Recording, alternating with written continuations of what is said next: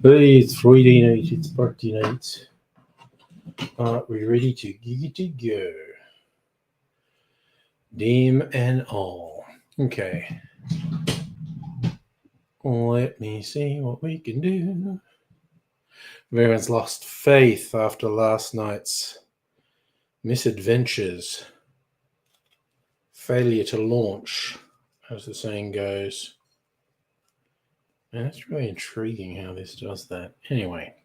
Anyway. As I muddle about, waiting to see if someone's going to join the stream. Yay! That's fine. Do some more orange peel.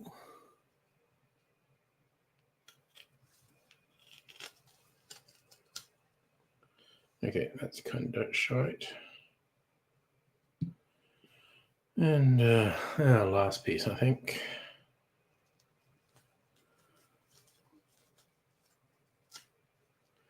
Oof.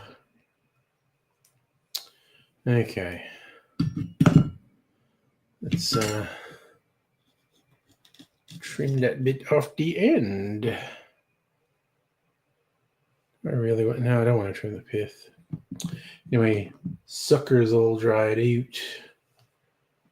Right, well, we'll start the evening, so I'm gonna start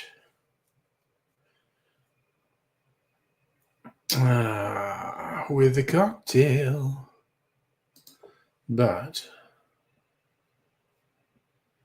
Discord.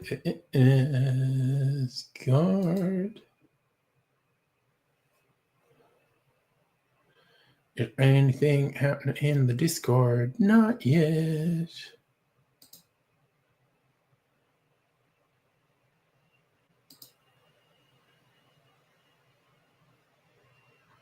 Walton Brown's favorite cocktail combines 3 strong liquors.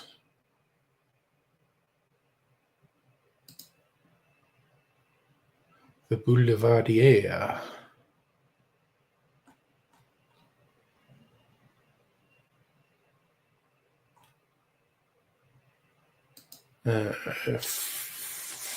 Fuck that. Oh, what are we doing? I want to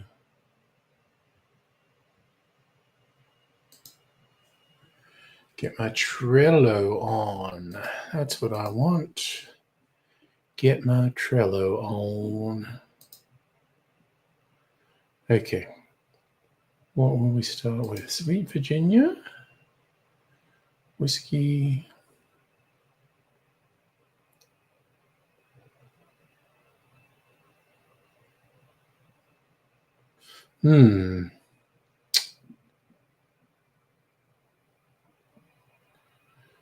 Yeah, I mean, why not?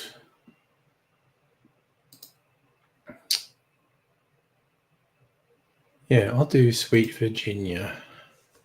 Where's my phone? Where's my phone? Phone burn. Phone home. Let's go. Sweet Virginia. All right. Yeah, this is a weirdly quiet start. I feel like the alerts didn't go out. But you know what? I'm just gonna soldier on. Okay. Let's get this shit started. You don't want this party started, right? I want this party started quickly. Okay. Let's get. Good.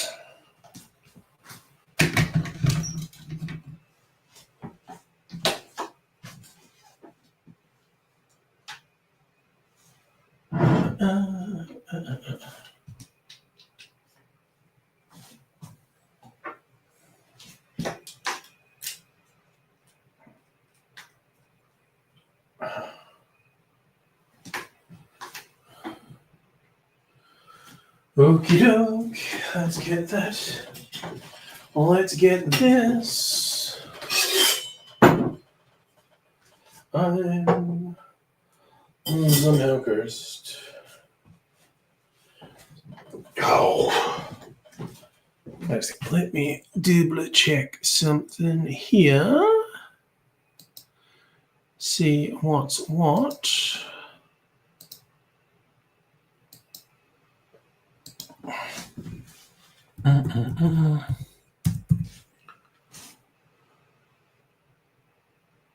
Almost heaven. Where's Virginia?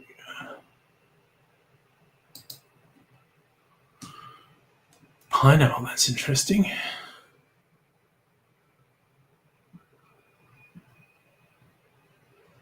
Huh. I don't have pineapple. I won't be doing that.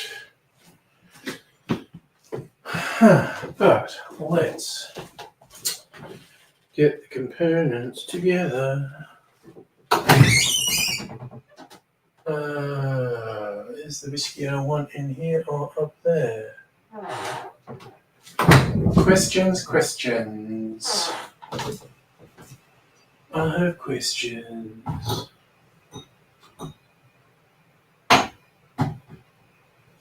Huh. Which ones have I pushed back there? No.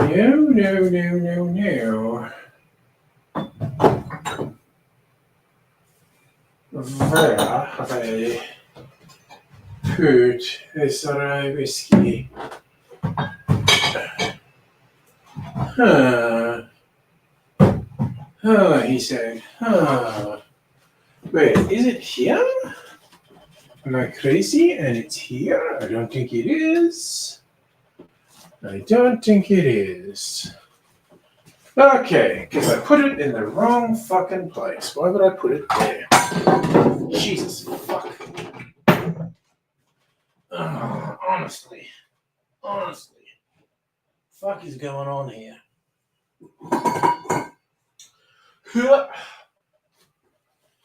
Alright. There.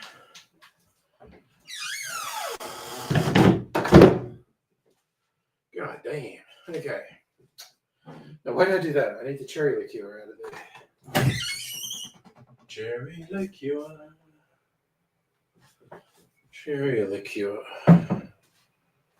Two sorts of bitters.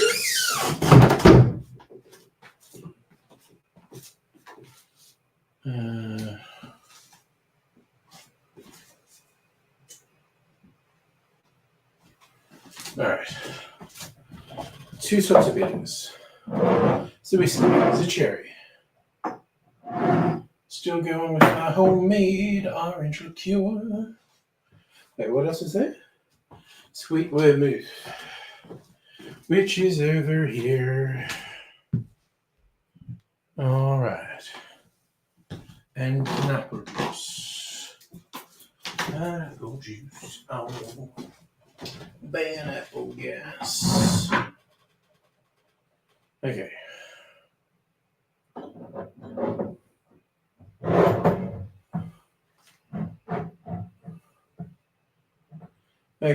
Okay. But there. What are les measurements? 20 mils of cherry liqueur.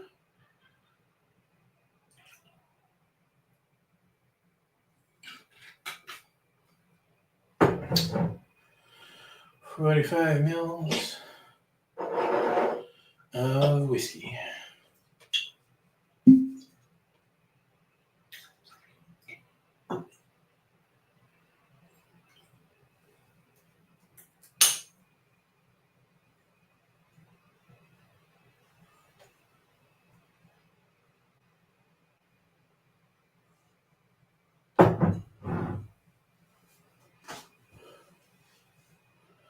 Okie dokie. I guess I'm just going to open this.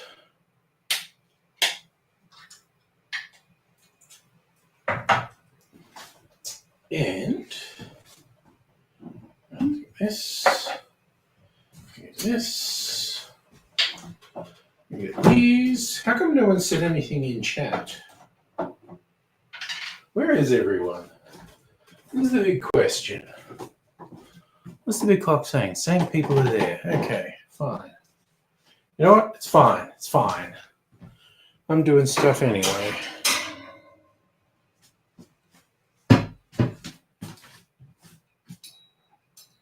All right. Let's do this.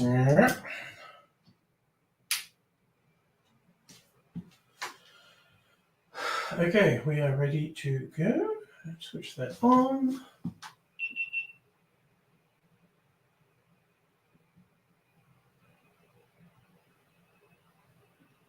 That's right. Let's make it. Let's make a new deal. Whiskey. Cherry. Orange.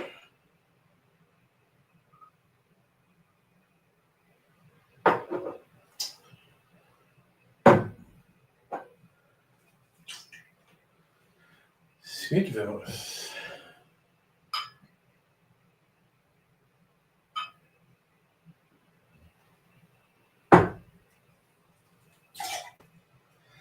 I just realized why that's held so light.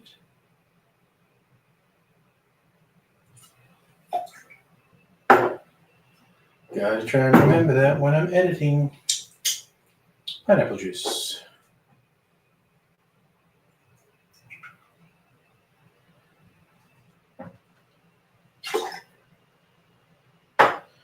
One dash of aromatic bitters. One dash of Peychaud's bitters.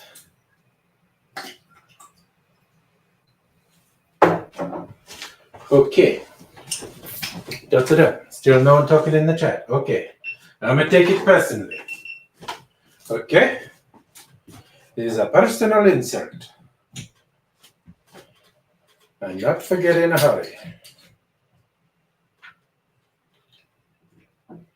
Why you gotta be like this, man? Why you gotta be like this? Let's put some ice in there.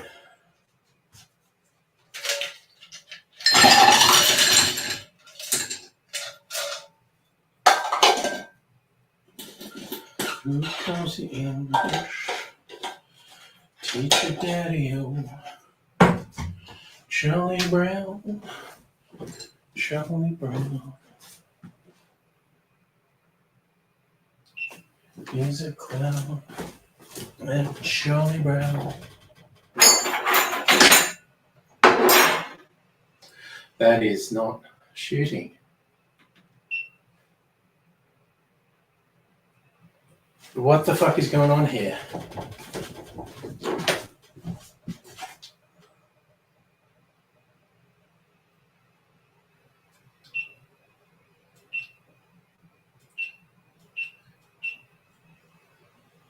Man, I hope that last one took a fucking video or I'll be annoyed.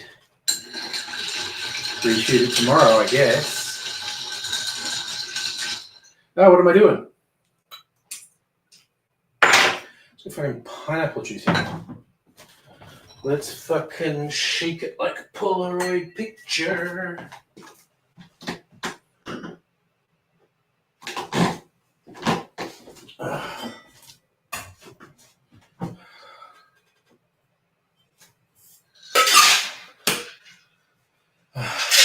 Making a couple of mistakes already.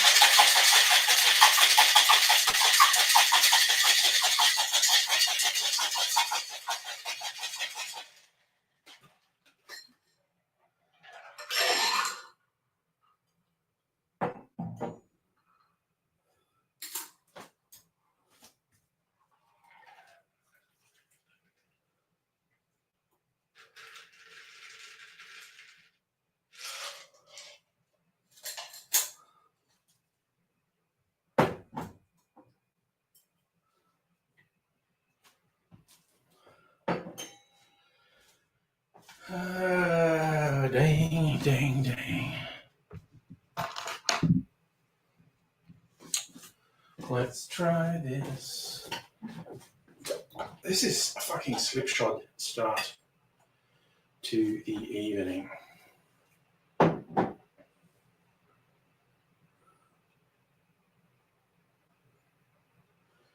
Gotta pierce the cherry.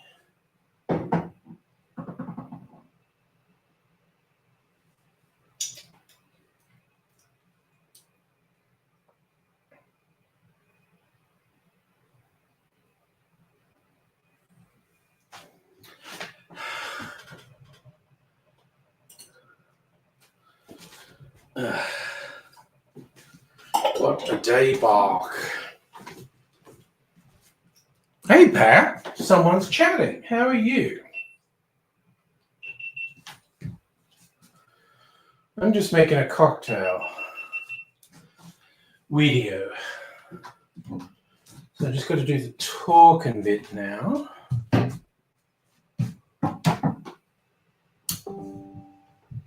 Well, that was interesting. What was that?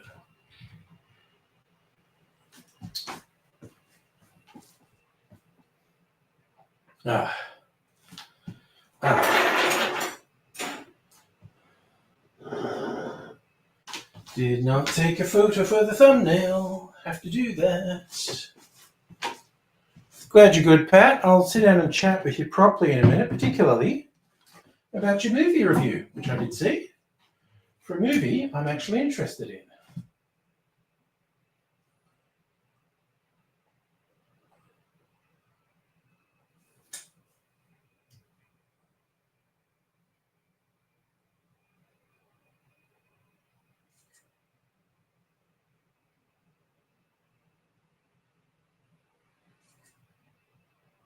All right.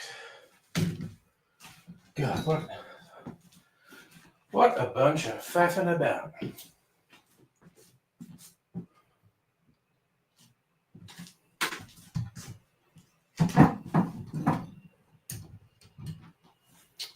Okay.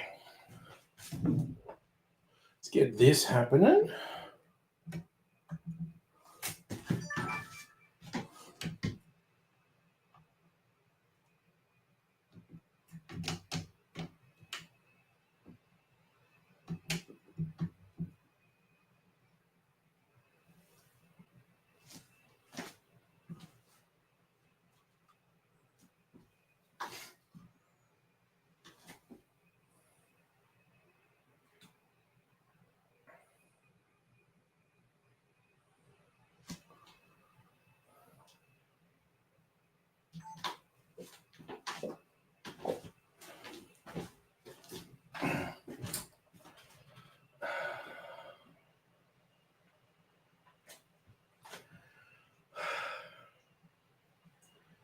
G'day, cocktail lovers. This is called a Sweet Virginia. It's an unusual recipe, which is what caught my eye. It starts off like a Manhattan, and then there's a few liqueurs thrown in there, which is definitely going to make it sweet, but does it make it good? I do actually want to taste this.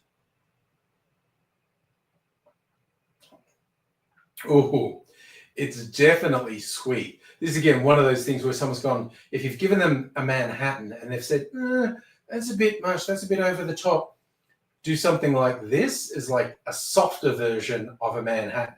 I'll take you through the ingredients.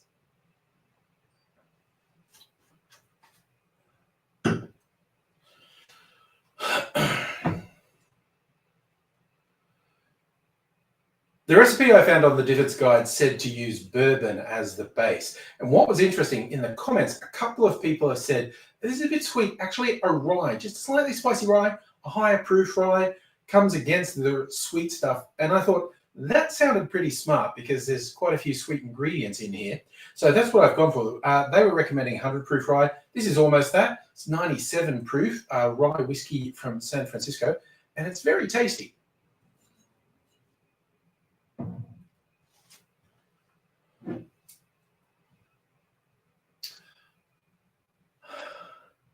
I mentioned there are a couple of liqueurs. There's cherry and there's orange liqueur in there. For the orange liqueur, I'm still going with my homemade blood orange liqueur. I'm hoping this lasts me till next blood orange season, and then I can make a fresh batch.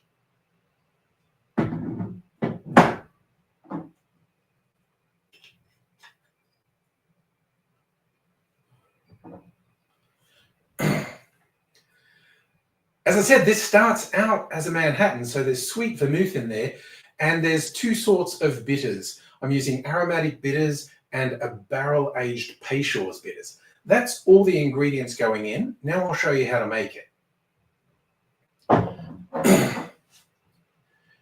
In a shaker, put 1.5 ounces or 45 mils of the whiskey of your choice, then 2/3 of an ounce or 20 mils of cherry liqueur, then 1/2 ounce or 15 mils of orange liqueur, then 1/2 ounce or 15 mils of sweet vermouth, then 1/2 ounce or 15 mils of pineapple juice.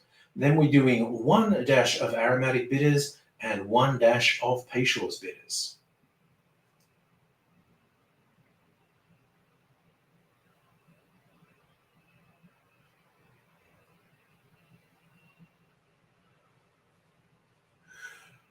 Perhaps the most surprising element in this drink to me was pineapple juice. That really throws it into a very weird territory, but it's come together okay, I think.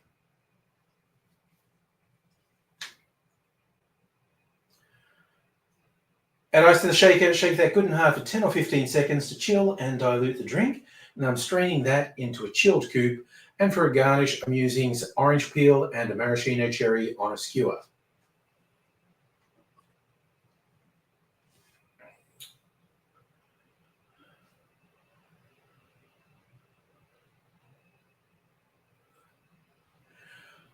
I feel like this is a cross between a Manhattan and a tiki drink, getting fruity flavors, the pineapple juice, but that strong base of a whiskey and a vermouth as well. It is very interesting. I was worried about it. I have to admit, I didn't think, well, I was worried that it was not going to be great, but it's definitely sweet, but it's really pleasant. And if you want to try something a little bit different, an unusual mix of ingredients, I recommend you try a Sweet Virginia, but I really recommend you come back again and see me sometime when I'll be making more cocktails. And I definitely want you to look after yourself in the meantime. Until I do see you again, I will say cheers. Oh man, I am fucking all over the fucking shop tonight. And where is all the people from the chat, eh? That's what I want to know. Why they're not in the chat? What's that all about? What's that all about? Turning that off, moving that over there, getting this out of the way. Okie dokie. Pulling up a chair and sitting down to see who's about. All right. You know what? I'm putting this in my rocks glass because I can, and I can make a mess maybe. Ooh, that's very red. That is a very red drink. A drink, a drink, a drink, a little pink, a pink, a pink. The savior of the human race. She invented a medicinal compound. Was efficacious in every way. Pat, you're talking about your movie review? Because I saw that the other day. Mickey 17, 10 out of 10.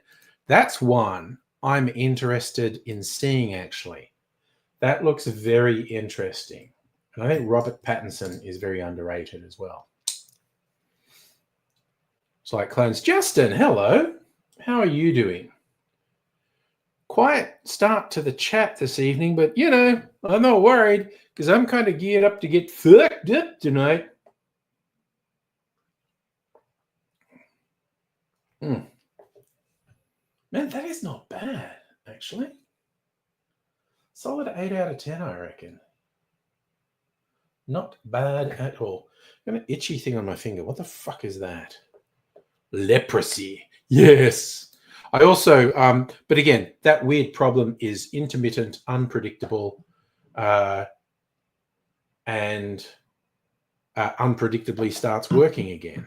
Like 9 o'clock last night, I thought, you know what? Maybe I'll just go and do some troubleshooting, see if I can work out a couple things. And it just fucking worked when I switched the laptop back on. But which did give me one more potential coping strategy. So I have another strategy I'll be using in the future that should minimize the chance of that stupid problem happening again. I say should do because, you know, it's fucking unpredictable. Ask anyone who works with technology. The absolute worst sort of problem is an intermittent problem with no clear cause and which randomly just starts working again. Frustrating as fuck.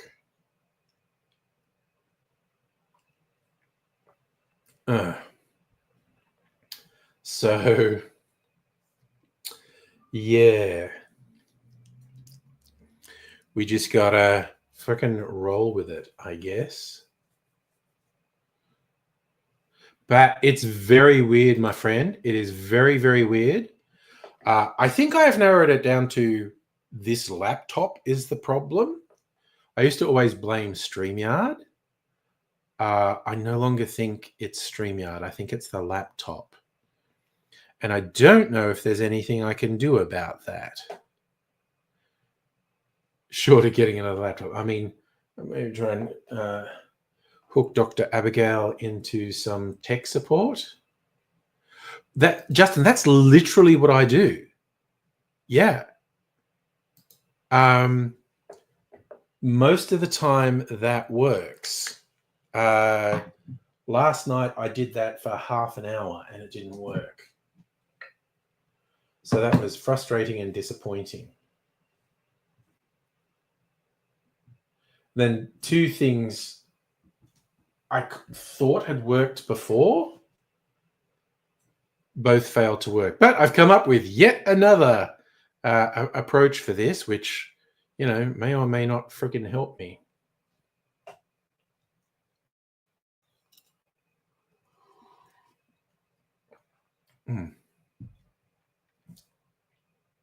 Yeah, that's actually a good drink. Good stuff. Oh, well. That's the whole thing. What am I gonna do next?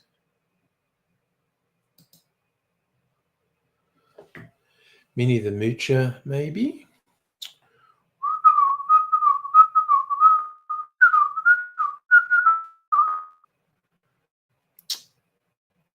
Probably I'm kicking off that's actual crazy. What are the options? Mini the Moocher or crop top? What's in a crop top? Dry gin, Maro Montenegro, grapefruit juice, lemon juice. Oh, that's a last word riff.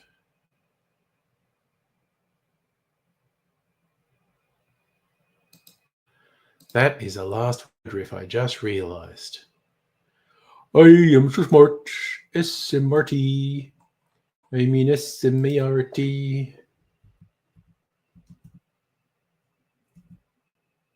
All right. It's the last word riff. History. Equal parts. It's equal parts. It's a fucking last word riff. Oh, fuck you, Simon Difford. I'm doing an equal parts version. Honey, honey, honey, honey, honey, honey. Hitty, hitty, hitty, hitty, hitty, hitty.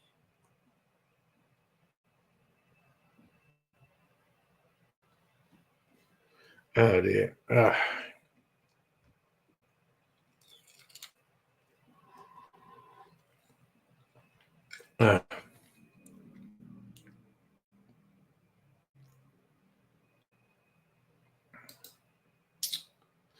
Well, it's a crazy, crazy world. That's all I'm gonna say. Oh no, now my internet bandwidth is crapping out. So if you're watching, it's probably either a slow frame rate or pixely or both. This usually only lasts a couple of minutes. It's sort of inexplicable, and then it comes good. And it should have come good again by now. That was weird. Okay. I don't know how many things are going to fuck with me tonight. I really do not know how many things are going to fuck with me tonight. But I am going to fucking soldier on, because last night was a major disappointment, and I don't want to suffer that disappointment again. So I am going to soldier on.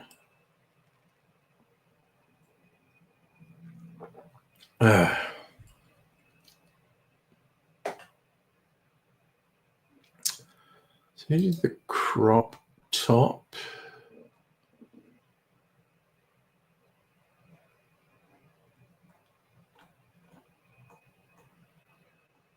Wait, where's the history? Devon Tarpey. That's not a real name. Death & Co. It's a Death & Co. recipe. Okay.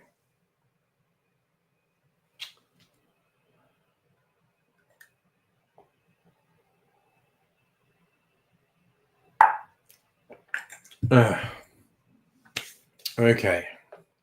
You know what? Fuck it. While it's quiet, I am just going to make another video, so it's less disruptive to anything in chat, and then also it's like gearing me up and going to get shit faced. Pat, definitely later. Okay. Definitely a bit later tonight. I'm just going to make another cocktail video now. Dude, you want me when I've got a couple in me, mate, and then it's all fun and games. No holds barred. Right, got to get ready. Get ready, because here I come now. That is not 45 mils, I don't think, but fuck it. Okay, Sweet Virginia, we are doing crop top. All right, this is going away. This is going away. Clearing the decks. Okay, these two go in here.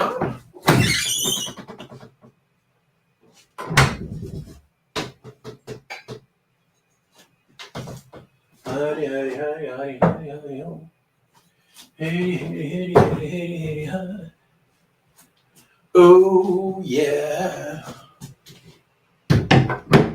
What's going on? What's going on? I just realized something. It's not how I wanted this to go. Right. Kind of fucking this up. We got some in here. And put that in there.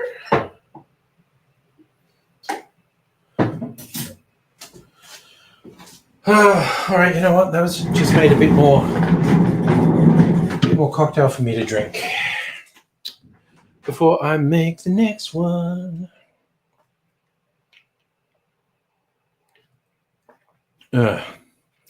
Getting an eye test next week to see if I need to change my prescription. Might get some new I haven't even had these glasses for very long, but I might get some new ones.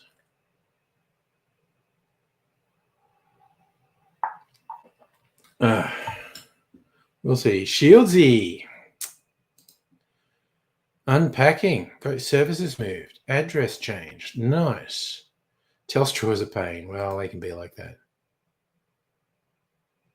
Oh, that'll be fun. 2 federal elections to keep track of. Canada and Australia. Oh, God, I notice the talking points are the Liberal Party moving away from Dutton's big talking points. It's like, don't talk about nuclear. We've worked out it's a bad fucking idea, and everyone thinks Dutton's a fuckwit for bringing it up. And also, don't bring up the referendum thing about throwing out the dirty foreigners.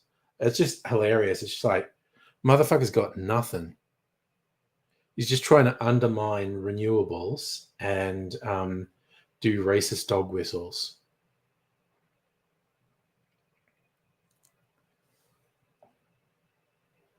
But there we go. Now, do I have to rinse this?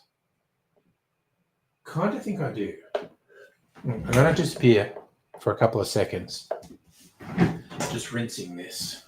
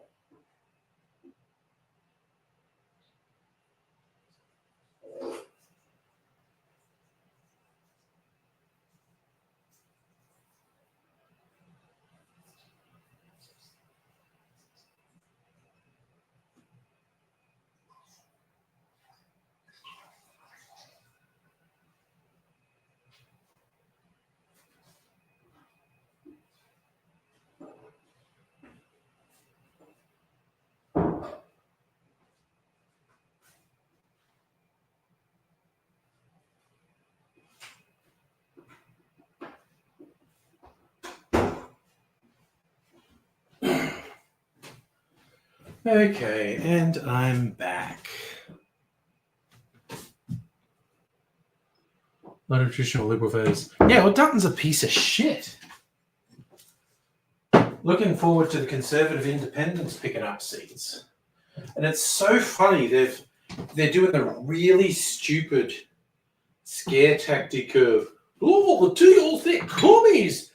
And they're fucking not. Everyone knows they're not. They're Liberal Party people. They're conservatives. I don't like them. They just want the Liberal Party to be vaguely more rational, particularly with regards to climate change and energy policy. It's such a childish and not true scare tactic. Like, whoa, don't vote for the Liberals, they're basically communists. I don't know, but Liberal Party like insulting their supporters' intelligence. Certainly works for Trump. The only person who has a lower opinion of Trump supporters than me is Trump. Okay. Amaro Montenegro and grapefruit liqueur. Yeah, Amaro Montenegro and grapefruit liqueur. Is that it? That's it. Okay. And lemon juice. She want lemon. Okay, now this out of the way. Make a concoction with this tomorrow, maybe. I'll put it right back there. Where's my lemon juice? There's my lemon juice that I squeezed.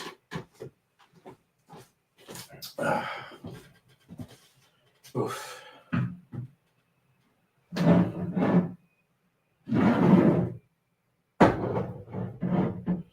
My wolf. What's this called again? Wolf Lane.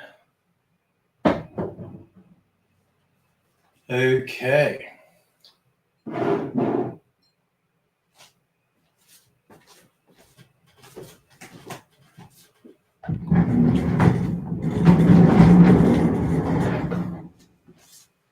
Let's do this.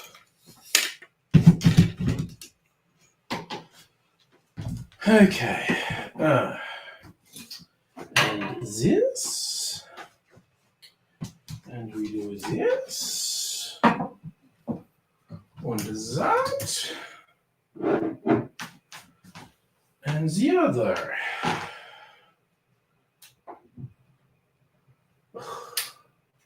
Just revisiting the possibility that I didn't do this right last time. And I'm going to be super fucking annoyed if that's the case. That's all, just annoyed. Okay, 3/4 of an ounce of everything. Dry gin.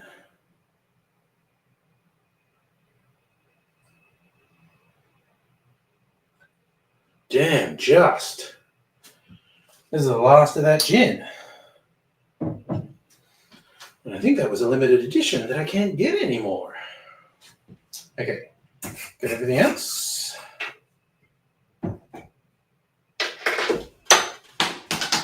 Son of a fucking bitch, I am just dropping stuff tonight. God damn it. God damn it.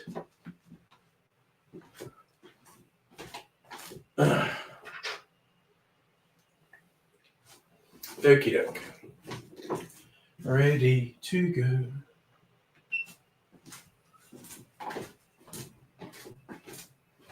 Okay. Pink gin. Mar Montenegro. Blanco y negro. Grapefruit.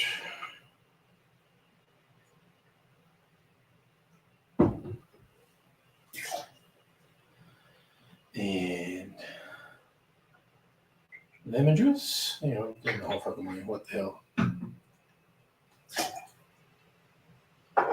Okay.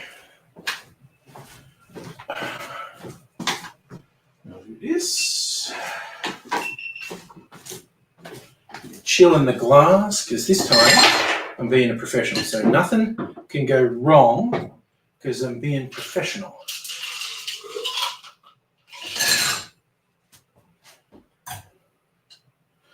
Actually, let's go on. Right. Just double check that this is lined up. That looks pretty good. Let's fucking go.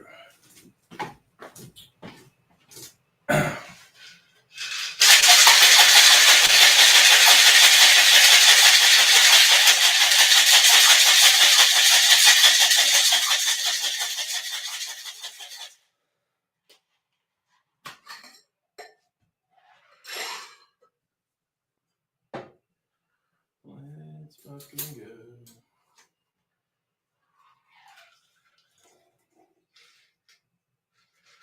Oh, nicely.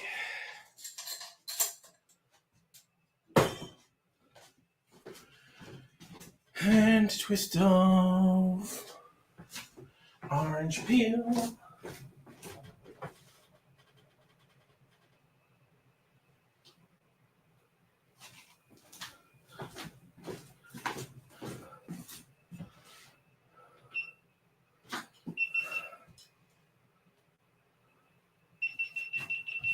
Okay. Let's turn this around. Put this up there.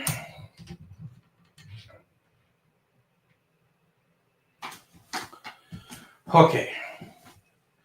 Now we're gonna talk. We're gonna talk. Talk the talk, walk the walk. All good in the hood.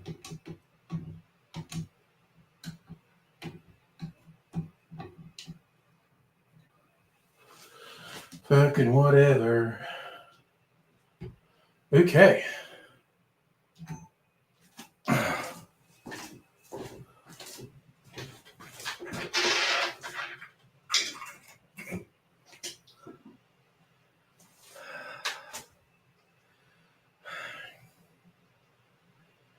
G'day, cocktail lovers. This is a last word riff from Death & Co. called The Crop Top. Now, that's two bets that are usually good bets. A last word riff and a cocktail from Death & Co.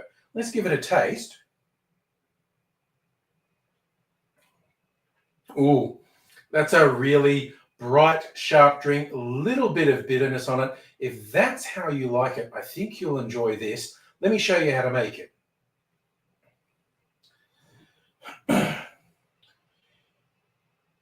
In a shaker, put 2/3 of an ounce or 22.5 mils of dry gin, then 2/3 of an ounce or 22.5 mils of Amaro Montenegro, and 2/3 of an ounce or 22.5 mils of a grapefruit liqueur, and finally 2/3 of an ounce or 22.5 mils of lemon juice.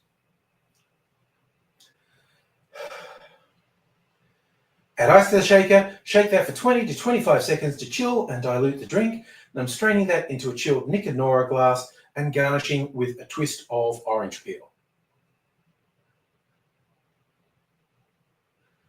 I would have used a twist of grapefruit for consistency. I would have used a twist of grapefruit peel for consistency with the grapefruit liqueur if I'd had a grapefruit, but I didn't, and I'm not buying a whole grapefruit for one garnish, so orange peel it is. Maybe you have a grapefruit. Go for that. But if you want to try an interesting, bright, sharp drink, try the crop top. Cheers. All right, let's pack some shit up. Okay, we're good. We are good, we are clear. Let's sit down over here, over there. It's the same everywhere. A boy cries out for his mama before he dies for his home. Never got home. Two ones never see.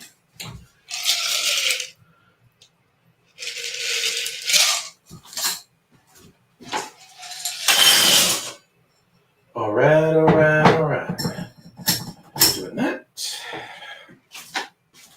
Sitting down, seeing what's happening. Home for the elderly. Good evening to you, sir. Just chilling out.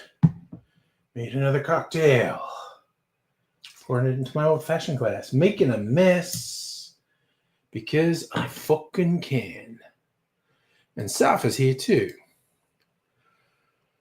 Day your town had its annual public holiday. Horse race was washed out from 30 millimeters worth of rain. Dope.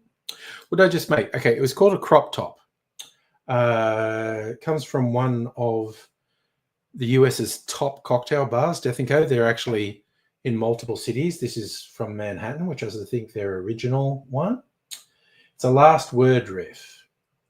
Last word is 4 equal parts, 3/4 of an ounce each. And it's like spirit, liqueur, bitter, and citrus.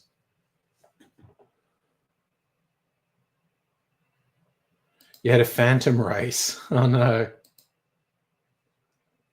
So,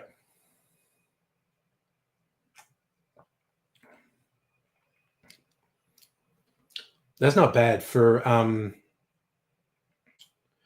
people who like citrusy and sharp and slightly bitter drinks. That's a pretty good one. I don't mind it. Does Dubbo have a half-day public holiday? I mean, maybe. I don't know. It's like Sydney gets the Royal Easter Show, then regional areas get public holiday in lieu, I think. So, yeah, the last word is like one of the modern cocktails, and it's equal parts. And I've mentioned this before, but like the biggest YouTube cocktail channel, I think, is How to Drink. Greg, New Yorker, runs that. And he did an episode where he said, basically, this template works. Equal parts, spirit, liqueur, bitter, and citrus. And you can just mess around with all of that. And it almost, no matter what you use, it almost always goes up good. You're doing free Epic Games. Was there a Jurassic Park one? Okay. Gonna check on the PC. Why not? Do I remember Dubbo having I don't. Yeah, I don't remember shit about when I was a kid. Minutia, like when were the public holidays? And yeah, I also don't freaking know. Justin, your mum wants you to do your will. Give everything to your brother. Yeah. I mean, none of us know what tomorrow brings or if we'll see tomorrow. I don't have a will, and I should.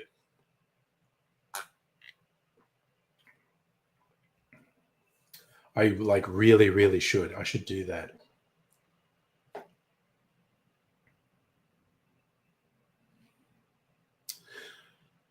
Maybe one day, soon. Should be soon. All right. Is this the computer game you're talking about? See, I don't even get that excited because I don't play that many games.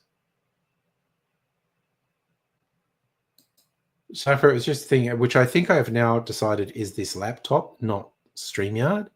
I always blame StreamYard, but the problem's progressively gotten worse. When it's happening now, I can't do anything video through the browsers. Like I can't even play YouTube videos.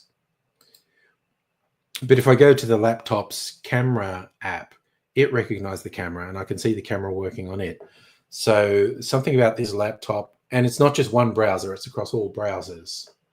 And it's fucked and I hate it. I don't know if I'd put it in a will, but I would leave behind the passwords.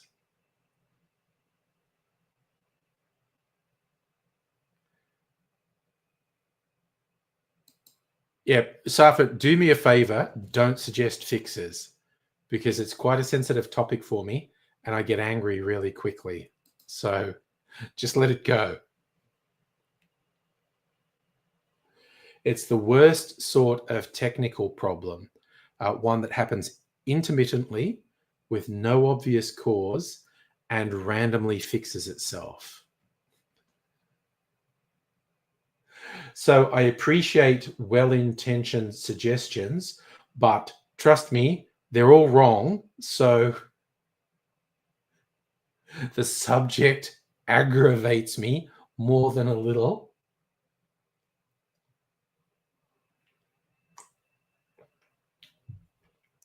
I might get Dr. Abigail to do a tech support thing at one point to see if she can work anything out because it's weird AF.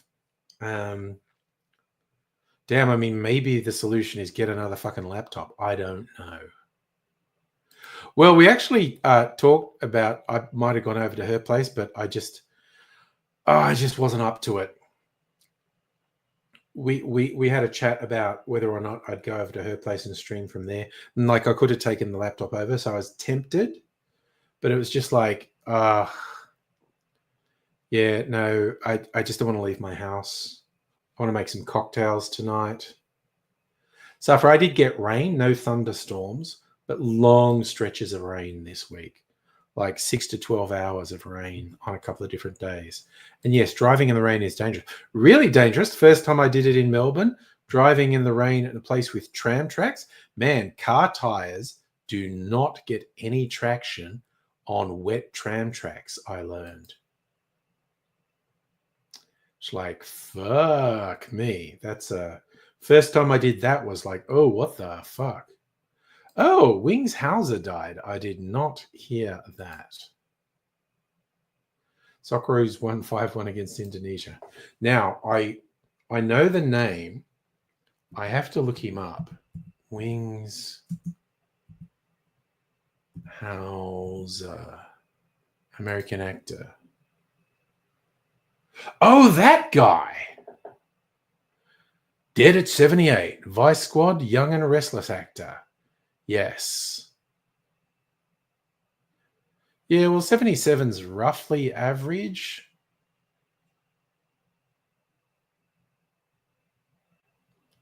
What a name, though. Wings Hauser. Top-notch name. Wings Hauser. Oof. See, that's an open question. For a laptop to be worth me getting is like thousands of dollars. I don't know how many thousands. Oh. Your mum wants a laptop after a Sam stop laptops.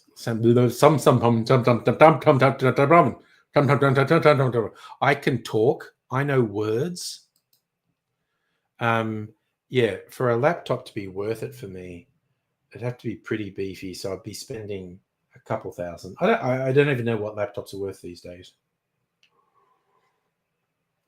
But I'll tell you one thing. Next laptop I get will have a bigger hard drive than this one. I got blindsided by how fucking paltry the hard drive on this laptop is. I made a choice fucking dinner. Cooked up sausages, mushroom, onion, and then covered them with mac. It was light and easy mac and cheese. Covered them with that and then baked it. Fucking awesome. Hamish, yeah, man, Richard. See, you talk as good as me. That's what I'm saying. You're doing the Maccas. Yeah, it just sounds like I'm being a hipster or something if I say I'm not going to Macca's. So quarter pounder nuggets and we were talking about the McPops the other day. Yeah, I think if I'm going to get a donut, I'll go to a proper donut place. Again, I'm sounding like a complete fucking wanker. But let's be honest, on lots of things, I am a complete fucking wanker. Did Aidsy have a will? Aidsy didn't have any assets, so I don't know. I certainly didn't get anything in a will.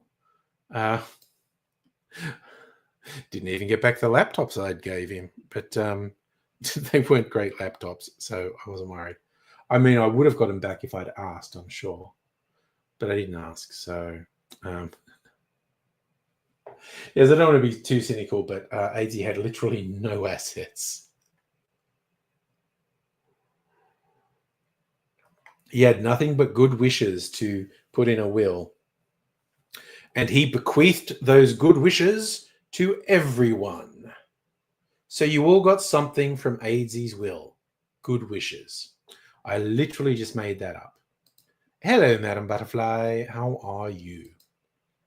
Now, big question. Do I charge straight in to the cocktail video? I am gonna jump straight in to another cocktail video. I see. I still haven't made a cocktail with the Kirk's Corley beer, and I found one that I want to make with the Corley beer. Look, honestly, I just think the large language models are AIDSy because what they call hallucination, which is just confidently spouting completely false information, was just like a normal conversation with AIDSy. A lot of the stuff is very, very solid, and randomly he would say something absolutely confidently that was completely untrue, just absolutely wrong. No, it's not. Okay, Safa, nothing like Portello, million miles from Portello. This is a bit more like root beer or even sarsaparilla. It's like a traditional cola flavor, not like Coke or Pepsi. Although you can kind of see the similarities with Coke and Pepsi. But I did actually find a recipe that actually called for cherry soda. And I thought, I like this combo. I think it would go really well with the cola beer. But $1.50 lime water. What is lime water? Do you mean lime-flavored mineral water or soda water? So I'm going to make a cocktail called the Middleman. Whiskey, yellow chartreuse, Fernet Branca, lime juice, topped with soda. That just sounds good to me. Imagine if we could have AIAZ on the stream. Actually, that would be legitimately funny. No word of a lie. That would be very funny. A 1 terabyte SSD. I mean, that sounds under $1,000. Fuck me. See, this is a gaming laptop because I wanted to do games on the streams, and it was a disappointment, quite honestly. And also, maybe I've worked out I don't want to do that, so maybe I do just want to. I don't even fucking know, honestly. You know what? I'm going to make the middleman. I'm going to make the Corlevier give Charlie a shout out for sending me the Corlevier from Perth. I'm going to get this ready. Rye whiskey. I think we shall be doing the gospel rye whiskey for this one. Ooh, a couple rye whiskey cocktails tonight. But this is fun. Rye whiskey, yellow chartreuse, Fernet Branca, lime juice. It's got a bit of kick. This is not just like whiskey and Coke. Yeah, I mean, I know a lot of the AI companies promise things like that, and certainly there's enough recorded stuff from AIDSy. You could train an AI model on the AIDSy stuff that's available.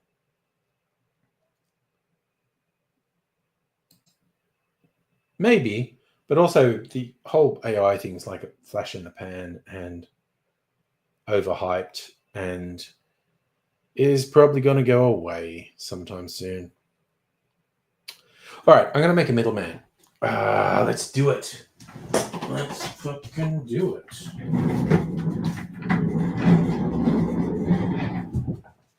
Oh yeah, well brought up. PDI wasn't. All right, empty bottle.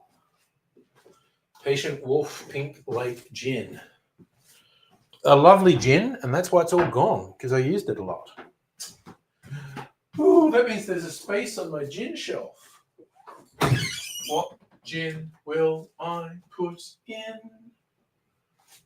It's like drinking gin with nothing else in. Wait, have I got gins here? Are there any gins in the forbidden cupboard of mystery? I think there's just... God, there's not much in this. Archie Rose's straight dry gin. Their budget gin. Right. Well, let's fucking do that. Oof. Hey, did I mention to you all I have somewhat of intention to get fucked up tonight? We'll see how that goes. All right, so that goes there and that goes there. I want yellow chartreuse and Fernet Branca. Not a lot of Fernet Branca left. Maybe due to get another bottle of that. Rye whiskey. We had it just here, I think. Oh no, oyster shell gin. That's what should go there. Sorry, Archie Rose budget gin. That oyster shell gin fucking kicks ass. If I don't lose consciousness, I might make a martini tonight. Put that there. All right. Archie Rose, the gospel straight rye whiskey. 90 proof, which I got a clearance at a Coles bottle shop. It was like $20 off. Then I had an extra $10 off from my Coles card. Fucking awesome bargain. Wait, I haven't opened this bottle yet. Damn. Oh, you know what that means? You know what that means, chat? Ooh, I'm going to have to come over to the microphone and do an ASMR glug glug. How much are we putting in? 45 mils rye whiskey. All right.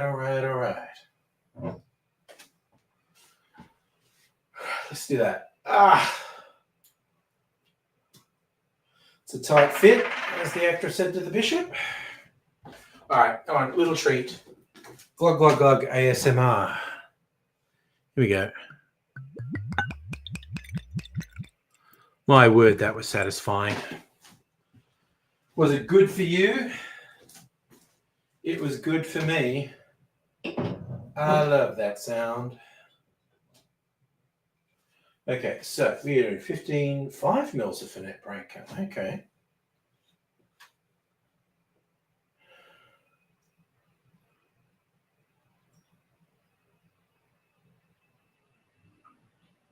I'll do 5 mils of Fernet Branca.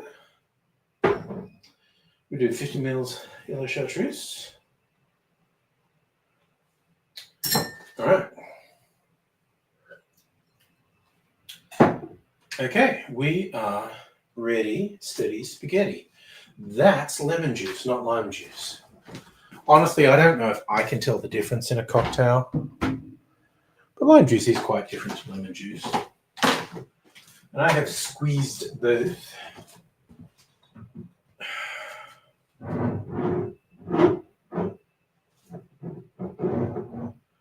All right. And Collet beer. Okay.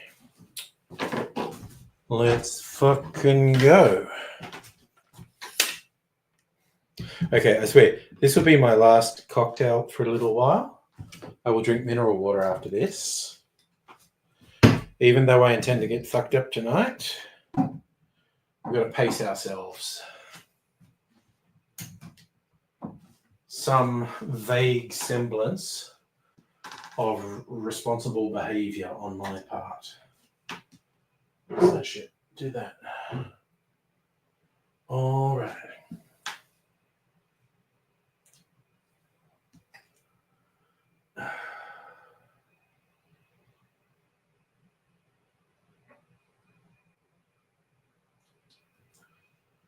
Turn this on. Turn it on. All right. That looks good. All right, what are we doing here? I am going to put ice in this glass.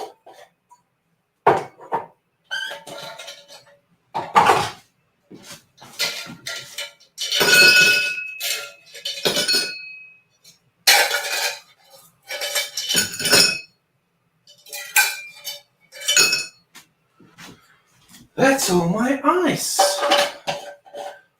Ice, baby. Okay, so all this is ready. Let's fucking do this. All right, let's make the cocktail.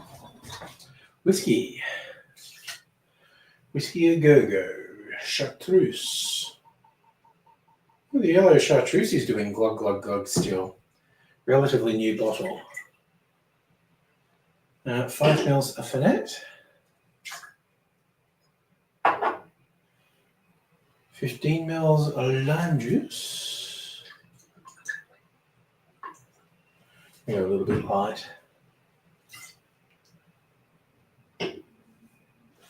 All right, that's that.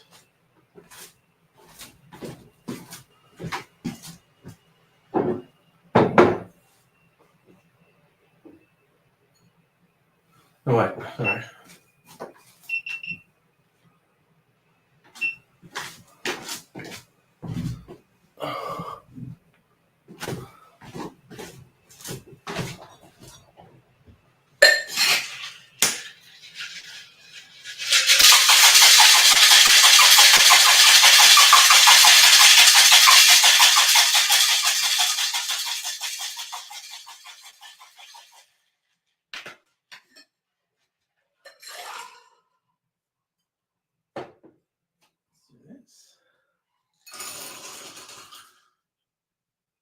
That, and we top it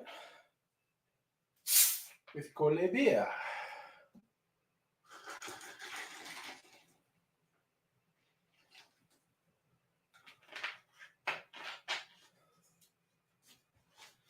All right. Oh wait, anyway.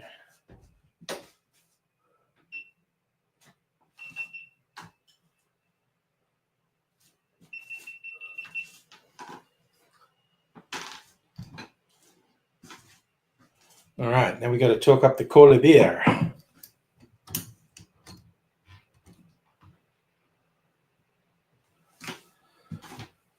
All right, all right, all right, all right, all right, all right, all right. What's this?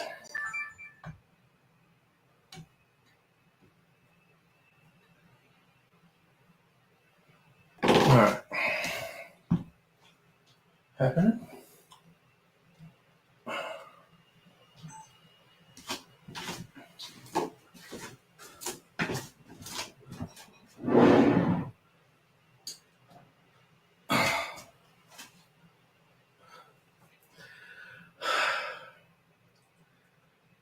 G'day, cocktail lovers. This is a somewhat obscure independent soft drink in Australia called Cola beer. And when I say somewhat obscure, I'd never heard of it. I can't actually get it locally.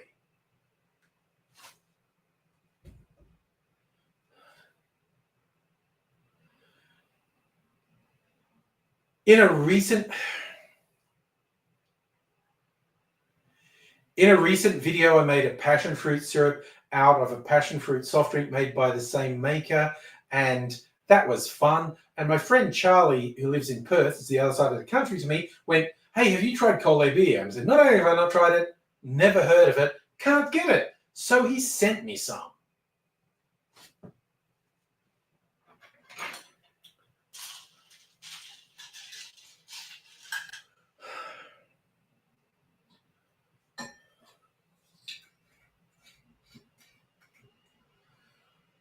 I did some taste testing, and it's a bit more like root beer than it is like Pepsi or Coke. It's not like ginger beer. It doesn't taste like it's been brewed. So I think it's just trying to be an old style traditional cola, and it's nice. So I searched for a few cocktail recipes that had added soda. You know, I looked at things that had cola, root beer, sarsaparilla. This one was supposed to have a cherry. Fuck! I just lost it. Shit.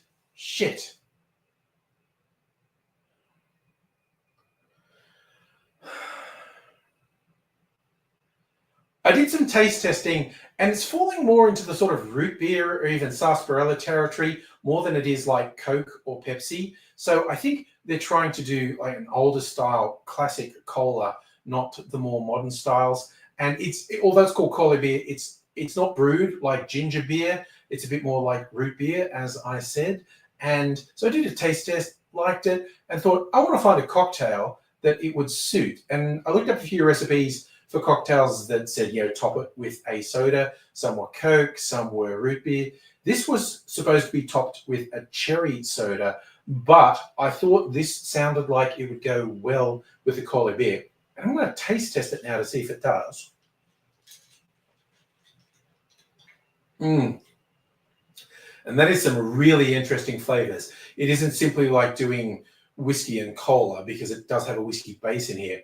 It's got a whole bunch going on. I'll take you through the ingredients.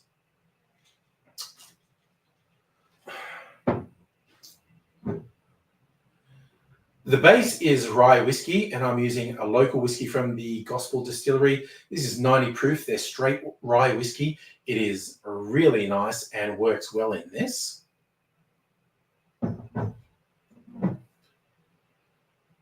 Throwing a bit of spin on the flavors, it has both yellow chartreuse and Fernet Branca in here. And these are the things that sold me on it. It's not just whiskey and cola. It's got some genuinely interesting flavors in there. It has a lime juice as well.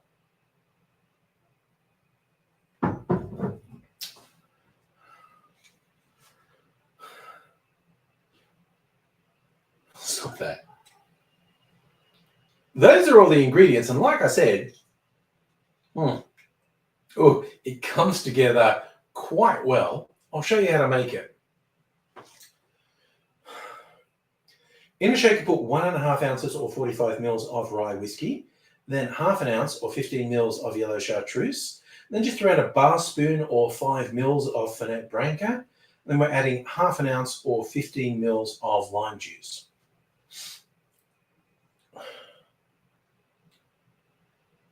Add ice to the shaker, shake that good and hard for 10 or 15 seconds to chill and dilute the drink. And then I'm adding that to a tall glass with ice and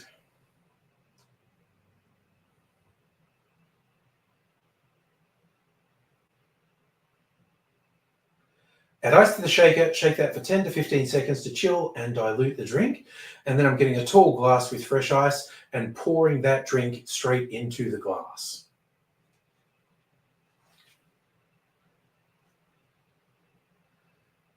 I just realized I didn't garnish it. I think I spritzed some citrus oil in there and dropped the peel in there. I think that's a nice little touch in there, get a little waft of citrus as I drink it. But this is quite nice. Like I said, it's quite a bit more complex than, a Jack and Coke, while still just being a nice, refreshing drink. It's late summer here as I make that. It's probably late spring in the Northern Hemisphere when this video goes live. So this could be a very timely drink for you, depending where you are in the world, depending where you watch this. But wherever you are, whatever you're doing, I do hope you're looking after yourself. And I hope you'll come back again and see me for some more cocktail recipes.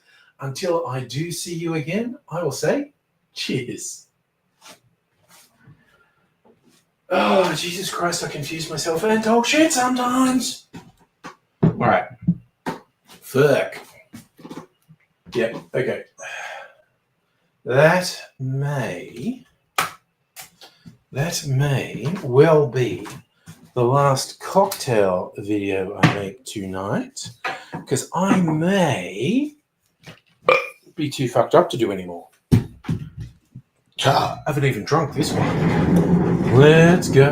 Let's go. Let's go. Oh, you're getting weird there, Justin. AI AIDS in the stream. Someone joined who didn't know AIDS was dead. Wow.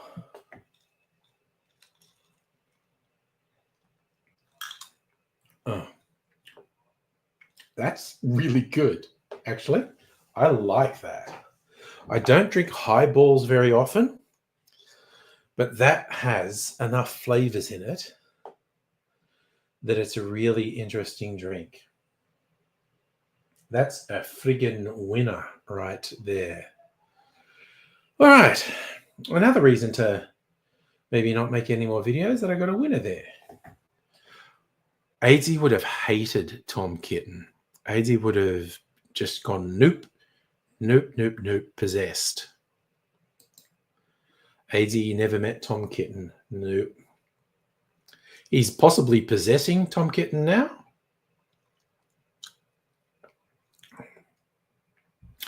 That's Ollie.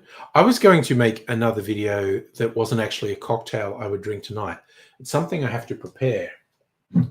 And it has jam, mixing a bunch of stuff with jam. I got this cherry jam specifically for this video. If I feel up to it, because the first thing is it says you should let it rest for at least a week, like let the jam infuse with the booze. And I'm thinking of even then barrel aging it for a week after that. It was, I did get a bit of venting out then, definitely. I don't know what you mean. Time of the year for jam? For making jam? For eating? Any time is jam time, I think. A post you put on Discord. That's a big demand, Justin. What post are you talking about?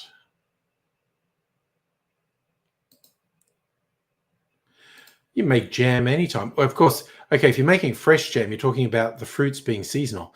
Now, there's usually some fruit seasonal all year round. I'm not an expert in such things, so I could not answer that for you, Safa. But there's usually something in season, because you can make jam or marmalade out of anything. Oh, right, the Trump-Dutton comparison. I know the one you mean. Oh, wow.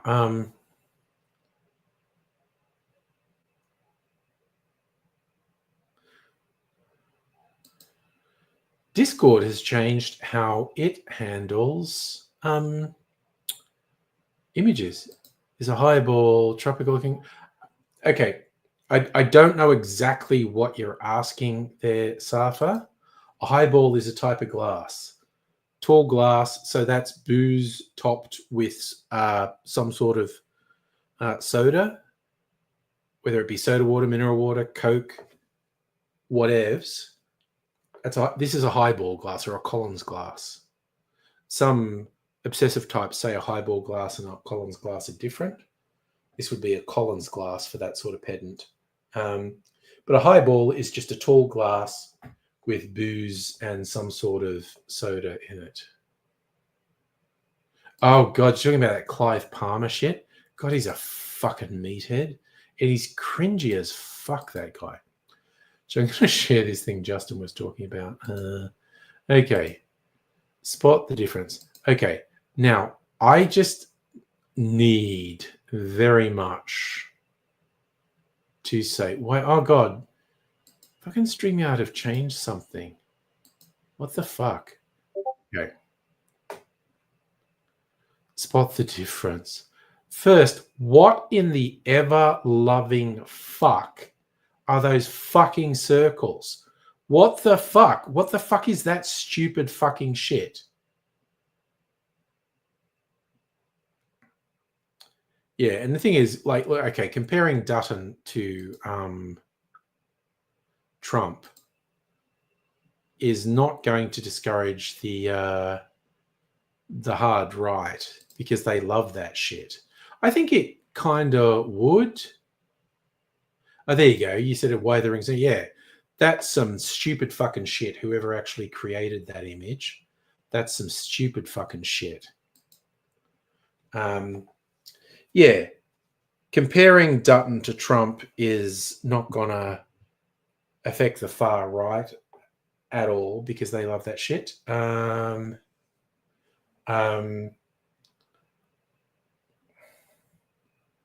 The circles are indicating the difference.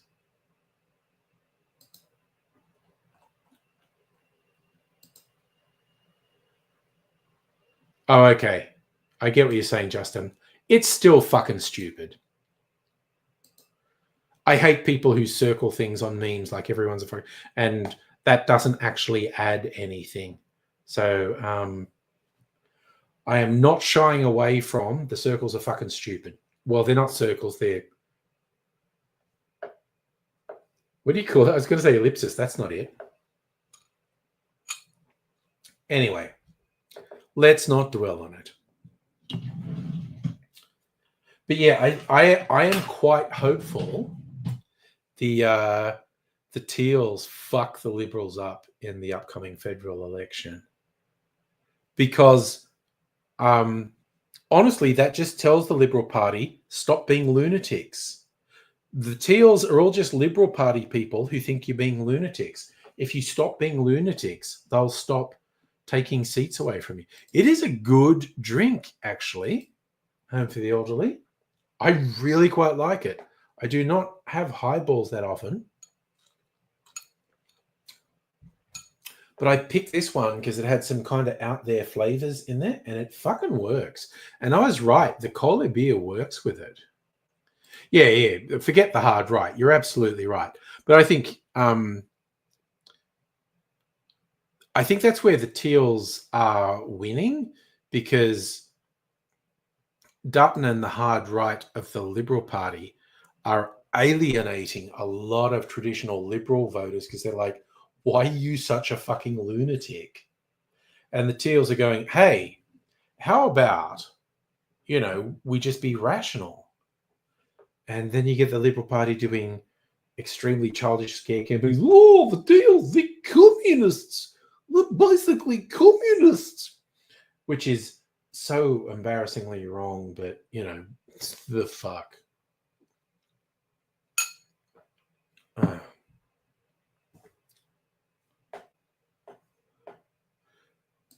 Oh, okay. See, because in my area,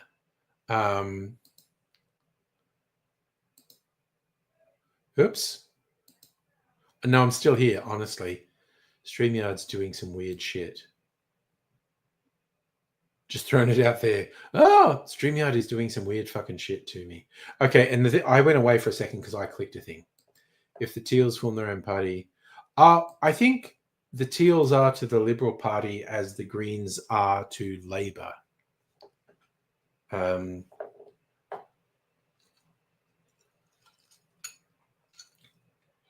If the Liberals were less insane, the Teals would be extremely open to forming a coalition with them or be minority. Oh, so many posts. See, because in my area, the Liberal Tim Wilson lost his seat last election, and he's been putting up posters for fucking months. But the Teal stuff started to show up as well. So, yeah, so I'm in the blue ribbon seats. And Tim Wilson is super affronted that he lost his seat in the last election.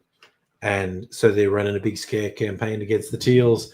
I hope the Teals come back with an increased fucking vote this time, honestly. And if half the people who do their own research actually look at Labor policies.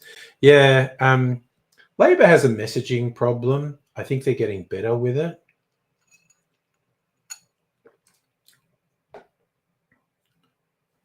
Hello, Hannah. How are you this fine evening? Nice to see you.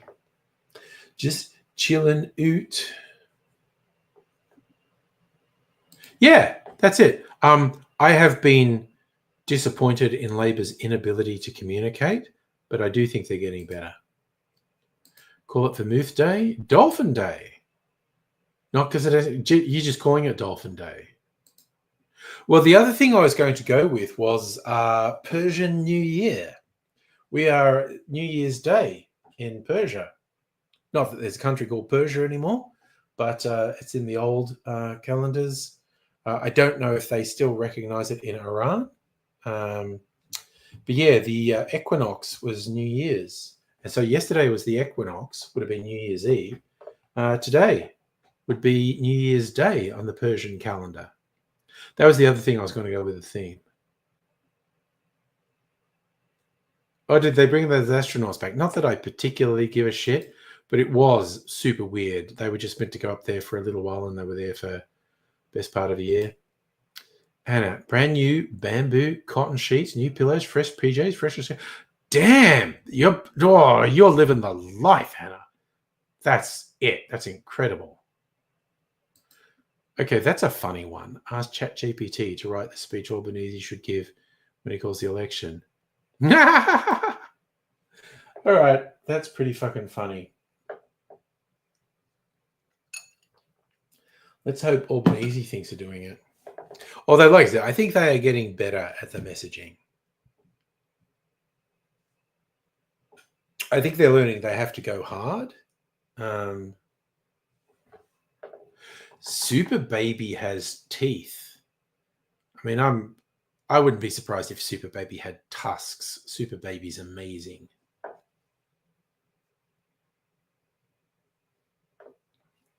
Gonna watch The Budget in person. I don't know. You're not. Mrs. Angry is going to be very excited. I will, of course, do, unless it's a date night. Actually, even if it's a date night, Mrs. Angry might say, I want to watch the election. Can we do date night another time? To which I'll say yes. So if I'm home on election night, I will, of course, do a stream. Yeah, Patty gave it 10 out of 10. I like the look of Mickey 17, honestly. Watched the trailer for it a couple months ago, and I was like, ooh, I'm actually interested in that one. And Super Baby spent first official day away from parents. Sister-in-law runs daycare. She was Super Baby. Nice. Super Baby taking on the world. Kid's going to be running that place as soon as he can walk. Hell yes.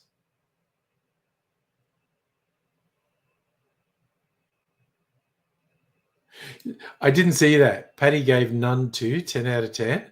I'm always intrigued when Patty doesn't give something 10 out of 10. You're hesitant to take it at face value, really? What was the last? Okay, we've got to go back in there. What was the last thing he didn't give 10 out of 10? And it's normally he just says they're weird. Lost Lands, 10 out of 10. Monkey, which I'm really into the idea of seeing, 10 out of 10. Captain America, Brave New World, 10 out of 10. Wolfman, 8 out of 10. Little bit weird, Pat says. Mufasa, 10 out of 10. Paddington in Peru, he didn't like. 5 out of 10. That is a really harsh Pat review. Sonic 3, 10 out of 10. He went and saw an Indian film, Pushpa 2, 10 out of 10. Moana 2, 10 out of 10. He did not like Gladiator 2, 4 out of 10. That's a brutal Pat review for Gladiator 2. Wicked gets 10 out of 10. Red 1 got 10 out of 10. The horror movie about the kangaroo, 10 out of 10. Sing, 10 out of 10. Venom, 10 out of 10. Smile, 9 out of 10. He said Smile was a bit weird. Beetlejuice 2, 10 out of 10. Saw a shark movie, gave it 10 out of 10. Nice. So Gladiator 2 is Pat's most brutal review so far.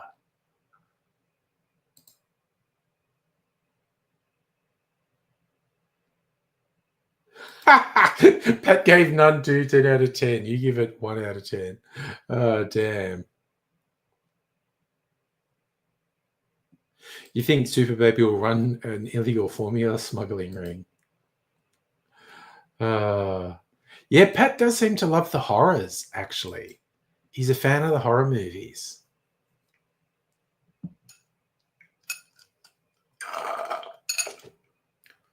Oof. Okay. All right. And actually, Home for the Elderly, that cola beer goes really well with booze.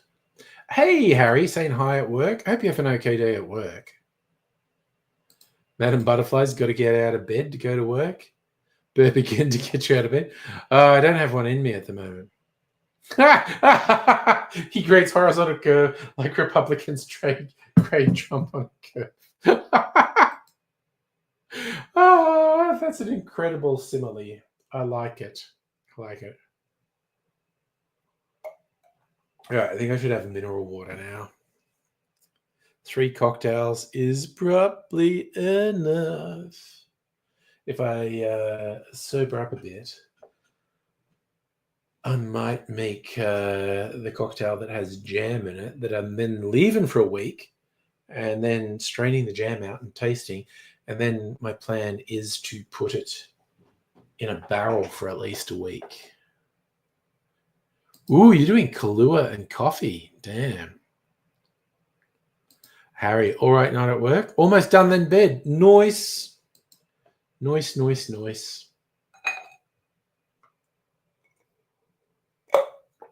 I always stack this glass with ice before the stream. So the first thing I get, because I usually don't drink for at least an hour or so, the ice is partially melted, so I just get some really cold water to drink. You were still moping around today, pissed off. Oh, yeah. Of course you're pissed off at Sendor. Oh, yeah, okay, Pat. We'll do it. Let's do it. And this is for anyone. But Pat wants it. This is for anyone who wants to join the stream. Putting the link out there.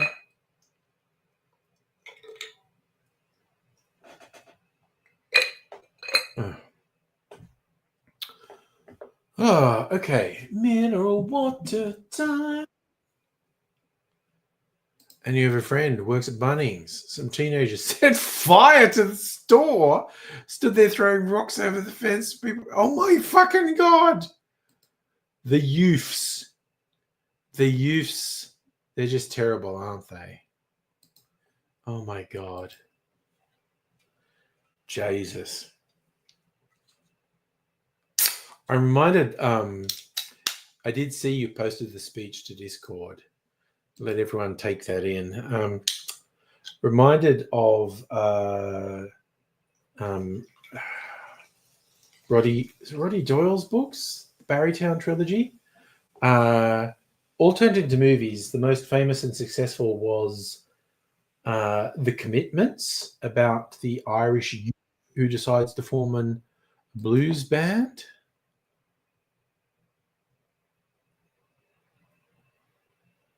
Oh, I love it. Strictly Sega's venting on the Discord too, which is absolutely vent on. I saw that you're venting on the Sendel thing. Again, I've had so many packages delivered by Sendel since lockdown, and they have generally been extremely good. So if they fuck up, they need to be told they fucked up. You pointed out that necessary. Yes, the Bunnings people could indeed dig a hole for those youths, cover them in fertilizer so they'd be useful for the first time in their life. Oh, you told ChatGPT and it wrote that. Nice. Nicely stuffed. Read the speech and rate it. Okay, can I do an Albanese impersonation? He's, what do you think? Speaking of things, bad. Hello. How you doing, mate? Oh, good. How are you? All right, doing pretty good. All right, so I think both Justin and Home for the Elderly want me to read Chat GPT things. So this is a suggestion. I got a big surprise for you. You got a surprise for me. That is this. My sister bought this for me. You got a zipper on your jacket. Nah, that. What is that? You know, It's the it's not boys? showing up. Oh, it's horror stuff. Yep. Pat the horror. You got a horror T-shirt. That's Yeah, nice. my sister bought that on Monday for me. That's nice. I like it. Nice. All right. So Justin wants me to pretend I'm Anthony Orb. I think this is too. No, honestly, it's too long. I'm not going to do it. Justin, it's too What? long. Justin had ChatGPT write a speech for Labour leader. It's just really long. That's all Everyone weird. can check it out on the Discord. Oh, mine. I check out Mickey 17. I've been keen to watch that, so I was interested that you liked it. Yeah, I saw that my worker is on. Went with your worker to see. Nice. On Hey Pat, your what? I gotta ask. I don't know why this just occurred to me.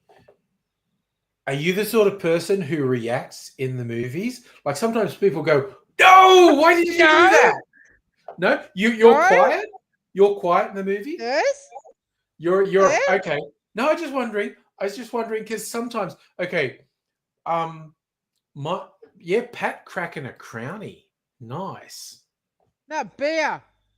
I know, Crown Lager. Yeah, that. Yeah, that's what I'm saying. Cracking a crownie. That's what you're doing, mate. Yeah, it's beer. Yeah. No. People should. I think it's probably worth checking out. Did ChatGPT write a better speech for Labor than Labor have actually written for themselves? You can go into the Discord and rate that. Okay, the whole thing with people talking and reacting to cinemas. Okay, so Americans will always tell you Black Americans are very vocal in movies and they will talk back to the screen.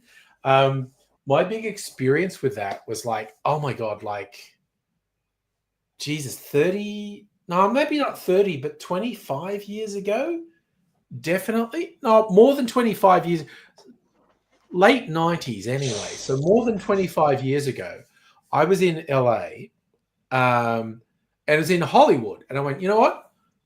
In Hollywood, doing a tourist thing, the Chinese theater, Grauman's Chinese theater, which is a really famous bit of Hollywood history. I went, I have to watch a movie in the Chinese theater. And what's on? there was a movie called Set It. I was just going to go, I don't care, whatever is on, next movie I'm going to go see. It was called Set It Off. And it was about these black. Yeah, I enjoy that. Well, it's from 25 years ago, Pat. Oh. You were a baby. I So- saw that. So it's about these black women who feel marginalized and ripped off and betrayed. And so they form a bank robbing gang. Yes, Jada Pinkett is in it. Queen Latifah is in it, I think. So it's basically these black women who form a bank robbing gang. And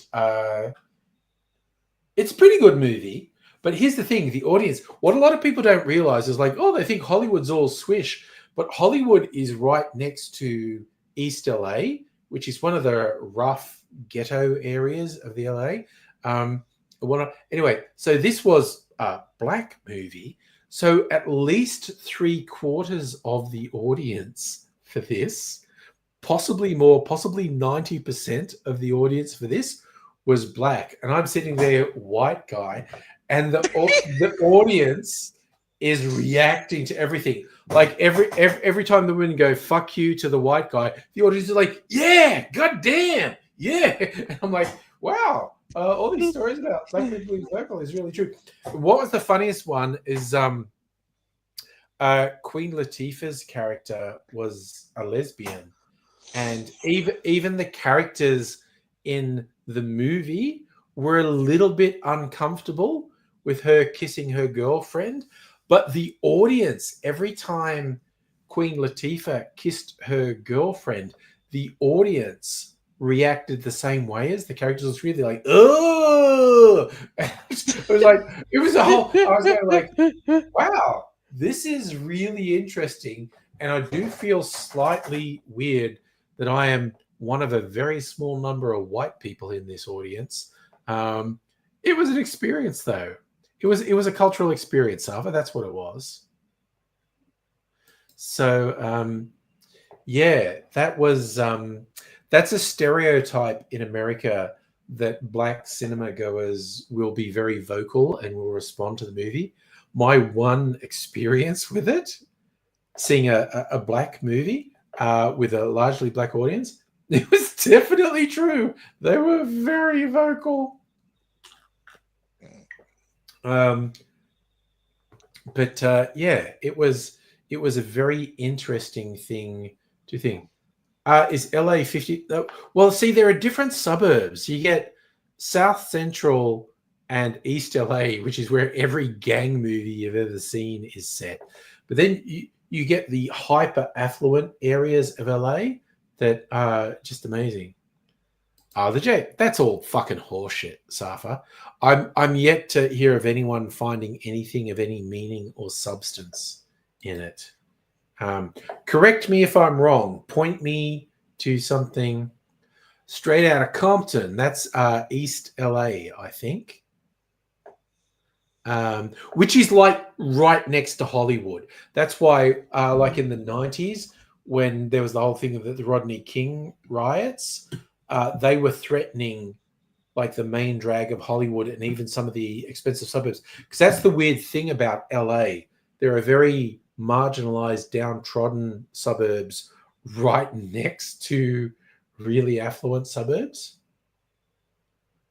Yeah, the LA riots. They threatened some of the like Beverly Hills and Hollywood because the very, very poor areas are right up against the rich areas. LA is a weird fucking city, quite honestly. Yeah, that's weird. Yeah, I know. I feel like this is the first time I've seen Pat drinking a beer on the stream.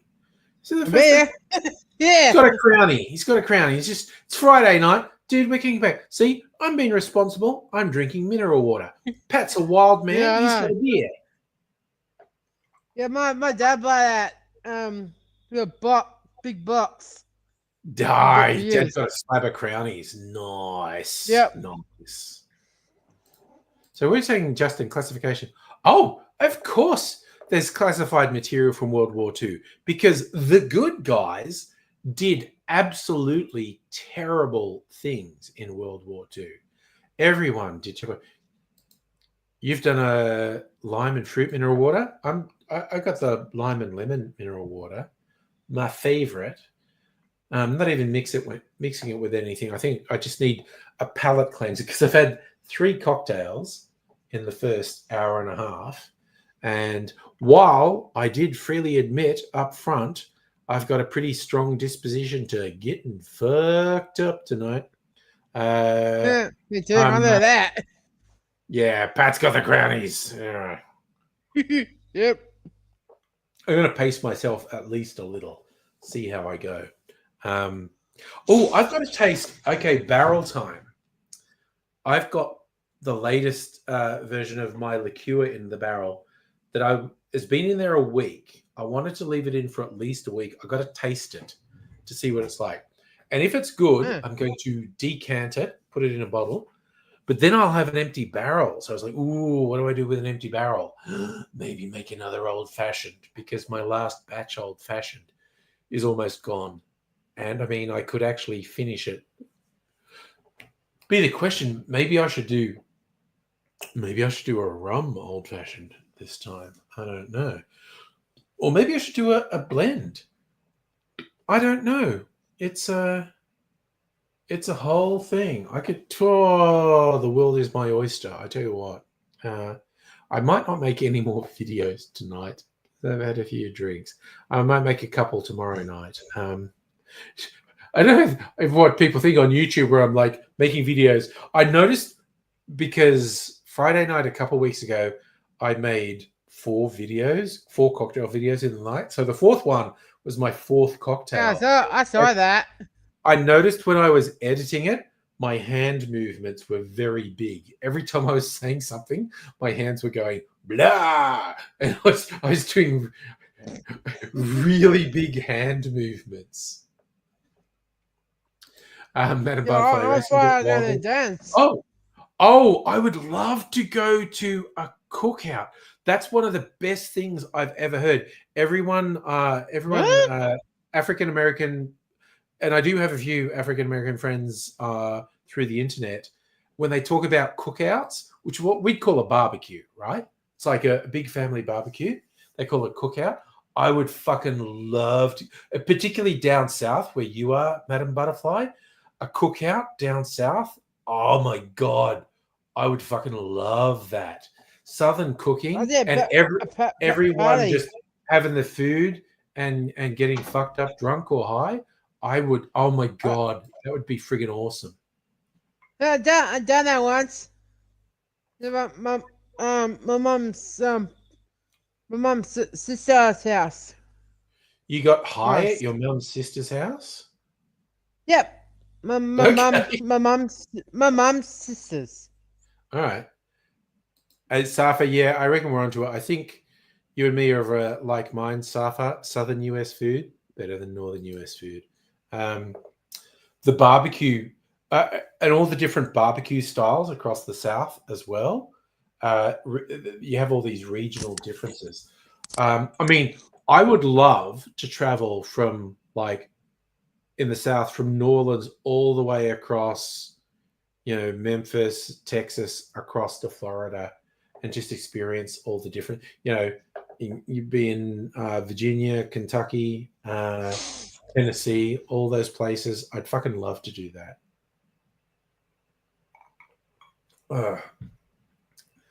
One day, maybe. Who knows? Wait. What's today? Friday. Damn.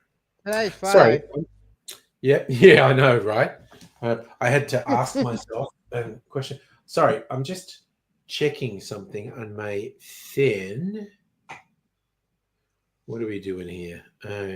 This will just take me a second. I need to see something. All right. I was literally going like, when will I travel to the US? If I win Lotto. Okay, next week, Powerball. I was literally looking up. Powerball next week is 20 million, and Oz Lotto is 20 million. So I'm just working. I'm working on the assumption one of those is mine. So I'm not greedy. I don't want both. I think either one is fine for me. Oops, For, that's for, screw. I think we can all agree I deserve to win either Oz Lotto or Powerball, 20 million, and we'd be done. No, that's my dad's turn. One. What, your dad loves Lotto? Yeah. Well, because you never know your luck. You never know. Like, I know the odds are millions to one against, but man, someone wins it. At some point, someone wins it. So, what the No, heck? no, no, no, my dad. Not your dad. Your dad hasn't won yet. No, That I'm much. guessing. One. That much. Lost. I'm guessing, Pat. If your dad had won Lotto instead of you joining us from the shed, you'd be joining us from your rooftop penthouse apartment. Uh, uh, I don't know. Sitting I in your don't hot know. tub, sitting in your hot tub with hot babes in the hot tub with you, city lights behind you, living the life. No, that's me and my girlfriend, the Dean. All right, fair enough. Well, I was saying if I win Lotto, I wouldn't tell anyone, but there would be signs. Like I said, instead of doing the live streams from in here, it would be from my rooftop penthouse apartment with all the city lights behind me. Uh, so I just pretend it was no. It's still my little house in Caulfield. Like it literally looks like you're in the Melbourne CBD in a penthouse apartment. That's art. That's AI. I'm using an AI filter to make it look like I'm somewhere rich. So it's kind of like uh, in the early days, and I mean the first couple of years of YouTube, because I got a bit of profile, so I attracted a few haters, and they're all like, "Oh, I bet you live in your mum's basement," which is not even a thing in Australia. Uh, but I did do in one video because I had a friend who was living in Eureka Tower, um, which is one of the high rises in South Bank, and so I shot a video in his apartment, pretending it was my apartment. I was going like, "Yep, I'm living in my mother's place. Here I am." It's like in this high rise overlooking Melbourne, uh, but it was not mine. Most I've won in Lotto is like $20. I have not won a lot of money, and again, I don't know. Of course, you would, Justin. Have a few twinks in the tub with you. Everyone should enjoy themselves, is what I'm saying. So it's a whole thing. But sorry, how did we get onto this winning Lotto and having hotties in a hot tub with us? But I don't know. Oh, I don't know. you said that. We You just said talk. that. The talk goes where the talk goes. Nobody knows what's going to be next.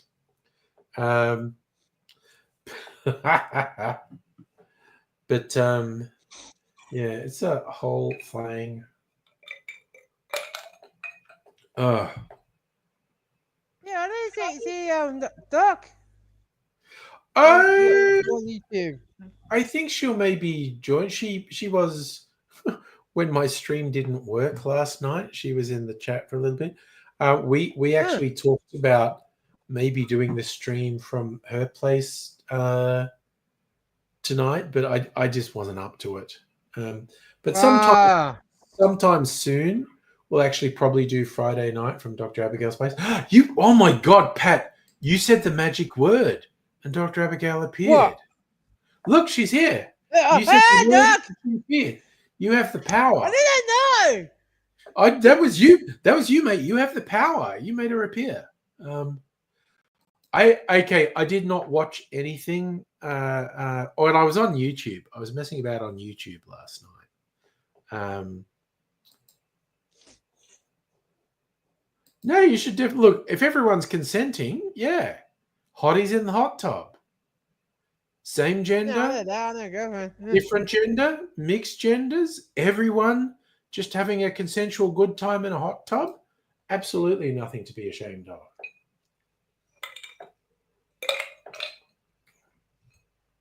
Sorry, it just reminded me of a meme I saw. Someone took a picture of like they're obviously in an apartment building that had a hot tub.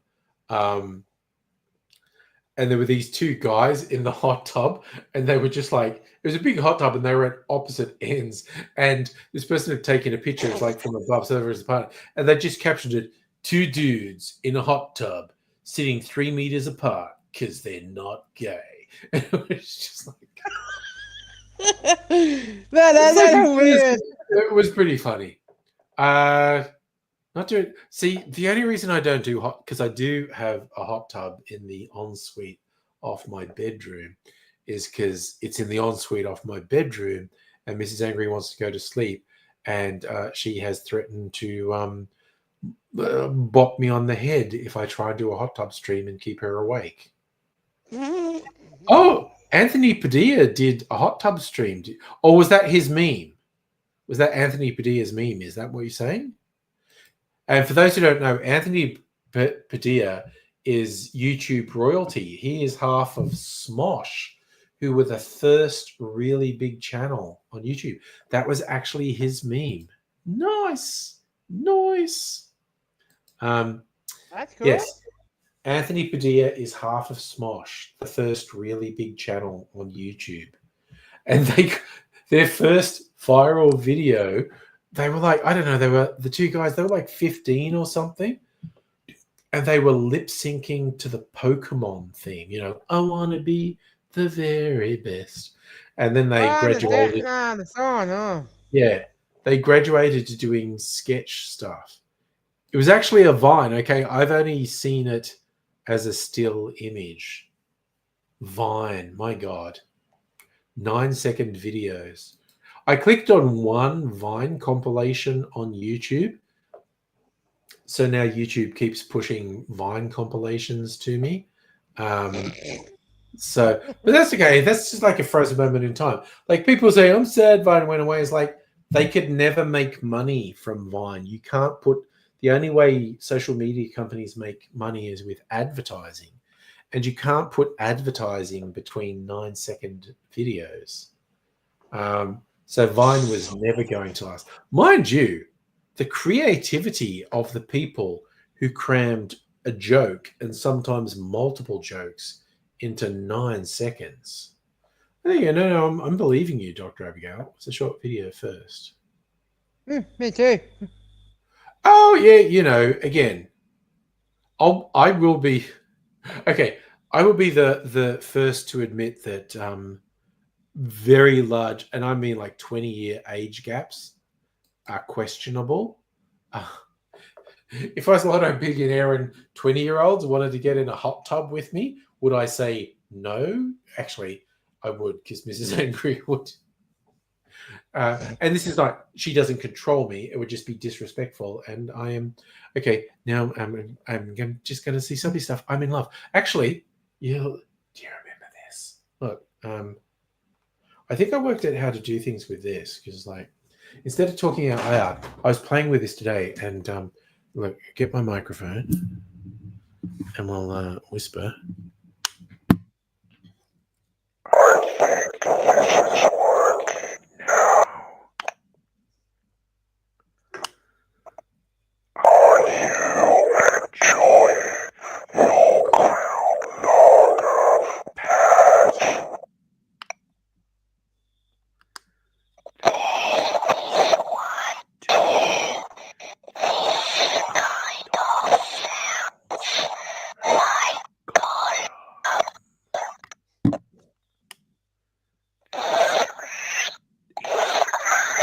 No, that one's awful.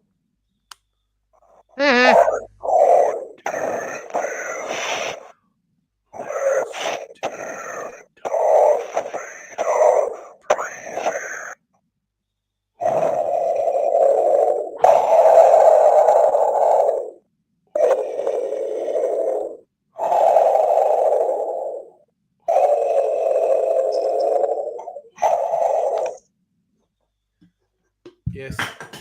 Oh, turn that off now. I think Dr. Abigail's right. most disturbing ASMR ever. Yeah, Oh, that's look. getting weird. Yeah, again, look, age is not the biggest thing, honestly. For me, it's power imbalance. Um, like it's not illegal, and I don't want to cancel him or anything, but Leo DiCaprio's apparent thing for women under 25 as he hits 50 is it's unsettling. And it's not just the age thing, it's the power imbalance. Him being one of the highest profile, most powerful people in Hollywood, dating young women with no power whatsoever. That shit's creepy. It's not illegal. I'm not saying he should be punished for it, but I'm saying just by it's fucking creepy. Yeah, that's getting weird. At a certain point, it just gets fucking weird. Um, that's what Yeah, it I comes. said. I know, yeah. Pat knows what's what. Shit's weird. Yeah.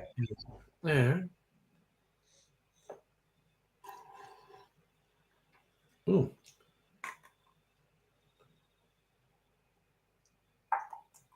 I think I'm going to try my liqueur that's been in the barrel for a week. See what it tastes like, and if I want to take it out. And then if I want to take it out, it's like, oh, what do I want to do then? Do I want to make an old fashioned?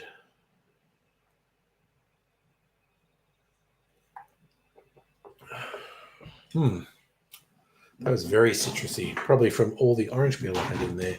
Ugh.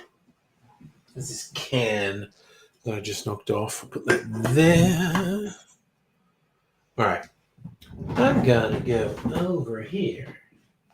And okay. Hello, man. I know. It's like, how old am I? I can't get up out of a chair without making a noise. Years old. It's like, Yeah, no, you're that my dad. Your dad does that too? Get a bit, get that. Ooh, I just realized I need to shake this up.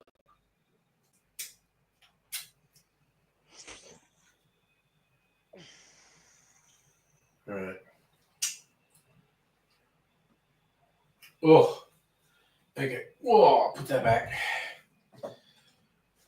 Now come back over here. All right. All right. What does this liqueur taste like?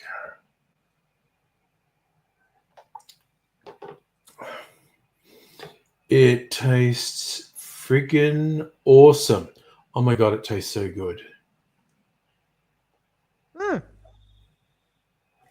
Thinking on a drug. Not drunk yet, but getting there. I mean, I wouldn't drive a car. I would definitely be above 0.05 at the moment.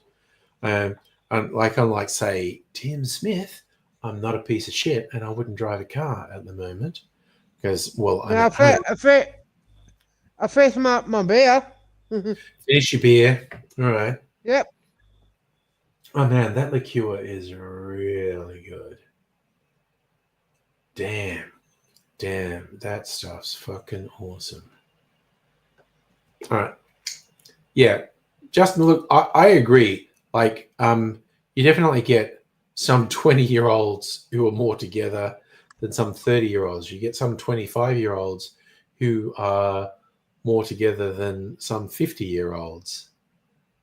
Hookups if it's casual, sort of thing. Oh no, I don't. Okay. Older woman and younger man. Is it still a power imbalance? Short answer is yes. The longer answer is it gets more complicated because gender interactions are complicated things. But I mean, again, so long as it's not coercive, it's like fine. If someone asks me, do I think it's creepy that Leo will only date women under 25? Yeah, I think it's creepy.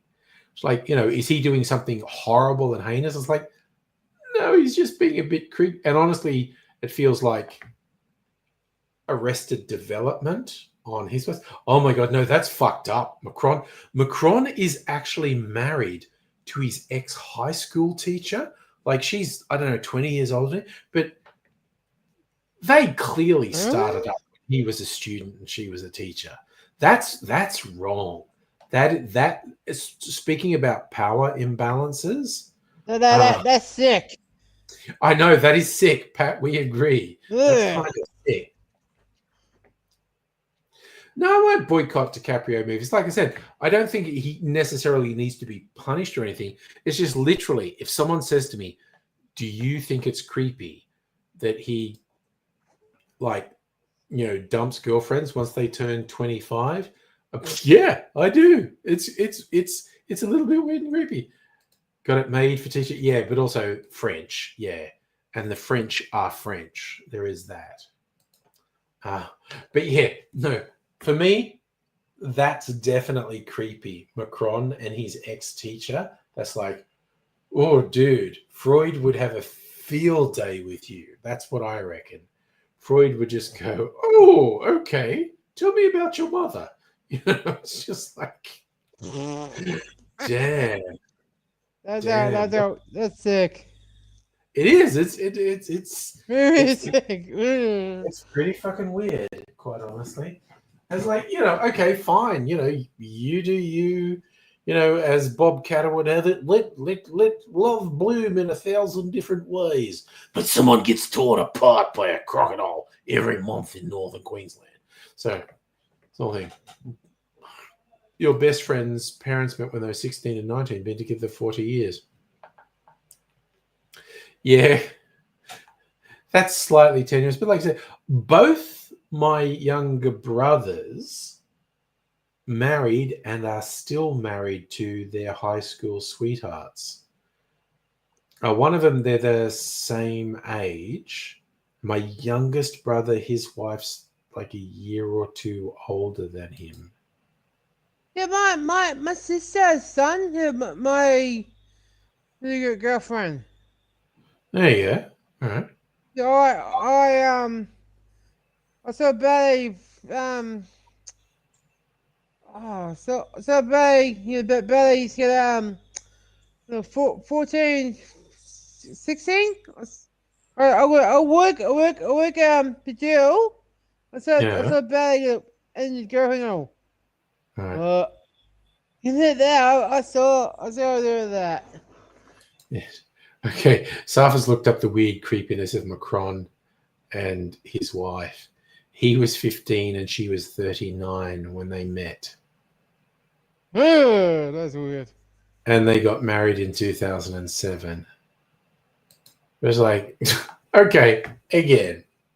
In that case, I strongly suspect something criminal happened, but it's in the past and you're never going to be able to prove it. So, damn. What are we doing? Oh, I feel like maybe I need to be. Oh, yeah, okay. I've almost finished this old fashioned. So, kind of tempted to decant the liqueur, which is really yummy, and make a big batch old fashioned again. How much is that? I can do that more. I should probably only have half of that. The temptation was to pour all of it in. I was like, that might be bad. That might be bad. Yeah, it's a legal relationship.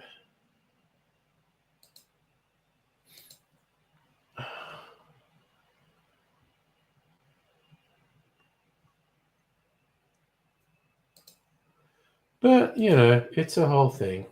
No, ultimately, I don't think there's anything wrong with age differences.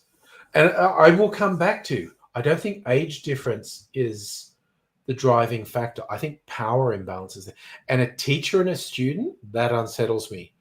A Hollywood star and a very young person, and this goes whether the Hollywood star is male or female, and the young person is male or female. And like a boss and a junior worker in a big company, it's power imbalances thing. I don't think sometimes age differences just happen. It's that simple. Well, I think that's Mrs. Angry dinging me saying she's going to bed. Hmm. It is. So I'll try not to be too rowdy. I mean, yeah. I mean, seriously, Macron's marriage is a whole porn subgenre. I, I was going to say, and I don't want to make too light of it, but I genuinely do. I want to be frivolous and silly. Teacher porn. Between 19 and 16. Again, as you say, teenagers. I used to get really annoyed, though, when I was 16. It's not so much 19-year-olds, but early and mid-20 guys who would cruise 16-year-olds. Like, because they had a car and shit, and we're 16, we didn't have it. That was... And again, I actually remember conversations when I was 16, and it was like, we weren't going, oh, what a creepy monster. We were just going like, it's not fair, man. He has a job and a car. I'm 16. I can't drive. I can't compete with him.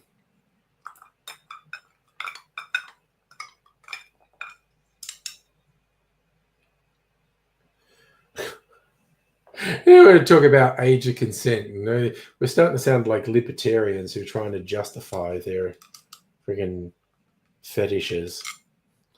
Trying to change the conversation.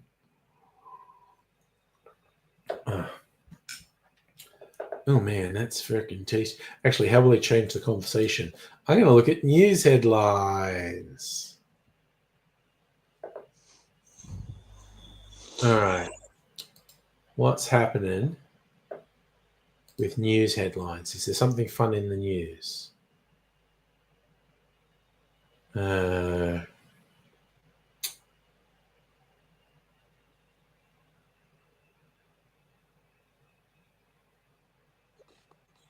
Oh, just things. All right, this is all boring. I'm singing boring. I'm born and Pat.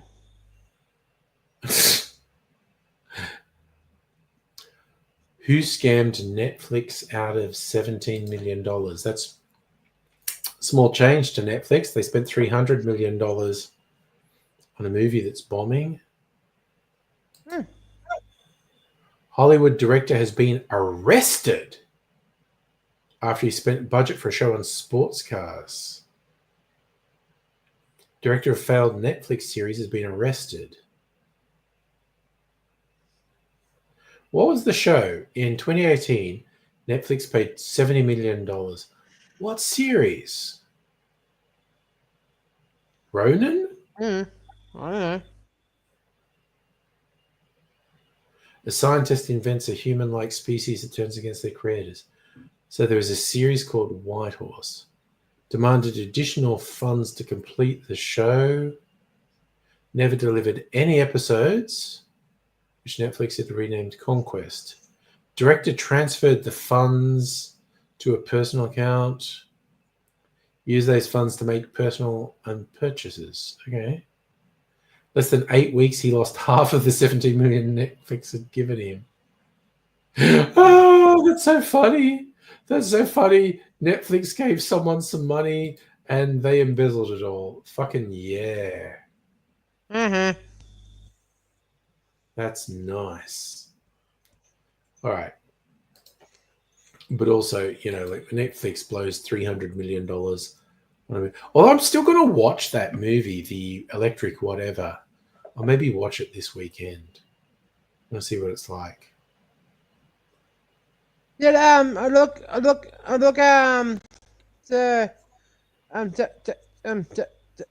Jackie. Sorry, looked at what? Jackie? Jackie, you were right here. Jackie, get a attack. Get up. Get Nope. up. Nope. I don't know what you're talking. Red hair? What? I don't know. Ow. Yeah, chicken.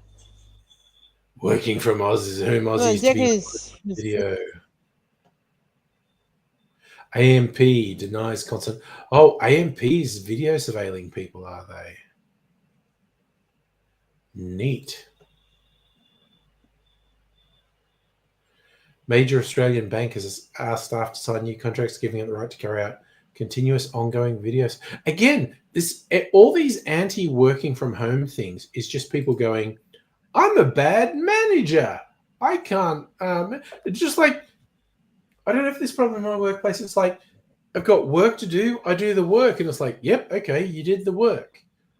I mean, I have a long history of going into workplaces and finding ways to avoid work. So, moving from home is, I don't know, it's fucking ridiculous. Fucking ridiculous. Uh-huh. Oh, apparently, okay. Oh, we're facing a showdown with American tariffs attacking Australia. They want to attack the pharmaceutical benefit scheme.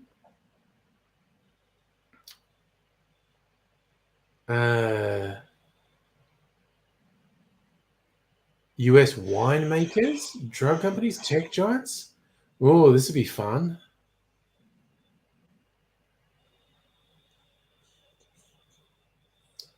Oh, this would be real fun if we actually get into serious political conflict with the US. Damn. All right. Well, that'll be interesting to see what happens with that. Damn. We're actually going to get into a trade war with the US. I have watched Adolescence on Netflix. I talked about it on Tuesday night. It's very interesting. Deals with the idea of a 13-year-old boy who stabs a girl in his class to death. Or does he? Or, that's what he's accused of. And the really Yeah, intriguing thing is each 1 hour show is a single shot. I saw that one. What's that? Chucky. Yeah. Good old Chucky the doll. Oh, they want to attack. The drug companies are literally saying that PBS is unfair and they want to Trump to pressure Australia to essentially drop the PBS. So we are right on the cusp of an actual serious trade war with the US, which is fucking unprecedented. But then again, the Trump administration is doing all sorts of stupid shit. Safa, well, the show's not particularly cheerful. It's literally a 13-year-old boy accused of murder. But it's exploring the whole, toxic masculinity, Andrew Tate, manosphere bullshit. They're saying it's unfair to them, the drug companies. It's limiting their ability to make profits in Australia because the government is just going, get fucked, we are going to limit what you're allowed to charge for drugs. But yes, we seem to be right on the cusp of an absolutely unprecedented trade war with the US. So on Tuesday, I go see my doctor. Yeah. After my doctor get up and down, that's no work. I walk down. Once my dad walked down, I walk. Yeah. I look down. Oh, what? I the place. I don't know. That. And my dad help me down. Okay. Yeah, you gotta walk the stairs. You gotta I'll go down some look, stairs. Yeah. yeah, look down. I'll freeze. Yeah. I'll Fair freeze you enough. that. Yeah, and my dad had me walk down. Look at Okay. that. Yeah, under there. So, Under there, that. well, like, I am planning to train tomorrow. Won't be at work. So train so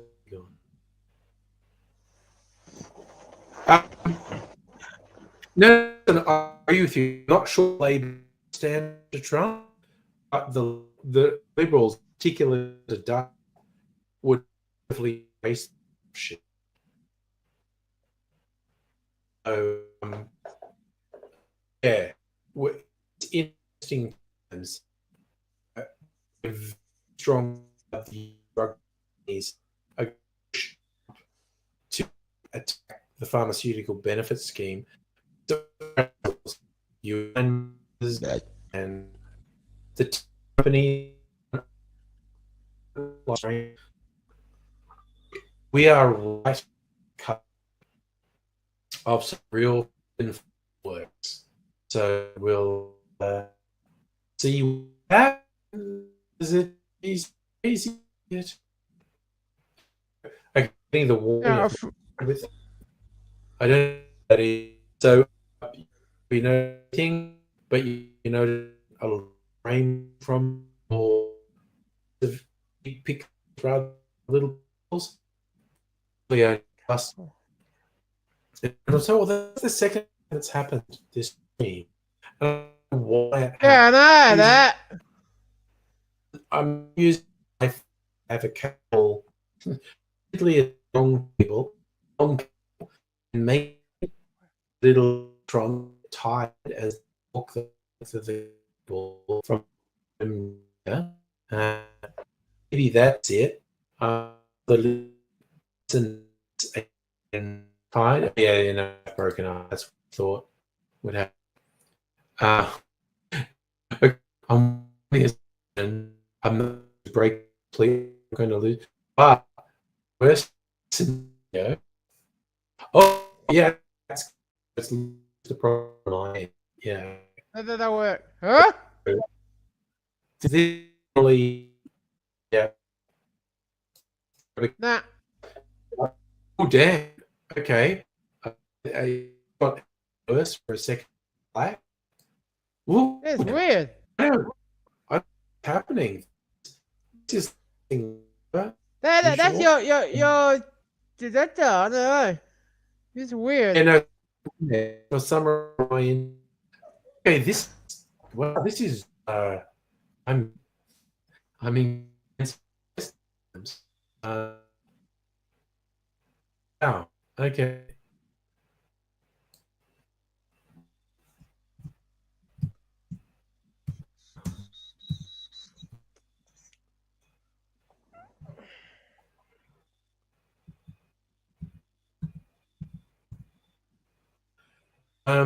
This is not getting better. I don't mind. This is unusual. Yeah, that's kind of weird. This yeah, no, it's very weird. Okay. Yeah, now. It's weird. Oh yeah, my sister buy this today. Yeah, yesterday. Okay. The shirt, yeah. Yeah, my sister bought that Noise. yesterday. What did I know?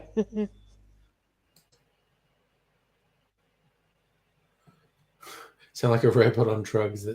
Okay. I think I'm back. I was really worried the stream would die completely, but I think I'm Yeah, back now. man. Still the same. Give me That's that. fine. I I, I Alright. think I think I'm back. Wow, that was a really long bit of bad bandwidth. But Yeah, for that. yeah. Yeah, I saw That that. Normally it lasts less than a minute when that happened, but I feel like that lasted a couple of minutes. So that was a There you go. whole thing. Uh, I was just thinking if I should go and get some more mineral water. So I stopped drinking alcohol because I've got the choice of, well, I've got more mineral water, but I want more ice if I'm going to do it. We're back. We're bad. He's black. I'm mad. Yes, Lethal Weapon 2. Hey, Celtic. How you doing? Hello. I think I regularly have aliens on my computer, Madam. Oh, God, it's doing it again. God damn it. God damn it. Why is it doing it again? That's a friend. Yeah. Who Yeah. is Okay. Oh, that? no. Okay, I'm back. Okay. I'm getting bad premonitions that this shit is going to make the stream cut out altogether. It doesn't know. Oh, it's doing it again. God damn it. God damn it. Yeah, that's weird. I'm having internet bandwidth problems. I keep getting warnings that my bandwidth is fakakta. Is it bad? But it's coming back. Now it's just going in and out, as the actress said to the bishop. So I don't know, but I'm really worried that randomly I'm going to lose the stream. Is this what Thank it probably many of the shirts because I just get cocktail shirts. How many are themed black cats? This is all little black making cocktails. Yeah, that's cool. But I think maybe it all goes back to the old Toulouse-Lautrec illustration for a bar in Paris called Le Cat Noir, the Black Cat, which honestly, Yeah, mine, I mine's better. think, I think is just in the cupboard here. Actually, I'm going to say because I've got a few shirts. See if it's here. Mine's better. Yours is better. Yeah, mine's better. My sister bought that. And re- um, recently, Yeah. and you saw that today. That one, the big scare of that. Okay. That's really weird. I thought the black cat shirt was in here, and it apparently isn't. Huh? All right. Whatever. Your room? No, it's like shirts that I don't wear anymore are in there, but I don't want to get rid of them. And it's just Oh, like, damn. Is anyone in the house using internet? I mean, like maybe Mrs. Angry's mm. lad's probably out there. But you know what? I think ugh.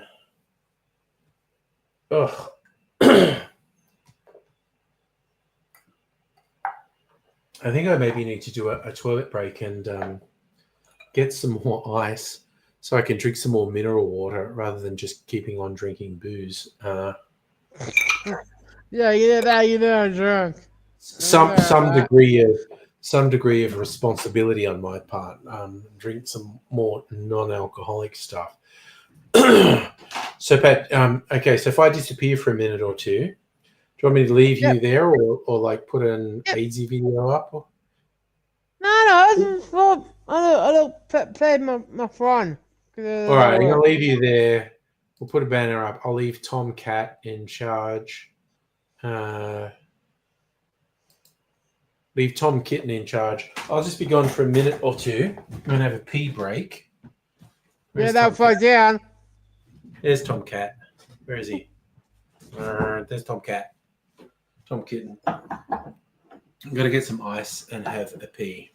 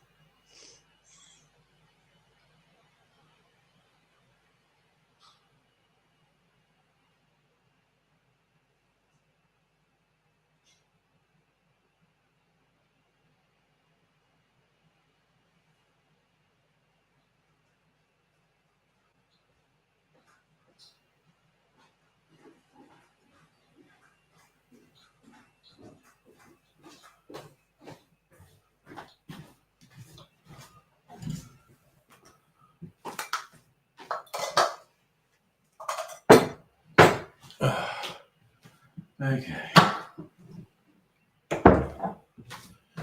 Let's. Oh, I've got a brand new carton of my lemon lime here. Let's go. Let's fucking go. Let's fucking go. What have we been doing? Everyone thinks the cat's scary. Yes, I think we've agreed What AIDS is cat? possessing. Tom Kitten. You saw VD park from McDonald's. He's yelling at nothing. Yeah, our boy needs to be. I put my phone. I think our boy needs to be sectioned. He needs forcibly be taken. It's difficult. Honey, how you doing, man? How are you? Nice to see you. Hello. Oof. Oof. I wanted to relate a thing. Okay, so you all know every second Saturday night, Mrs. Angry and I have date night, and Yeah, I know that. yeah. So Mrs. Angry has always taken notes about the places we go out to because she basically writes down so we don't forget because we go back to the same places. So we've got a lot of places in our rotation. So we go to the places 2 or 3 times a year, depending. Oh, that's cool. And she keeps note on what food we have and what cocktails we drink and how much we like them. Like we score everything. We go, what was that out of 10? Yeah. So when we go back, we remember the stuff we liked and we remember the stuff that we thought wasn't that great. So we can have more of the stuff we like and less of the stuff that we didn't like so much. And recently, probably just because we were kind of bored, we decided to have a rather elaborate scoring system for all the places we go to on date night. And it's because, okay, I mean, maybe Pat thinks it's just us. I don't know. No, I think Pat knows everyone's watching. Yeah. Yeah, Pat knows everyone's watching. Yeah, I That's all. know. Yeah, I know. I know. So Heard that. I work in cybersecurity, and when we're working from home, of course, Mrs. Angry hears a lot of the conversations I'm having with people, and she knows in cybersecurity there's a thing called the Essential Eight that comes up a lot in my work, and that's a thing that was developed by the Australian Cybersecurity Centre, Signals Directorate, federal government cybersecurity stuff, and it's like these 8 controls that if you have them in place, it makes it less likely that you're going to have a cybersecurity breach. And Mrs. Henry just brought up one time, like, oh, could we have an essential 8 for date night, like what we look for in a date night venue? And I was like, yes, we can. So we actually worked it out. We now have the essential 8 for date night venues. So 8 different things we score them on. And I just took and we have a leaderboard. We have this whole whiteboard, and we have a leaderboard. Okay, so how many places? I'll look this up without showing it to you. Okay, so there are 1, 2, 3, 4, 5, 6, 7, 8. There are 9 places on our rotation at the moment. So that means we go every second week. So it takes 18 weeks now to get through the rotation. So yeah, depending, we go to places 2 or 3 times a year. So okay, so there's all those places. Now, the essential 8, the 8 things we rate places on. There's how easy it is to get to, because we get to places by public transport, and some are closer than others, some are easier to get to than others. So we rate them on how easy they are to get to. Then there's food generally. How good's the food menu? We rate them on that. Then it's the cocktail menu. Do they have a decent cocktail menu? What's on there? And then there's a rating for creativity with their cocktails. It's like, okay, everyone has a cocktail menu, but do you have a creative list of like signature. They normally call them signature cocktails or house cocktails. How creative are your signature cocktails? And then there's a rating for how enthusiastic they are if we want to order something off menu. Because I like saying to the bartenders, like, hey, okay, you've got, the cocktail list that you hand out. But if I just say to you, this is the vibe, this is my vibe for cocktails, do you want to just try and make something off menu based on my vibe? We rate them based on how enthusiastic they are to go off menu. Yeah, I'll tell you now, the ratings for the Essential 8 are either maturity levels 0, 1, 2, or 3. So the scores on these are 0, 1, 2, or 3. The venues we go to for date night, for that whole how much do they like it if we ask for something off menu, they range between 0 and 3. Like there's one venue that won't do it at all, and there's one venue who just over the top are into it. So, and then we've got a general score for vibe. And again, Mrs. Angry and I being old, our vibe is we want a place to be chill and quiet that we can just have date night together. So if the music's too loud, if there are too many tables, if you're too close to the next table, that works against it. So it's just vibe. We have a vibe check. And then we love set menus. When places have like a tasting menu, chef's choice, whatever, where you just go like, rather than me ordering stuff off the menu, I pay a set amount and you just bring me a whole bunch of stuff. We really like that. Not all the places we go to have set menus, but a few do, and some of them are really good. And then the last one is mine. Do they have a selection of Australian spirits at the bar? Because I am very big on supporting local. I think local restaurants, cocktail bars should have local ingredients. So that's a relatively recent thing we have, our Essential 8 for date night. And both Mrs. Angry and I find that to be a ridiculous amount of fun to score everything. I'm surprised about the Hateful Eight, Quentin Tarantino film, which I've only seen once. I feel like I need to see it. That's probably the only Quentin Tarantino film I've only seen once, and I did enjoy it. So I feel like I maybe need to rewatch that. But yes, that's a fair thing for you to say, Dr. Abigail, actually.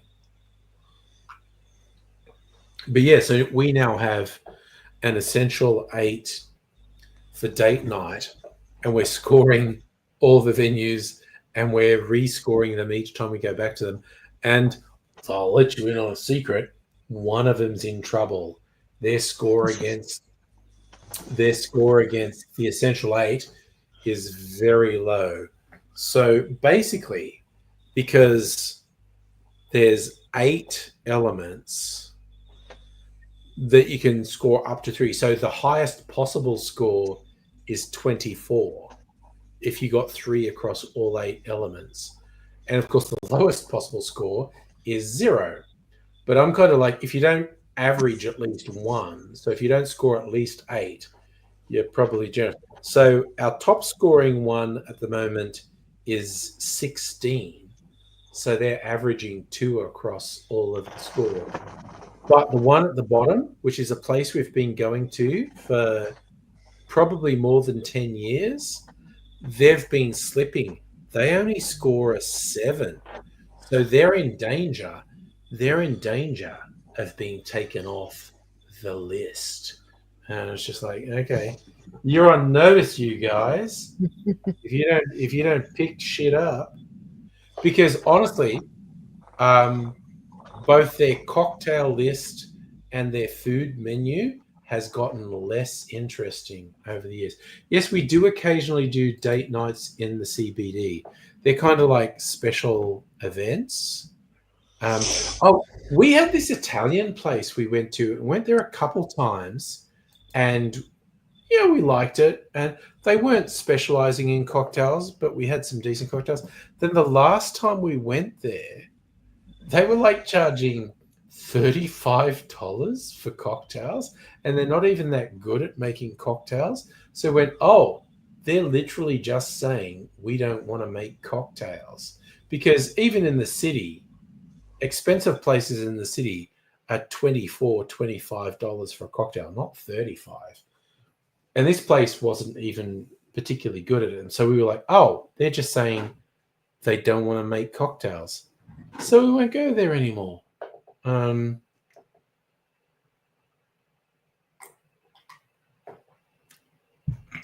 Broadly speaking, Safa, drinks and food in the CBD are more expensive than the suburbs because the rent is more expensive in the CBD than the suburbs.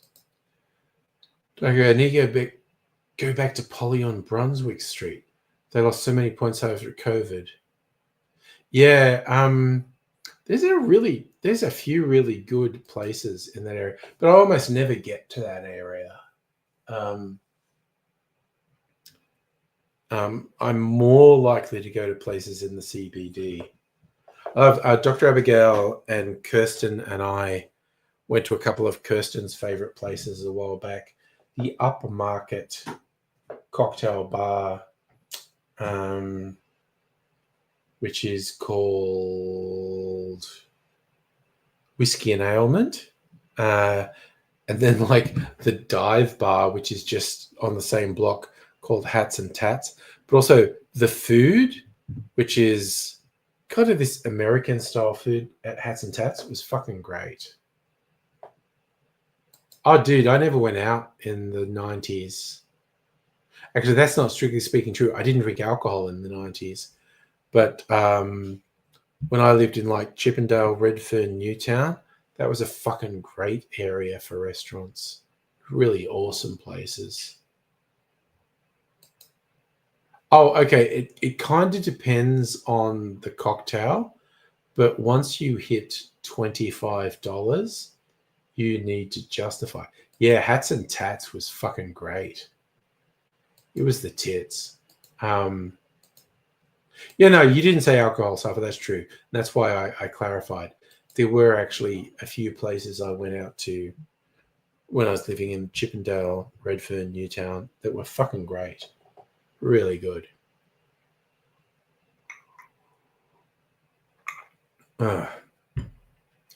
But there are so many good places in the city, and I've probably only been to a quarter of them. I keep thinking like, I've got to go to that place. I've got to go to that place. I've got to go to that place. But it's just like I know places that I really like in the city. So it's like, but if I go here, I know I'm going to have a good time. So, yeah. So there's a bunch of places in the city that are probably really good that I haven't been to. Chippendale's the strippers, yeah. So Chippendale Rescue Rangers. Did I ever eat? I mean, yeah. It was more, I probably went to a few eastern suburbs places. I lived in the inner city, inner west. So I knew the inner west better. But yeah, there were a couple of really good places. I remember an Irish restaurant in Chippendale. There's also a guy I knew from Bathurst, became head chef at a place in Chippendale, Newtown, that was really admiring. It's where I take people who were, no, Parramatta's not inner west. Parramatta's west. The further west I got was Ashfield, which I don't know if that's even halfway to Parramatta.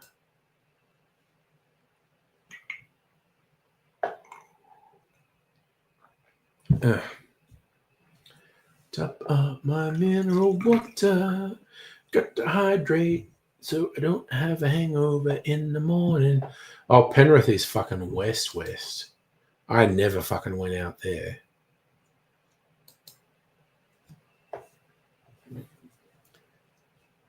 Just because it was difficult to get to, but yeah. No, the Sydney suburbs because of the NRL clubs, yeah.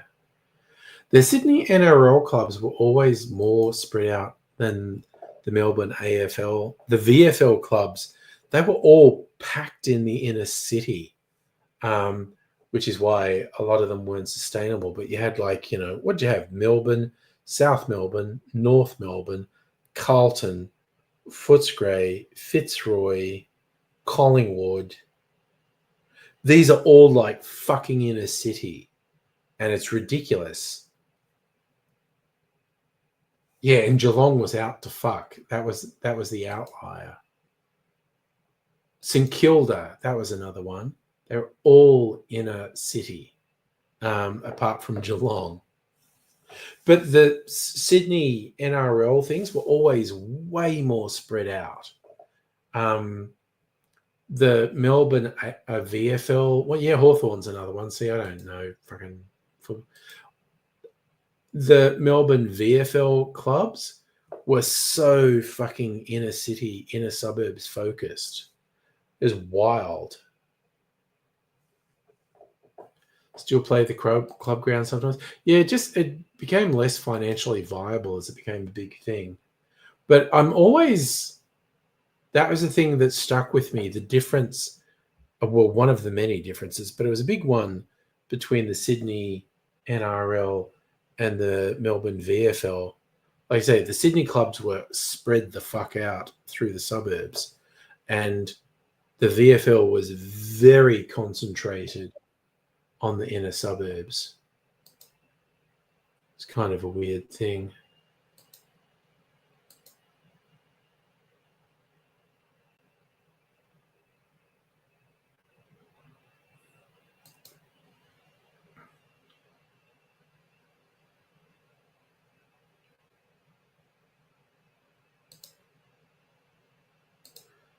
It was a weird thing. I don't think I ever went to an NRL game, actually. I saw the Sydney Swans once or twice.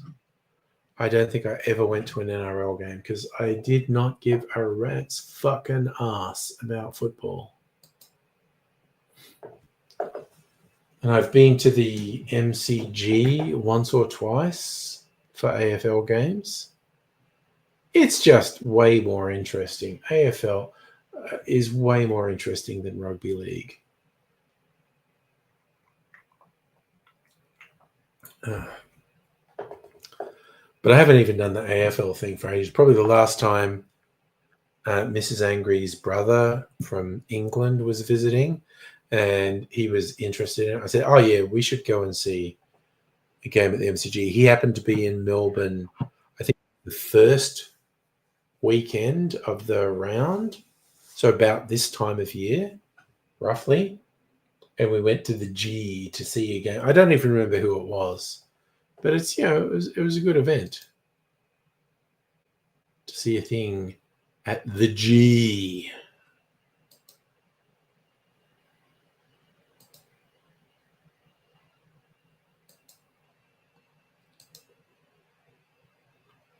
Oh, of course he didn't understand the rules.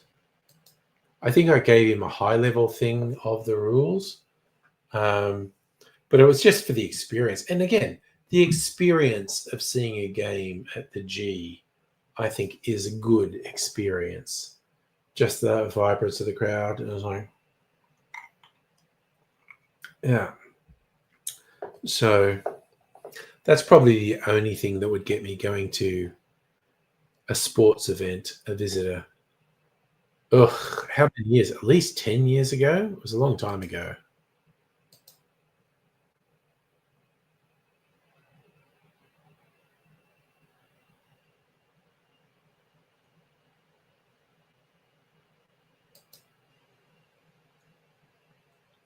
Been to an MCG game once. I think I've been twice. Once with a friend from Dubbo, and once with Mrs. Angry's brother. Yes, I've been to Marvel at least once or twice. Does Mrs. Angry's family know about? I mean, yeah. I mean, they know me outside of it, so that's the whole thing. I've never been to an international cricket game, actually. I've done the football, but I have never done international cricket. And I'm probably more into cricket than football, but I've just never done it. So, you know, I literally only just realized Pat had disappeared. How long ago did that happen? Oh my god, that's fucking weird. Pat's out on the job. That happened 5 minutes ago. That's really funny. I'm just rambling and trying to sober up a little bit by having mineral water. And I legit only just realized Pat wasn't there anymore.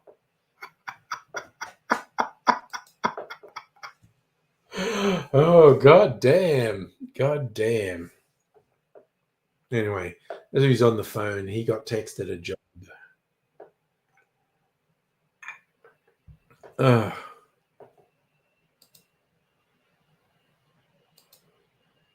What the hootin' heck? What the hootin' heck?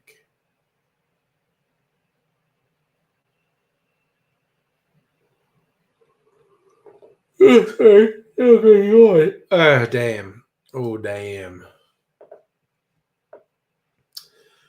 Now, a big question, because I did actually get the components to make an old-fashioned to put in the barrel. So I could decant my liqueur. I got a yawn. I mean, that's 11. I see. I'm still relatively coherent. Like I was full on thinking about getting fucked up tonight and seeing what happened. I'll work my way through this mineral water and then make it. Oh, sorry, fucking yawn. Oh, do one and then they just keep coming. All right. So,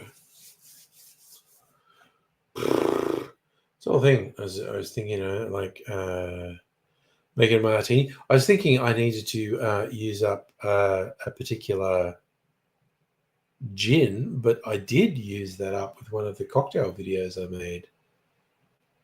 Just thinking, maybe I should make.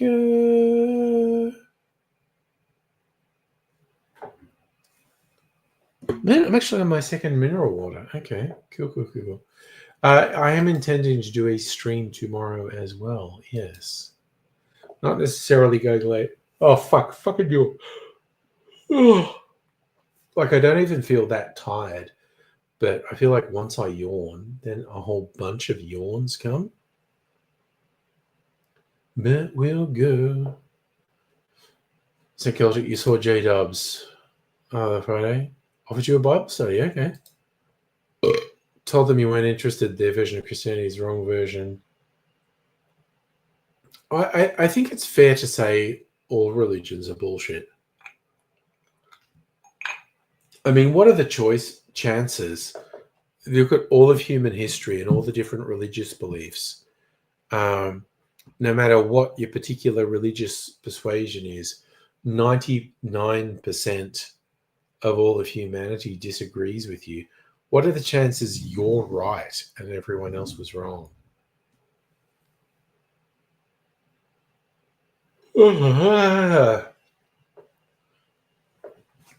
So I don't really have a problem with individual people being religious or believing in a supreme being or all that sort of thing. But if someone says to me, do you think my religion is wrong and or stupid? I'm going, the answer is yes. Yes, that is what I think. Oh, graveyard shift. No, you should not be on stream. You should be sleeping and getting ready for that 3 a.m. start. God damn.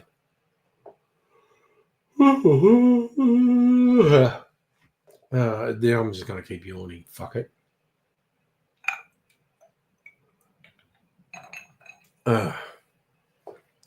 And then we get to think, what will we do? I am kind of intrigued. Oh, yes. Oh, yeah. They want to go, how did the universe begin? How to explain anything? It's like the fact that I don't know how the universe began doesn't validate some weird fucking religion. That's such bad arguing. But you know what? Here we go, kids. I'm going to throw out my big take. And this is based on my limited reading of a range of sciences about the Big Bang, etc., etc., etc. For me, the only explanation that makes sense, because Celtic's gone and asked the right question. Where did God begin? And they say God didn't have a beginning.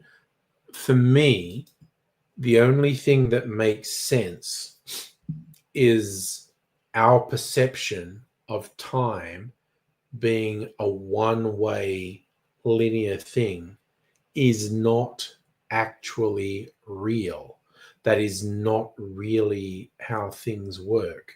And things are cyclical, like the idea of the universe being a torus, like a donut, whereas like from the Big Bang, everything expands out, but at a certain point it reaches its maximum, and then it contracts back to a single point when the Big Bang happens again. So that's the only thing that makes sense to me, that the way we perceive time as a one-way linear progression is not actually true, because our perception is too limited. Dr. Ray, just because some dude in a backwater planet doesn't know how the universe began doesn't mean God did it. Yeah, exactly.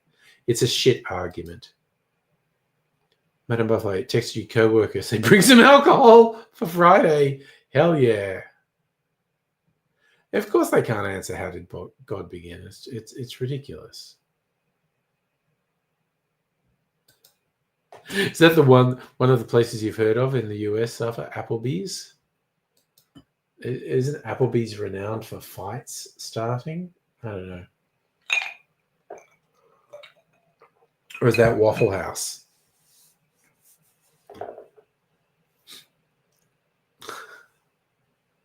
Have I been to it? I might have been to an Applebee's. I wanted to go to an International House of Pancakes when I was with. And they're like, it's shit. I go, I don't care that it's shit. I want to experience the shit.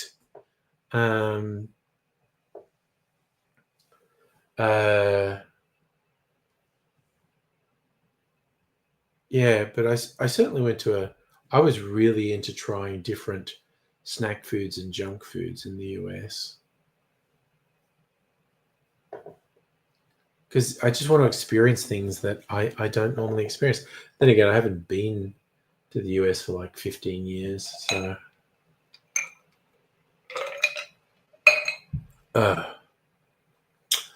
I'm sure AZ traveled internationally, but I don't know any details. Like literally, what the fuck was that? Me just saying I'm sure, and then following up with I don't know. Forget I'm sure, and just go with I don't know. I'm a talking crap over here.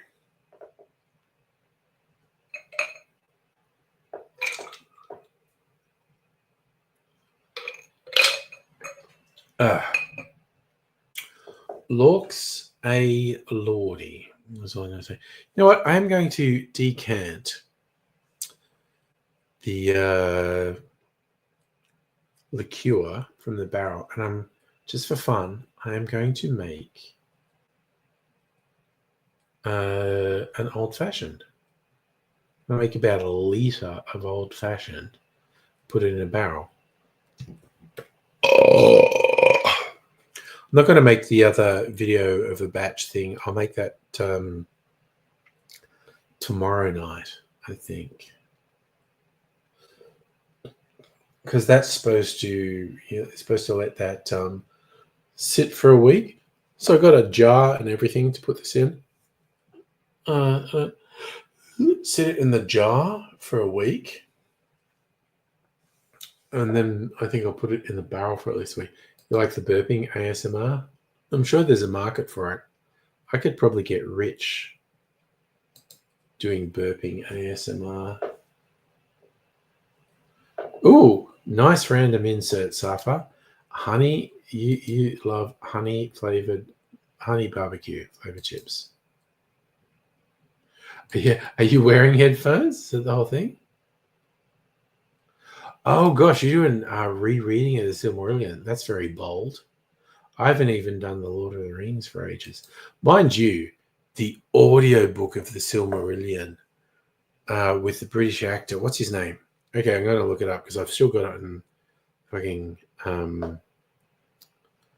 Audible. Where's my library? This guy, he was what I most know him for was a cop show called The Professionals. Martin Shaw, he's fucking great. Look, I think I can play a bit of this and not get content matched. Just listen to this guy's voice. Suddenly some power descended from of old, from divine race, possessed Luthien. And casting back her foul raiment, she stood forth, small before the might of Karcharoth. Honestly, that guy's voice is fucking him. And because the Silmarillion is basically poetry, his voice is so amazing. We are 20 minutes away from an Applebee's. There you go. What the fuck is this thing doing to me? Yes, buttery. That's a perfect way to put it, Safa. Buttery smooth. He's got an incredible voice. He's so good for the Silmarillion.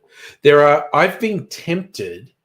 There are audiobooks of the Lord of the Rings read by Andy Serkis, the guy who got famous for doing Gollum. And except that each of the volumes is regarded as a separate book, which I feel is a bit of a rip-off. But I might one day get the Andy Serkis audiobooks. I don't know. But that Martin Shaw is incredible reading the Silmarillion. He's amazing. He's perfect. Because I get lost in that when I listen to that. It's just like meditation. Like I don't even take in what he's saying. It's just that voice is amazing. So, yeah, that's a whole thing. All right, you know what? I am doing the barrel thing now. Let's get this chair out of the way. Oh, look, I'm vanished. It's just the bar now. Okay, but I need a bottle to decant into. I think I had a big bottle here. Where was it? Where the fuck was it? I'm sure I had it here. Is that it? What the fuck? Oh, I think this might be a litre. This bottle. Let's see. Right. What is the fucking date today? 21st of March. Okay. I might need to do this into two things. How long have these been? Okay, so the Neds has been in the barrel for a month, and the New Make Rye has been in for a week less than that. All right, so I deliberately went and got a funnel and a sieve. So I want to get out the charcoal that sometimes comes off the inside of the barrel. Let's do this.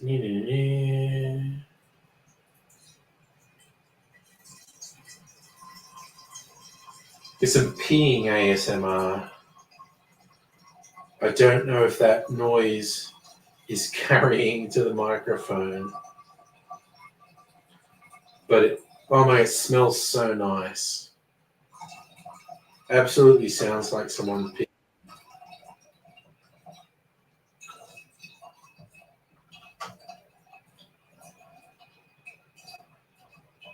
Alrighty, let's see how far this goes.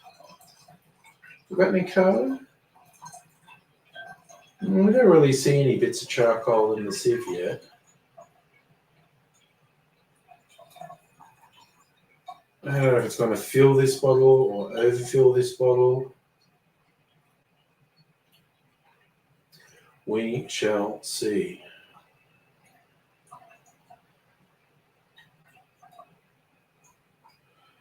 Either way, it's going to be a very big batch of my very special liqueur. This stuff is the fucking tits. Blend of whiskey, rum, and brandy with my spiced apple brown sugar syrup. This friggin' it smells so good. Oh, I think it's going to overfill this. You know what? I might use it as the starter for an old fashioned.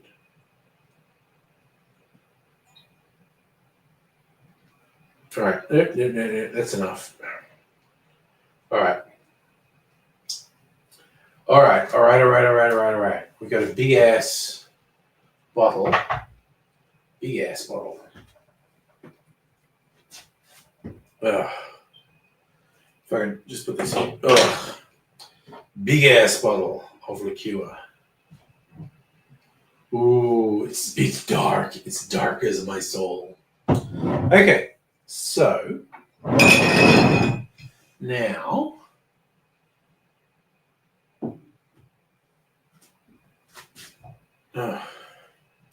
oh, there's still quite a lot of it.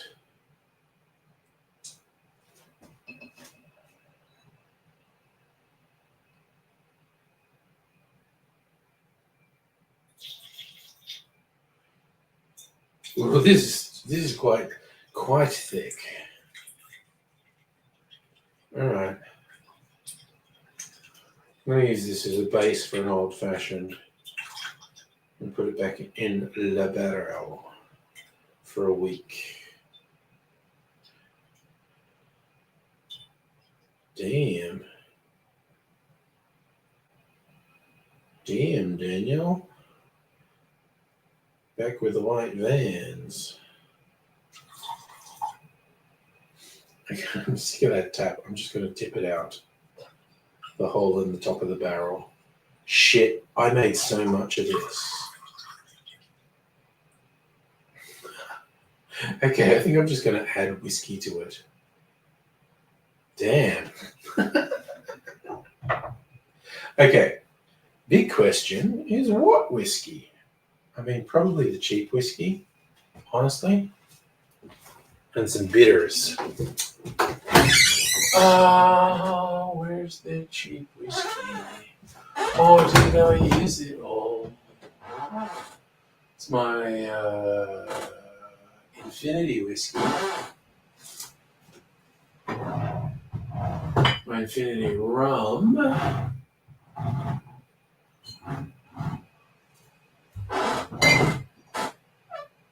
Oh, I used all the fucking cheap whiskey. Okay.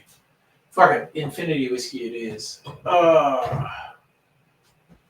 Infinity whiskey. Let's go with the Infinity whiskey. Wait, how much is this? I need to measure this so I know how much I'm putting in. 90 mils. Another 90 mils.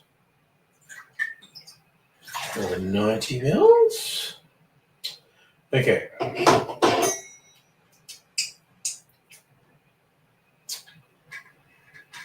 So that's maybe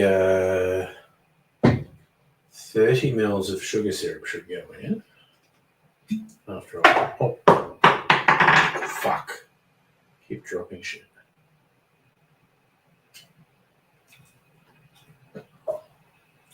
Bit more sugar syrup. Drop there's the lid. Let's pick it up. All right. A little bit of bitters, maybe. 1, 2, 3, 4, 5, 6. 1, 2, 3, 4, 5, 6, 7, 8, 9, 10. I'm going to put a little bit of some other bitters in here. This all makes perfect sense. Orange bitters. Is this black walnut? All right. Just want a dash of black walnut. It's really strong.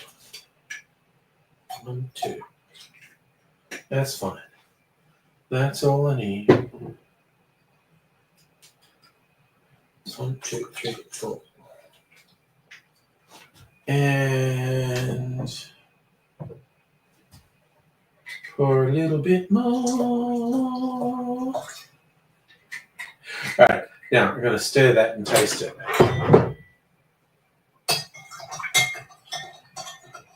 It may look like I'm just making shit up, but honestly, I posit that I know what this tastes like.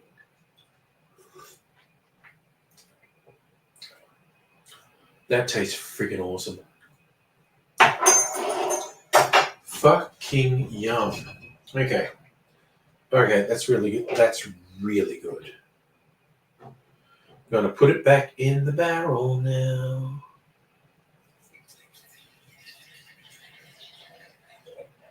Oops, it's leaking a little bit. I hate that. It gets, it's a, what's that called? A cohesive force? It gets stuck to the glass and dribbles down.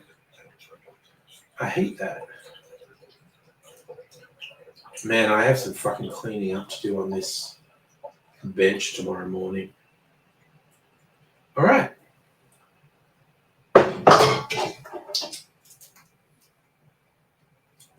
All right. Man, I have some fucking cleaning up to do here. Okay. Let's go and bring the chair back around. Bringing the chair back around, back around. Ugh. Ooh, I'd love to hear your take on his pronunciation, actually, Dr. Abigail. Do you like the pouring ASMR sound?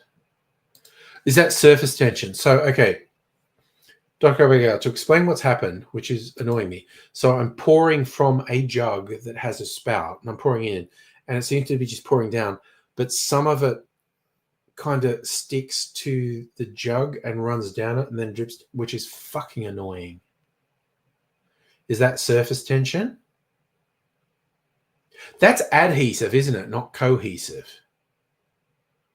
That's adhesive forces that the surface tension sticks. I don't know. I vaguely remember talks about the science of this. Okay, you know what? I don't even feel that drunk. But I also don't feel particularly like mixing more drinks. Nothing complicated anyway. An old-fashioned, though. I'm always up for an old-fashioned. So 11:17.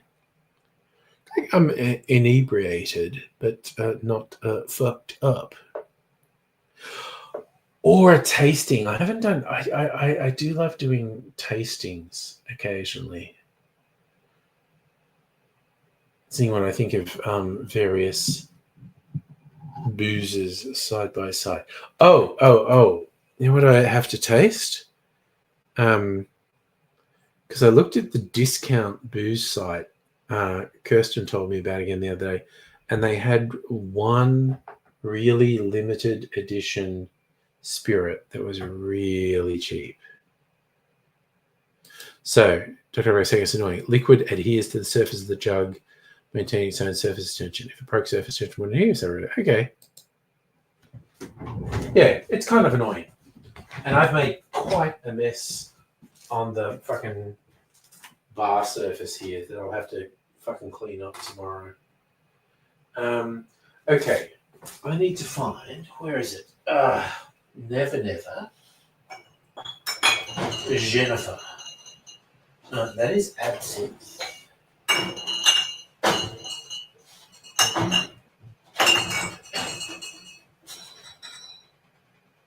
What is this? Jennifer. I think that's what I want. Actually, I should. I don't have that much of it left. And it was super fucking cheap on this site. I need to double check. I love words like turbulent, laminar. They sound like heavy metal band names. Okay, so this cheap booze site was called Nip of Courage.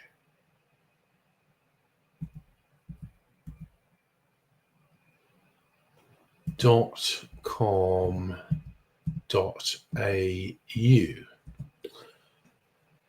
Oh, what the fuck?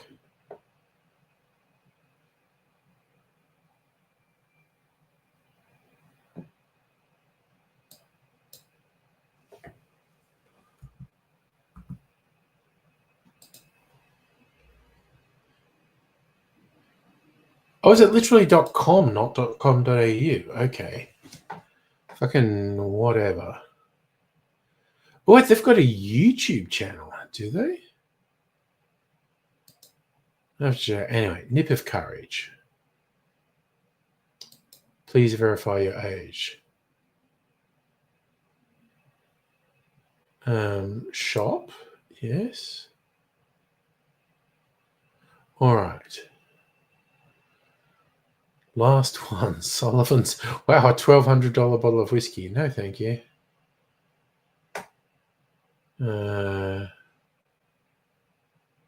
Look, I'll show you what I'm looking at, so you know what I'm looking at.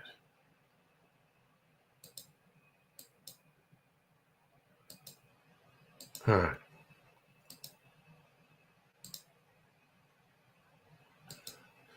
So that rum, Bricks Gold, 80 marked down to 50. I actually got that because that's an amazing saving.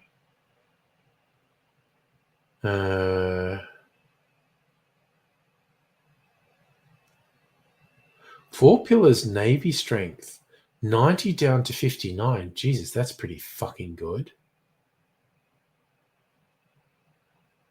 That's only 500 mils. Okay, but still, 90 down to 59 is pretty good. Third off. Marionette, 52 down. Marionette make great liqueurs. Let's see. Oh, Raymond B. Pure Corn Whiskey. 164 down to 103. I'm sure I paid like 100 for a bottle of that at one point. But, okay. Jennifer, yes, 95 down to 50. So that's almost half price.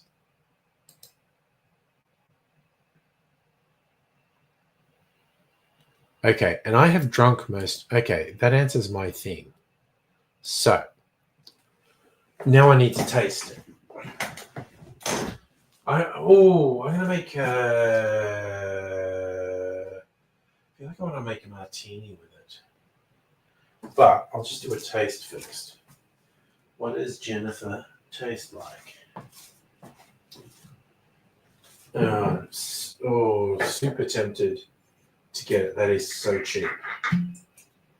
Almost half price. It's like a multi-version gin. Ooh. So this is like halfway between whiskey and gin.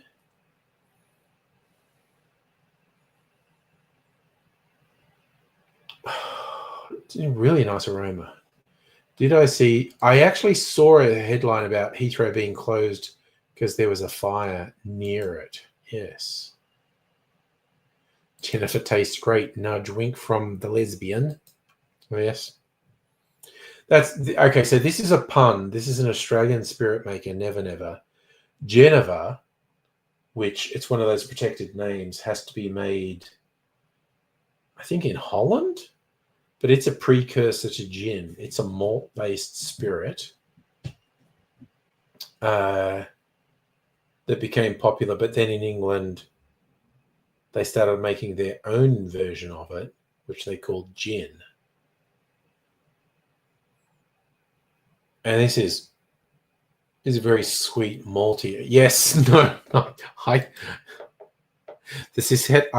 Guy actually got it. Was a cunnilingus joke.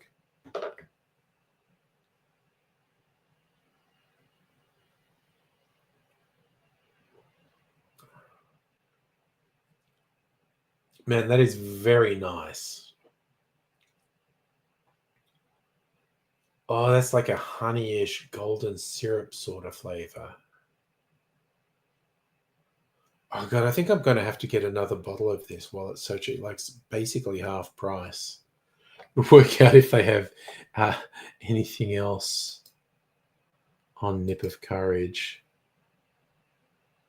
Shop. I think they only sell booze. I don't know. Was there anything else? I mean, maybe a marionette liqueur again. Is there anything else I wanted to get? Because I'll have to pay for shipping if I just get that.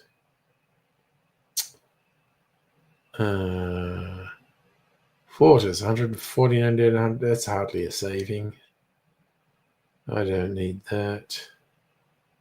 78 degrees whiskey, 140 down to 108. Morris Lane whiskey, 95 down. Oh, maybe I should get that. 95 down to 75.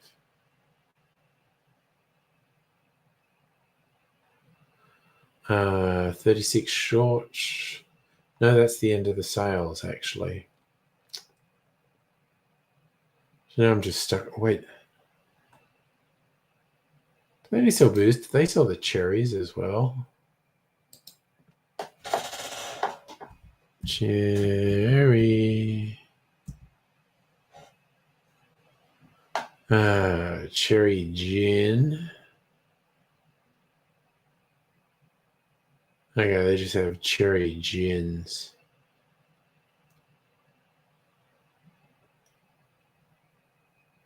No, they just sell booze. They don't sell the extra stuff.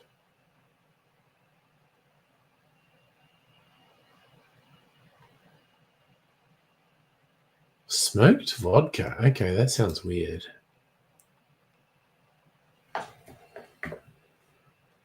Do I have enough ice to make a martini with the Jennifer? Oh, let me see. What's the ice situation? Do I need to go and get some ice? Wait, no, I used all the ice. Okay. I need to go and get some ice. I definitely want to do this, actually. Beef Tom Kitten in charge. Maybe even have, or just use that. Anyway, now I've stood up and thought about it. I think I need a pee break.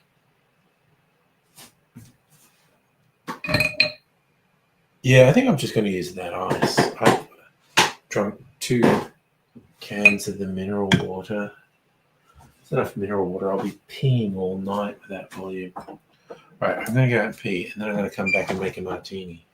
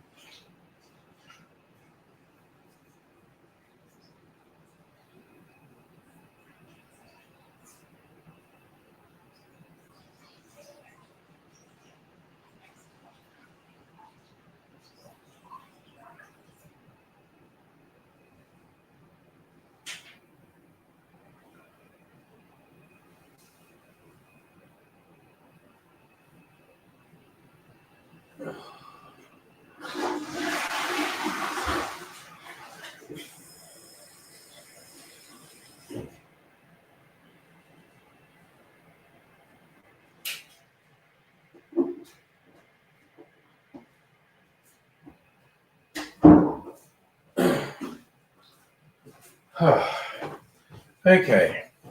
So it is, generally speaking, at a point where someone says they're having a martini, it's like getting fucked up.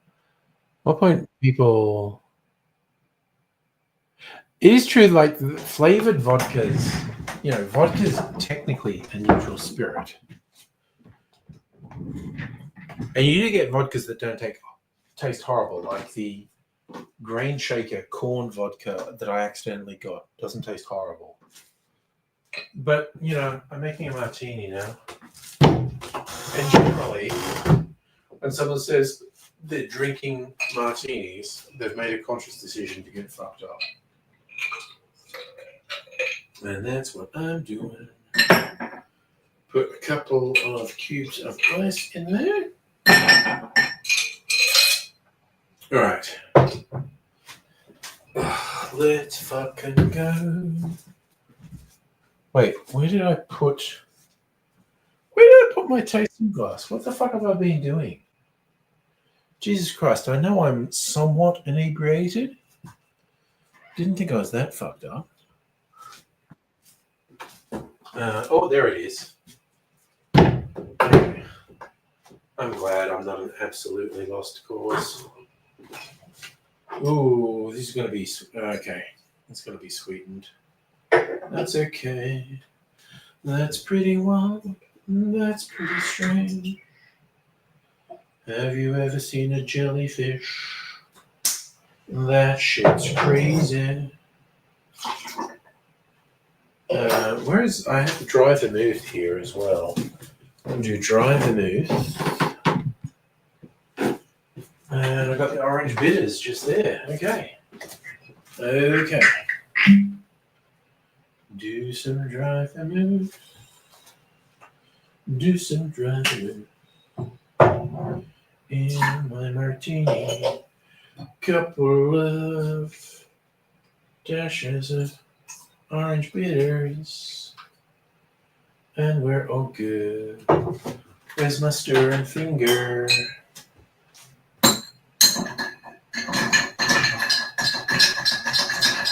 Count to 20. Man, that Jennifer is really aromatic.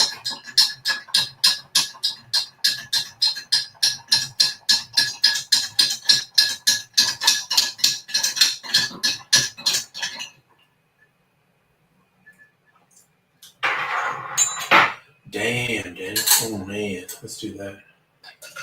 Strain that into there. All right.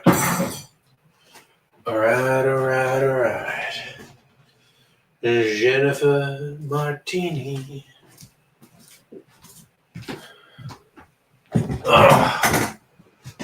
Ooh, yeah. Fucking yum. Oh, man, that's really fucking good. Had some nice vodka. Enjoy sipping out vodka.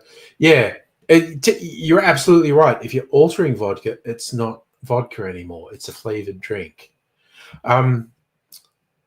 When I did that order recently, I mentioned this on streams. I ordered like 6 bottles and they fucked it up. 3 of the things they delivered to me were wrong. And they're like, we're sorry, just keep the wrong things and we'll resend you the right things. One of the wrong things they sent me was a vodka. It's an Australian vodka. The brand name's Grain Shaker. And it's a corn-based vodka. Because the neutral spirit can be any grain, can be wheat. And of course, you get the traditional. I've never had a really good potato vodka. I want to have a really good potato vodka because apparently it's got a real sort of silky viscosity in it. But Grain Shaker make a few different vodkas with different bases of wheat, corn, right, etc.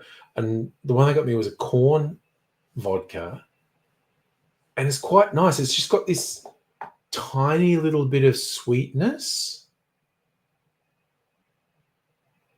And no, potato vodka is not brown, it's clear. Vodka cruises, they're not even actually vodka. Cruises are not even vodka. They're just ethanol and flavor. Look at them closely. They won't say vodka.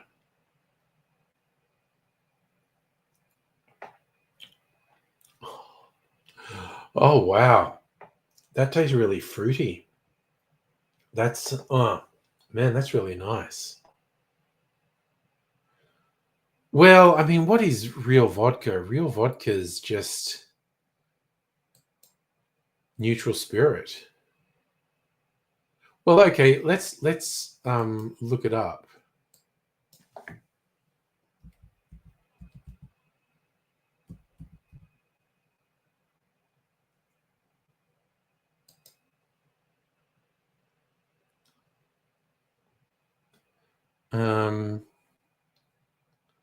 Oh no, they're called vodka cruises. But then again, all vodka is neutral spirit. So that's a neutral spirit based. They do literally market them as vodka cruises. Okay, so it's just neutral spirit with a flavor in it. There's not really tight laws around vodka.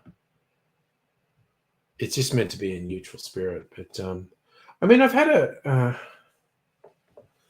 couple good vodkas. The Crystal Head vodka, which I bought solely to get the decanters, which is like a skull. That's a pretty good vodka. It's just like this really crisp, clear taste. Like I said, the Grain Shaker one's good. It's a little. The corn one I have is a little bit sweet. Archie Rose's vodka's good. There's another Australian one that's just called Vodka Zero or Vodka O, which is relatively cheap, and I've tasted it, and it's good. It's a very clean, doesn't taste like nail polish remover taste. Which again, vodka, you just want to mix it with something. Yes, real vodka's from the vodka region of Russia. Otherwise, it's just sparkling ethanol. Apparently, the word vodka, the derivation is something about life.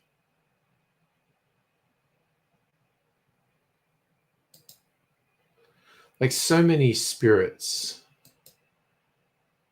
translates as water of life.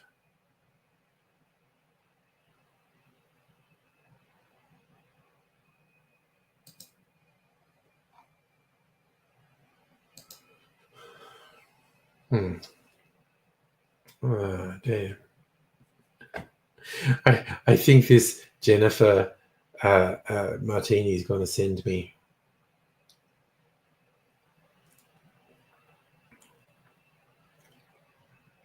Oh my god, that's fucking nice. It does not taste like a gin martini. It's not as neutral as a gin martini or a gin martini made with good gin, because Geneva has a much maltier flavor. Gin is a much sort of cleaner taste profile. It's fucking nice though. It's remind me of like sultanas.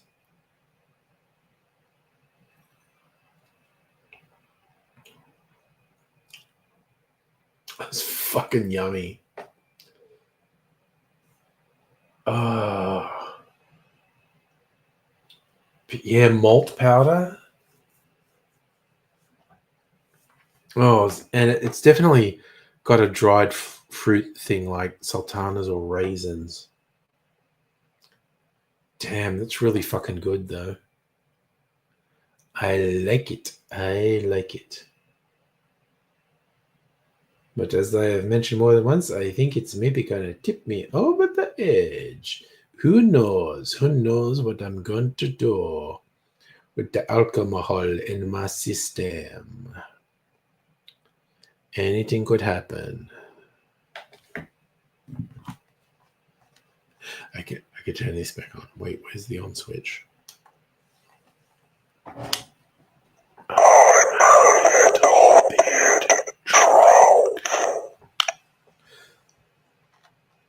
I don't know what that sounds like on your end, if you actually hear any words.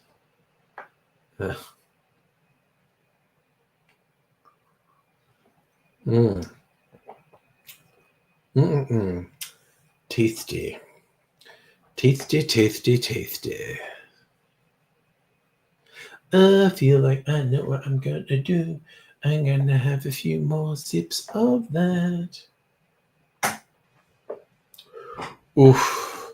I kind of have an urge now to make another freezer martini where the base is a mix of gin and the Jennifer. Damn, that would be a good thing. Don't push me because I'm close to the edge. I'm trying not to lose my head. It's like a jungle sometimes, make you wonder how much you keep from going under.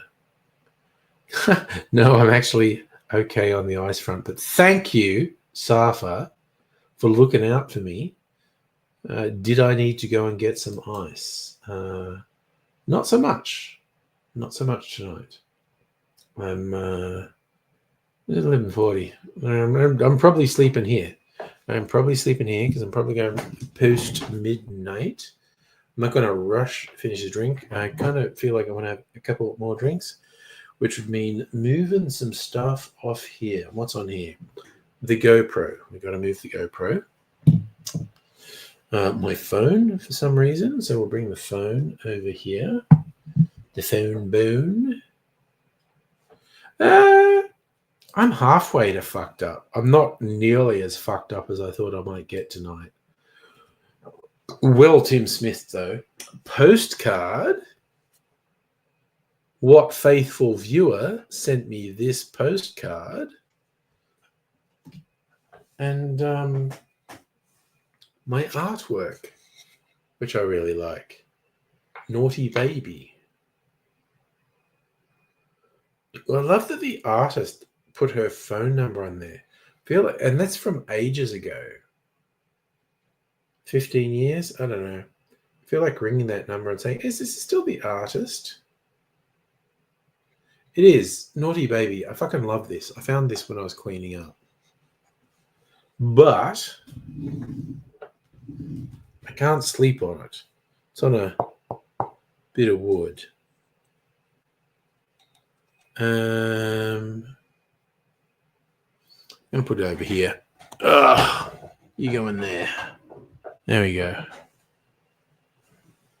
Okay, now the bed's clear and I can sleep on it. Nice. Because this is probably what I'm sleeping until the morning.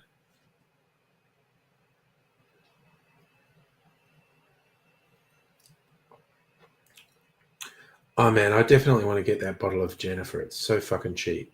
And it's really tasty. It's a real limited edition.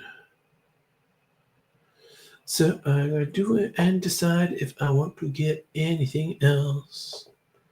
I don't have my CPAP machine in here because I'm here by myself. I can't disturb anyone with my snoring or whatnot. So I will just sleep without the CPAP machine tonight. Because I can't disturb anyone in here.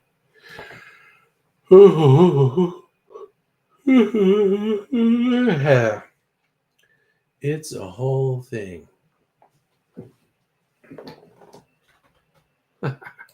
No, if I was more organized, I would have bought the CPAP machine in here.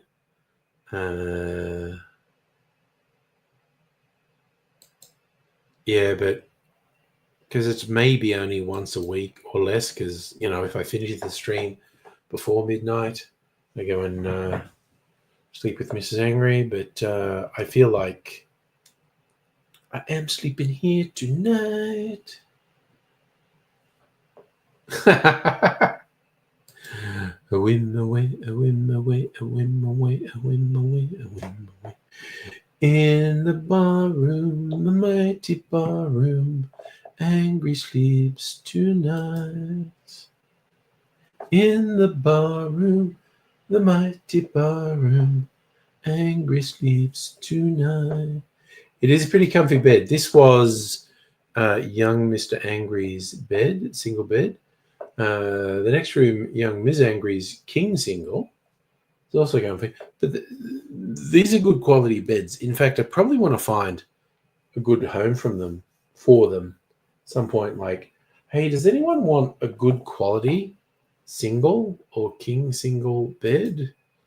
Because I definitely don't want to throw them out. I want someone to have them because they're quite good quality. So,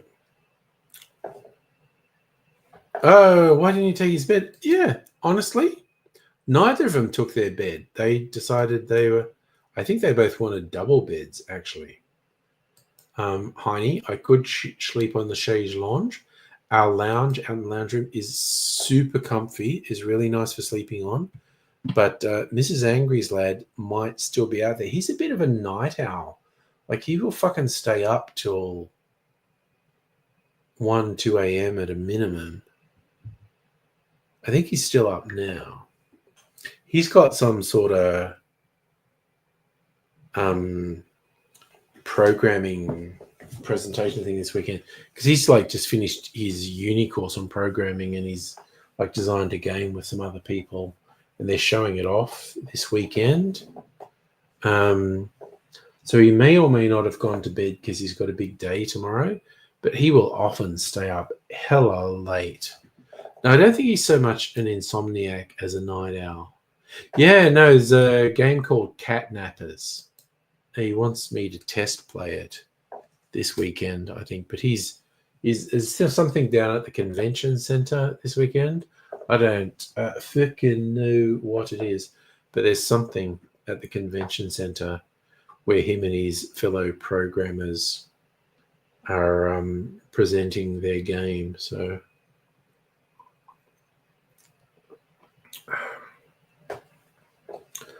that's fucking tasty. What are the gin drinks? What are the classic gin drinks? I'm trying to think what else that Jennifer would go. Actually, you know what I'm going to do? I'm going to go on Difford's and go on the cocktail finder thing they have. Base Spirit. I'm going to go Geneva.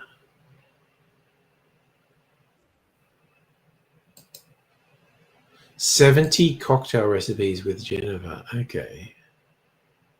Oh, the Martinez. I should make a Martinez with this. Okay, what was that beep on Discord? Oh, that was on my cocktail Discord.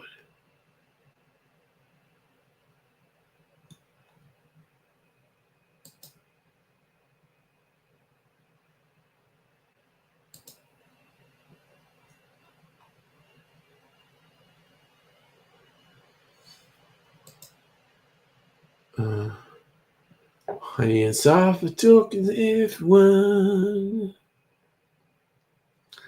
All right, I've got super. Okay, I wanted just. Okay, I am definitely somewhat inebriated because I keep forgetting what I was going to do. I was going to look at Geneva cocktails. So the Martinez is. Wow, okay. Gimlet with Geneva in it. Okay. What's a Chironi? Geneva. Ooh, what a mix. Geneva? So that's a fucking... it's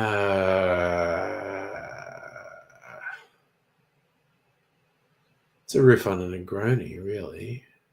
Yeah, that's a riff on a Negroni. Simon says Geneva, Gentian, Galliano, Genepi. Actually, what the fuck is this? You know, fuck off all the shirts. We know why I'm into the shirts. Geneva, Gentian, Galliano, Genepi, White Cream to Cacao. Oh, I could do a version of that. Okay, so with the Jennifer, yellow chartreuse, in Galliano, and white creme de cacao. Man, I almost want to make that now, actually. I really, really, really, really. That would tip me over the edge. That would tip me so far into the fucked up territory if I made that version of that. Geneva, yellow chartreuse, Galliano, white creme de cacao. What's the history? Created by Joachim Seymour in New York, named after Roots Old Simon in Geneva. Simon says, Jennifer, you started attending an arts program. Nice! Art's very therapeutic. I'm a huge fucking endorser of anyone doing art as either recreation or professional development. Okay, I am now super tempted to make a version of this cocktail, Simon says. And I am absolutely saying I will be fucked up if I do that. And I don't say that as a negative, because my intention was always to get fucked up tonight. I was just because I was disappointed by technical problems last night. So if I want to get fucked up tonight,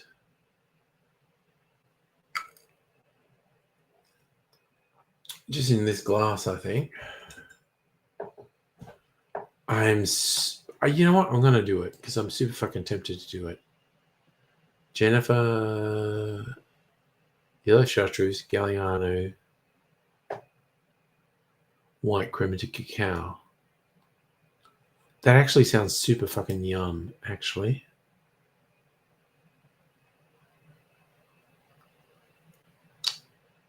You know what? I'm going to do it. I'm just going to fucking build it in glass because I'm a fucking madman and no one can stop me. Okay. And also I've got 70s Galliano. Literally a bottle of Galliano that was purchased in the 70s. Made in the 70s. Purchased in the 70s.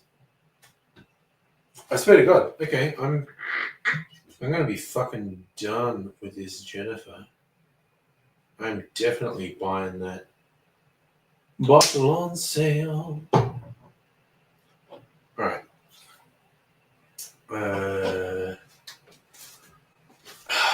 What are we saying? 50 mils. Okay. 15 mils. I've got the yellow chartreuse out. So we go 50 mils of yellow chartreuse. Chartreuse Jean, which is, I think, the French said. Chartreuse Jean. Now, that is the Galliano. That is the Galliano. A stupid fucking Galliano bottle. Right, I'm going to do 7.5 mils of Galliano and 7.5 mils of white creme de cacao. Alright. That's the Galliano.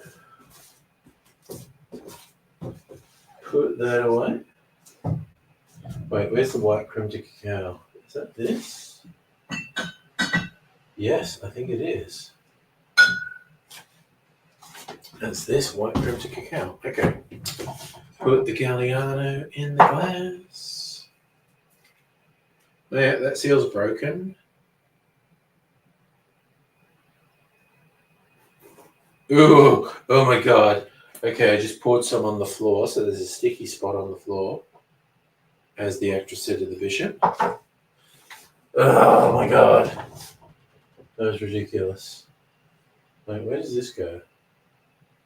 Fuck it, it goes there. I'm so confused. Close the forbidden cupboard of mystery. Then come back and sit down.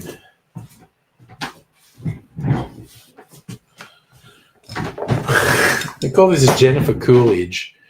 Actually, I probably fucking will, honestly. Oh, was I missing some comments from you? YouTube is very weird and inconsistent with censoring comments.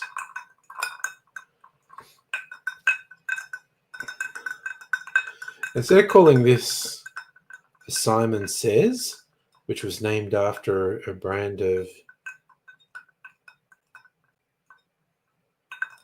Geneva, I'm thinking of calling this Jennifer Coolidge, just because of how awesome she was in White Lotus and way back in American Pie.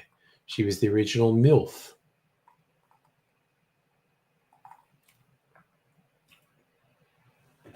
Oh my god, that's really fucking yummy. Oh, that's really fucking good. Okay, I think I have to make that for my cocktail channel. So, not going to call it a Simon Says. I'm either going to name it after Jennifer, so call it a Jennifer Coolidge, or Never Never. So you'll never, never know. We of the Never Never? Maybe? I think Jennifer Coolidge is a good name for it, actually.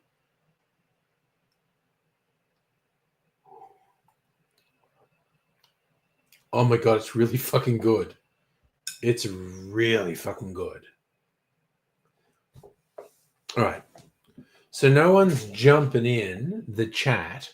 I'm either going to name it after the Jennifer spirit and call it Jennifer Coolidge, or after the distiller, Never Never, and call it, I don't know, You'll Never Never Know, or We of the Never Never. You don't hate your art? Again, that's great. Actually getting involved in creating art is great. Start a movement. Oh, okay, so you're doing it. Oh, you actually got censored for saying you'd invade Poland. Oh my god. YouTube's so fucking weird. Honestly. It's ridiculous. So I'm looking for a vote on a cocktail name. So the one I based it on was called Simon Says, because the Jennifer was Ruth Old Simon Geneva. So it's named after the Geneva. So if I'm going to name my version after the Geneva, which is Never Never's Jennifer liqueur, I'm thinking I'm either going to call it Jennifer Coolidge or We of the Never Never or You'll Never Never Know. And I need a chat. I need you to try. So I never do this. I'm picking this up. It's what people on fucking Twitch say. People who have a big thing. They go, chat, tell me, what are you doing, chat? And I never really do that. But I am asking anyone who's still paying attention, what name? Yes, Heine, we're naming it after the MILF.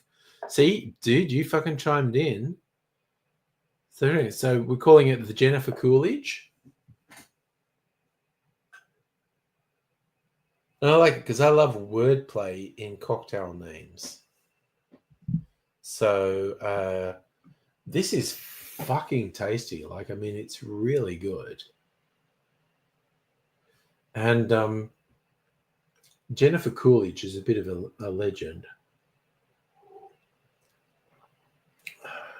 Oh, My God, that's really fucking good. All right.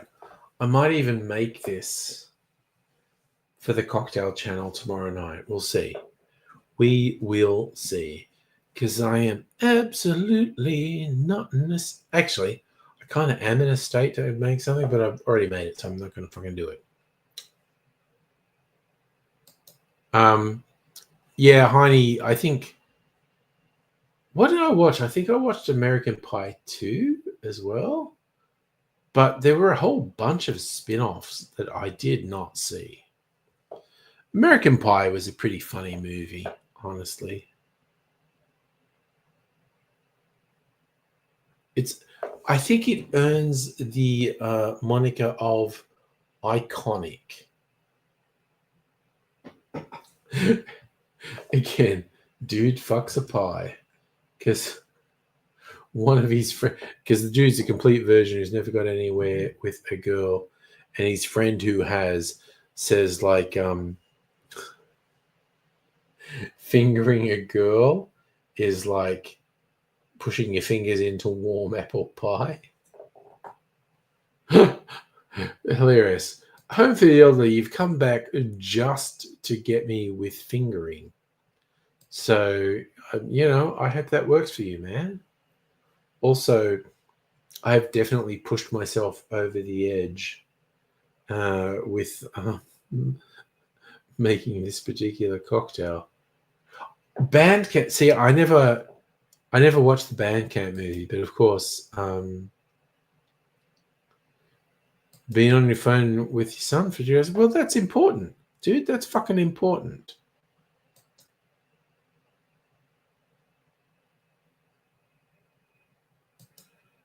When you left, I was talking about Set It Off. Now, movies, man. We're always talking about movies. Again, how big is the gulf between Set It Off and American Pie? Very, very, very, very, very different. But for your edification, Home for the Elderly, I have a spirit made by an Australian distiller that's inspired by a spirit called Geneva, which is the precursor to gin. It's very malty gin, and but because that's a protective name, as a bit of cheeky wordplay, they call their thing Jennifer. And also, I can get a replacement bottle really cheap because I've almost finished that bottle. So I think I am going to get the replacement bottle that's almost half price. Then I made a cocktail, a Geneva-based cocktail called Simon Says, which was named after the Geneva, which was, let me say, it's on difference. Was it called? Route Old Simon Geneva. So it's like, okay, so if this was named after that Geneva called Simon Says, and my Geneva approximation is called Jennifer, my immediate thought was Jennifer Coolidge from American Pie. That's why we're talking about American Pie. Oh, okay. So Archie Rose have their budget vodka, gin, and whiskey. I forget what the vodka called, and I forget, but I actually have the gin, which is just called straight dry gin.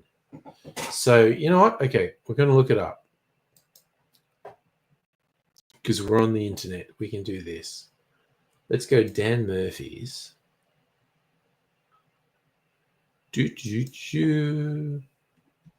Oh my God, I've got so much fucking weird shit on my Dan Murphy's. Okay. So, if we wow, okay, if we spend $300 at Dan Murphy's, we get $50 off. Jesus fucking Christ. Not saying I don't occasionally spend that much at Dan's, but I'm going to look up Archie Rose. Okay. Wait, what the? Why did that fucking do that? Sorry, I'm going to try again before I think it auto-completed something that I didn't.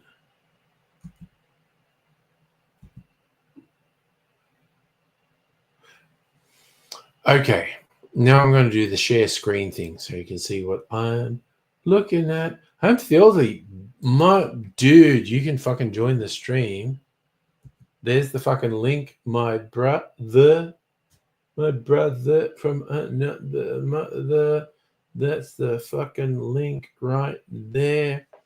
Now I'm gonna wait. If you're gonna join, I'm gonna wait for you to join before I do the Dan Murphy stuff. Oh, dude, I am. Yes, there you are. What are you doing, man? How you doing, bro? Can you hear me okay? Oh yeah, it's We've 100%. got audio, yeah. And Sophie's over there. Say hi, Sophie. Hi, Soph. How you doing, Soph? So they got our DoorDash order. I'm going to move this over to there because I feel like I'm looking at. You got some food? Yeah. Oh, right. Yeah. So we decided because I got caught up talking to James and I wasn't. Yeah, you had a whole thing. Yeah. Yeah. So we decided to get some DoorDash, right? And we ordered burgers, and then they brought us someone else's order, right? So we got all this freaking food from this other person, and then we got a refund. Yeah. So yay, Kismet. Universe is being nice to me. So we got a free dinner on top of the refund that we just spent on buying pizzas. Yeah. And that's like when I ordered all the booze from the thing that Kirsten told me about, and they got half my order wrong, and they were just like, we'll keep the half that was wrong, and we'll send you the other. And I was like, yeah. Why couldn't Sendel treat me like that? And I'd be in a happy place right now. Actually, to be honest, I am in a happy place. I'm here. So, show us what you got. Show us what you got on the dance. All right. Okay. So we're going Archie Rose on the dance. I should get a drink. Yeah. No, let's fucking do it. Where are we? What are we doing? Still watching. I'm just going to make a drink. Make a drink. Okay. So Archie Rose. So, okay. Wow. Okay. If you're a Dan's member, True Cut vodka is only $45 instead of $55. And that is actually, oh, what the fuck is this shit doing? Okay. And I have tasted that. And that is a fine vodka. Okay. That's honey. That is a thing that's supposed to get you discounts. You know, they're famous for stealing money off other people. Yes, there's a whole thing on YouTube of them fucking people over. Yeah. So you can see the difference. Archie Rose's True Cut, which is their budget vodka, the default price is $55. The default price for their higher end vodka is $75. But currently, if you're a Dan's member, you can get the True Cut vodka for $45. So that's up to you. So, okay. Straight dry. That's what I've got. I've got the signature one there. Yeah. Straight dry gin. Generic price is $59, $60. They've currently got it for members $49. I have the straight dry gin over there. It is good. It is not as good as the signature dry. The signature dry at $75 is a fucking fine gin. There is nothing wrong with the straight dry. It is nice.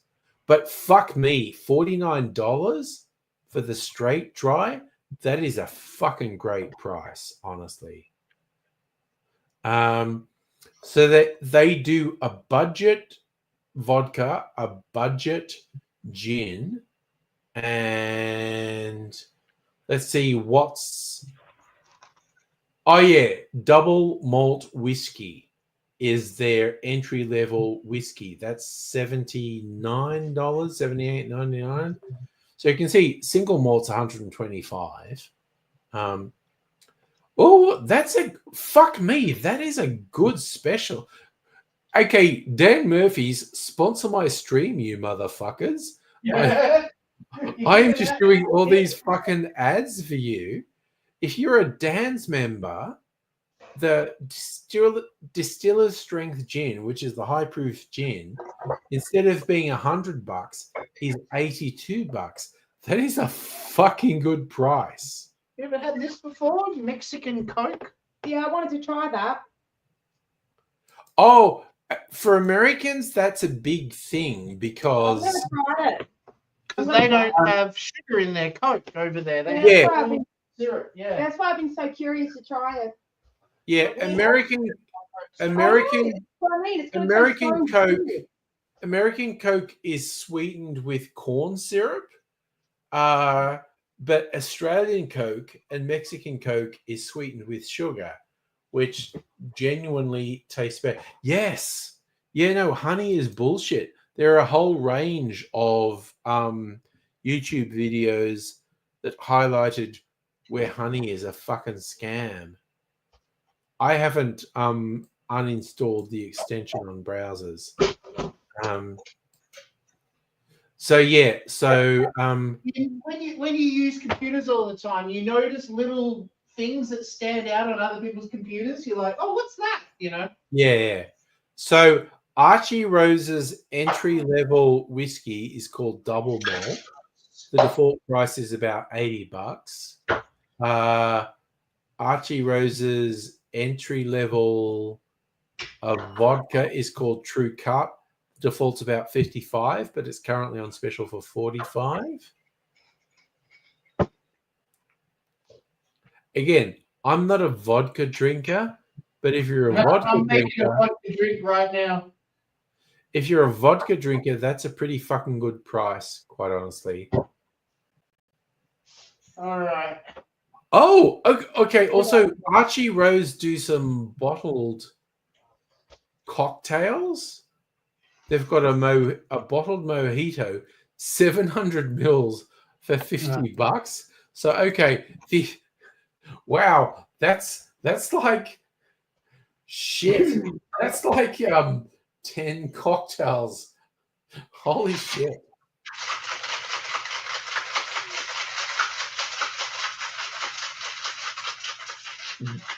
What is that? What is that noise?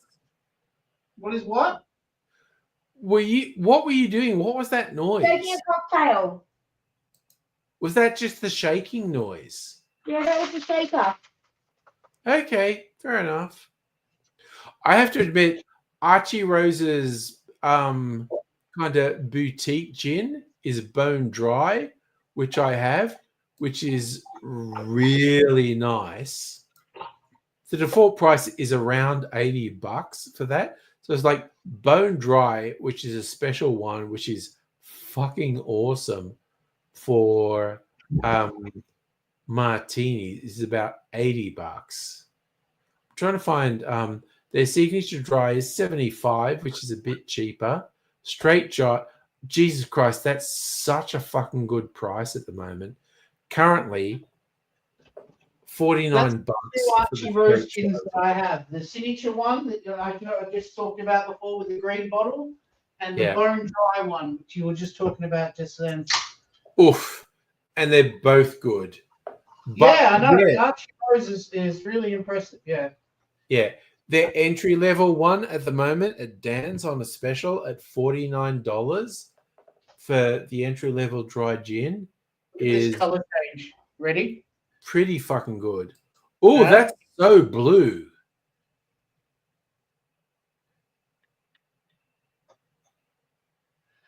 What's your blue drink? It's very blue. Okay, that was a ultra blue fruit tingle. I was making a fruit tingle. Mm-hmm. Is the reason why it's such a light blue is because I also add lemonade with it. Ooh, nice. Yeah. So now look at the color. It's like purple. So I have in amongst my dishes here, I actually have butterfly pea flower extract.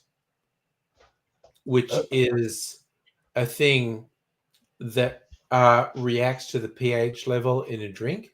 The default thing is when you put a few drops in, if it's a clear drink, it will go purple. But then if you add something acidic like lemon, lime, orange juice, whatever, it will go pink. And so it's a lot of fun. You get a bunch of gins that have butterfly pea flower infused into them. So when you add citrus, they change color. But I found out this is from my favorite shop in Melbourne, the Bitters Lab, just a little bottle of butterfly pea flower extract. So if I put it in a clear spirit, whether that be gin, vodka, or white rum, it'll go purple. And then if you add something acidic like lemon juice or lime juice or pineapple juice or anything, it'll go pink. So it's a really good party trick to make a drink and then add some fruit juice to it, and it completely changes color. It goes from purple to pink. It's a lot of fun. Ladies first. I'll give the satisfaction of being on Do it camera. on camera. Yes. Yes. Where are you, so? Trying it. So she's trying a Mexican cola. Oh, yeah. So the Mexican cola is sugar-based rather than corn syrup-based. Yeah, so I'm curious. I never tried it. Did you like it? Is that Doritos that you have there? Yes. Doritos. Oh, I fucking love Doritos Not bad. sodas. All the different fruit flavors, lemon, lime. It's very orange. different. It's very different, but it's not bad. It's great. I love Doritos. A few of the Mexican restaurants I like to go to will have Doritos sodas. It's probably Jarritos. But they make a whole spectrum of sodas, and they're very yummy. They're very, very, very yummy. Do you want to see my new CDs I got? Hell yeah. It coats the tongue more. Move back. Hell, Robert. yes, I do. My new Yes, CDs. Staff is saying yes. They have the Jarritos sodas at Guzman and Gomez. It came bring- with all of that was now, so Yes, Jarritos cola is nice, but all the Jarritos sodas are nice. I just, Let's do some music. Okay. fuck yeah, let's do Now the it. screen turned off, so I can't. I've got this loose HDMI wire that keeps every time I bump the desk. I just need to buy a new HDMI wire. Anyway, the first one is called. There's the camera. 1991, The Gun Hits. Oh, that's a compilation, I assume. Yeah, I like to get lots of compilation CDs. It's sort of I also love weird compilations. thing. Yes. Yeah, especially old ones, you know, like from 1991. The Jacksons. This is the Victory album that they did. Oh, that that's had, the big one. Victory is that the had big one. State of Shock on it with Yeah. Mick Jagger. Yeah. You got me in a state of shock. Toto 4 for Africa and Rosanna. They were the big tracks off that. Oh man. Okay, for all the Pink Floyd fans out there, Roger Waters, Radio Waves. Okay, I don't really know that one. Okay, Yeah. cool. Okay, so after Pink Floyd broke up, Yes. and he tried to sue Pink Floyd because he was playing to stadiums of 1,000. While yeah, next door- he kind of tried to claim the name. Yeah. Yeah, exactly. So this was the first album that he brought out after he left them. Because And he it's a still concept album. performs, and I'm like, all power to you, Rog. In your Have you 60s seen or his 70s, stage you're performing. Where it's like Trump sucks cock right up in the big, Yeah. like the background. Yeah. His modern version of The Wall, where he's basically going like, "Yep, no, what we're seeing in the US is The Wall. It's the rise of fascism." So this is a pretty cool. I really like this. I've listened to this album for like 20 years. I've really been a big fan of Radio Waves. It's about a boy with cerebral palsy who's able to pick up radio waves you know, and hear them and understand them, even though he doesn't. And he lives in Wales, and his brother gets arrested working on the mines, doing protesting on the mines, and they have a riot, and the brother steals one of those portable phones, like, you know, the local, not a mobile phone. It's 1984, so it's one of those ones that just used around the house. And with that, this cerebral palsy can speak through his radio waves in his brain to the phone, and then builds up this dialogue with an LA disc jockey. Okay. And then connects to all the nuclear bases around the world and threatens them with a war. And then at the end, everybody realizes, you know, that love is more important than money because of this threat, and he changes the world. So it's just a concept, you know. It's very Roger Waters. Anyway, next up, this has been getting advertised to me all the time on Facebook. They're like touring at the moment, so I'm like, I really should get that album. That's a great album. This God Shuffled His Feet. You know, they did the. Sorry, I love that. That's actually the name of a song, which is incredible. So I'm getting the complete set of 100% hits. 100% hits. Oh my God.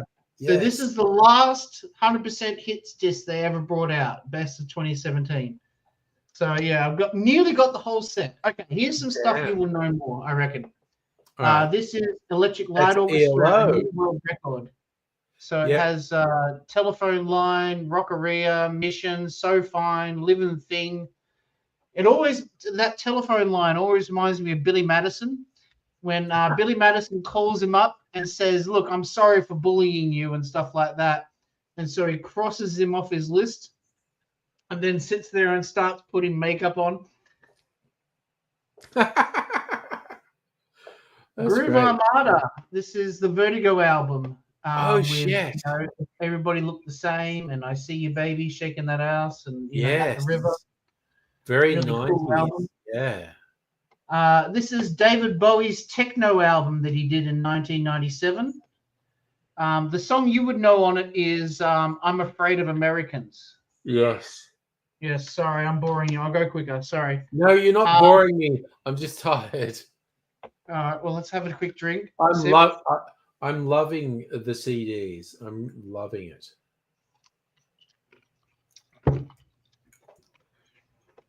I haven't bought any movies this month at all, so you know I need to make up. So this one is Heathen. This is his album that followed Earthling. Okay. I am definitely boring you. Okay. In Excess. You're not boring me. Welcome to Wherever You Are. This is my favorite In Excess album. Yes, I recognize that one. Yes. The In Excess album for the fans who have In Excess, you know, like it's got Baby Don't Cry and Beautiful Girl on it, but it also has, you know, like Heaven Sent and Taste It. Never taste it. This is Smash Hits 91. So I again like to get the compilation CDs. Okay, 91. What are the big tracks on that one? Okay, Hot Chili Woman, Treaty, Ring Ring Ring. Do you remember that song? Hey, how you doing? Sorry you can't get through. But if you name and your number, I'll get back to you. But it's got okay. Trivia. Yothuyindi. The sons of two of the key members of Yothuyindi were founding members of King Stingray, which is a band that's doing big things at the moment. But Mandawa Yunupingu's son apparently kind of fucked up because he hasn't been performing with the band for 18 months. And they just formally announced this week that he was gone, and they've replaced him with someone. So, yeah, King Stingray were founded by two guys who were the sons of core members of Yothuyindi. King Stingray. I am definitely going to Google that up. King Stingray are pretty big on Triple J these days. But yeah, it's really a lot of I love Aboriginal rap. It's just Yeah. it's It's right not so to your much soul, rap, it's and you more like understand everything. You know. King Stingray, more like rap. Oh shit! Fucking talking about Aboriginal rap. Baker Boy released a new track this week, which is a fucking banger. Which Banger, is, eh? yeah, I'm quite the fan of Baker Boy. I haven't loved everything he's put out, but I've loved like 80% of what he's put out. And he released a new one this week. And again, because he's getting older, because he was like a kid when he first started releasing stuff. Yeah, And yeah, I remember. Yeah, yeah, he's got all these dreads these days. His new yeah. track is a fucking It's banger. called Peacekeeper. Yeah, Peacekeeper. Yeah. So hot tip for all you folks out there, fucking check out Baker Boy's new track, Peacekeeper. It fucking slaps. Here's me, almost 60-year-old, trying to pretend he's down with the 20, 30 somethings, using slang he has no right to be using. But you know what? I'm gonna keep doing it. But yeah, I do like Baker Boy because he mixes up English and his. I actually don't know what Indigenous language he uses, but I think it is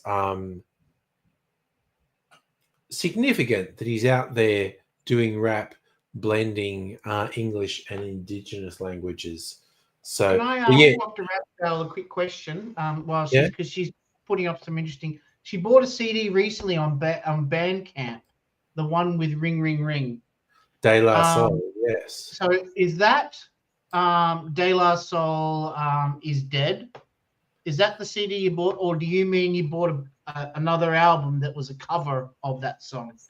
No, I think she's saying De La Soul, but yeah, definitely it's worth asking. Yeah.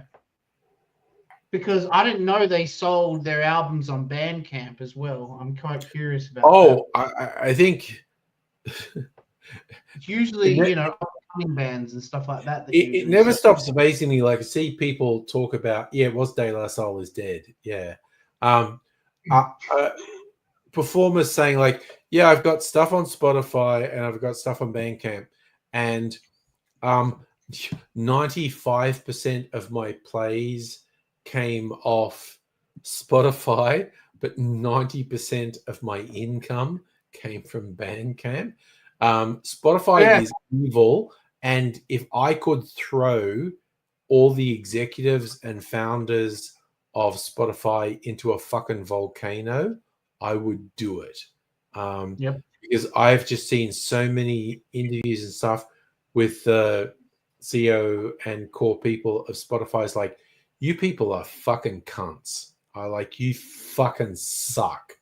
You are anti-art. You are anti-creativity. Very much anti-artist. You are anti-artist. Fuck you, you pieces of fucking shit. And here they are supporting people like Joe Rogan beyond way more than he deserves. God, that dude's a fucking weirdo, honestly. My opinion. Anyway. Yeah, no, Joe Rogan fucking sucks. To answer, Dr. Abigail, I do have one De La Soul album. It's called 3 Feet High and Rising. But I don't have De La Soul is Dead. I'm going to keep an eye out for that one. I've got it on my... Yeah. No, Bandcamp basically is way better for artists. The last thing I bought on Bandcamp was Australian artist Brendan McLean. He basically said, hey, I'm releasing all my indie stuff on Bandcamp. Here's a bundle. If you... I even forget what I paid, but it's basically like, if you buy this, you get 3 albums worth on Bandcamp. And it's like, I like Brendan McLean. His stuff's great. So I don't even know if I've listened to it after I paid for it, but it's basically like, I like Brendan McLean. I want to support him stuff on YouTube, and so I bought it. I'm quite a fan of Brendan McLean's stuff. Honestly, really good pop music. And you look at the clips he's got on YouTube. He makes really good video clips as well. Is that He what he can't- does when he shows you how to play songs? Is that the guy? No. He's just like, dance music and whatnot. Ah, okay. And, I'm on the wrong page then. Yeah. He got Is it Brendan MCCLAIN? Lean. RLE. Okay, of course. He Like got a little John- notorious for a clip he did a couple of years ago that was Stupid? inspired by this 70s thing that was known as gay semiotics. Have you ever heard of the things of gay people wearing, gay men wearing different colored handkerchiefs, like in the back pocket of their jeans, which meant they were into different things? Yeah, I've heard about that. Yeah. Yeah, so he did a whole film clip built around that, which was a really good pop song he wrote called Free to Love. But I swear to God, he did this clip where he was straight up fucking dudes or being fucked by dudes. And it literally ended up with someone shitting on his face. What? It was so fucking, and it was on Free to YouTube. Love.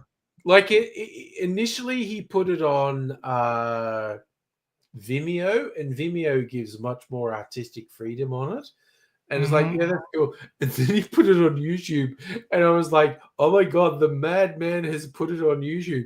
And it stayed on YouTube for a couple of weeks. And it's like, while it was not kind of overt porn with like fucking, like you looked at some of the clips and it was like, no, those dudes aren't pretending. They are definitely fucking. It was just like, and the last shot was literally, and I don't know if someone was actually shitting on his face or if it was a pretend thing, but it was like, that was the last shot. And I was like, I don't know how long this is. It lasted for about a month on YouTube before it was like, no, artistic considerations aside, this is basically We can't porn. have this on YouTube. Yeah. So it was very funny. But Brendan McLean was also in How to Make Gravy, the Foxtel movie. Oh, yeah. He was one of the inmates in that, and there was a really, really good song on the soundtrack for that he did. But also, about Christ, I don't know, 10 years ago or longer, he did a song that's ended up being picked up on TikTok. Because you know how on TikTok the kids do stuff where they lip sync particular songs. He has a song as a decade or more ago called Stupid. And song was, if you weren't so stupid, I could have loved you.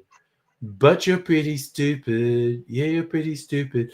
And that got really popular on TikTok a couple of years ago. And just that thing.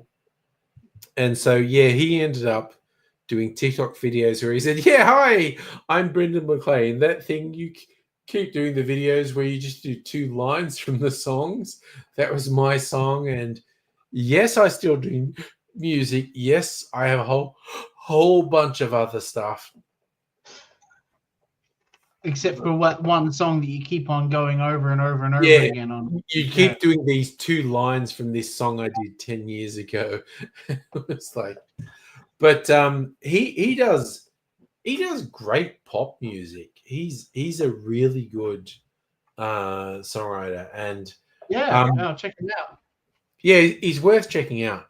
But also because I followed it on social media, there was it was definitely pre-COVID. So my running joke of COVID fucked up my ability to understand the passage of time. COVID was 5 years ago. So somewhere beyond that, he was like, because 2016 was almost 10 years ago now. You know. Yeah, I don't know. He's like God, he's probably 40 now. Now I want to look it up. So a few other songs on here. We got Things That Make You Go and Cherry Pie by Warrant, Hot Chili Woman by Noiseworks. What else is called? Jukebox in Siberia by Skyhooks. Miss So, Freelove 69.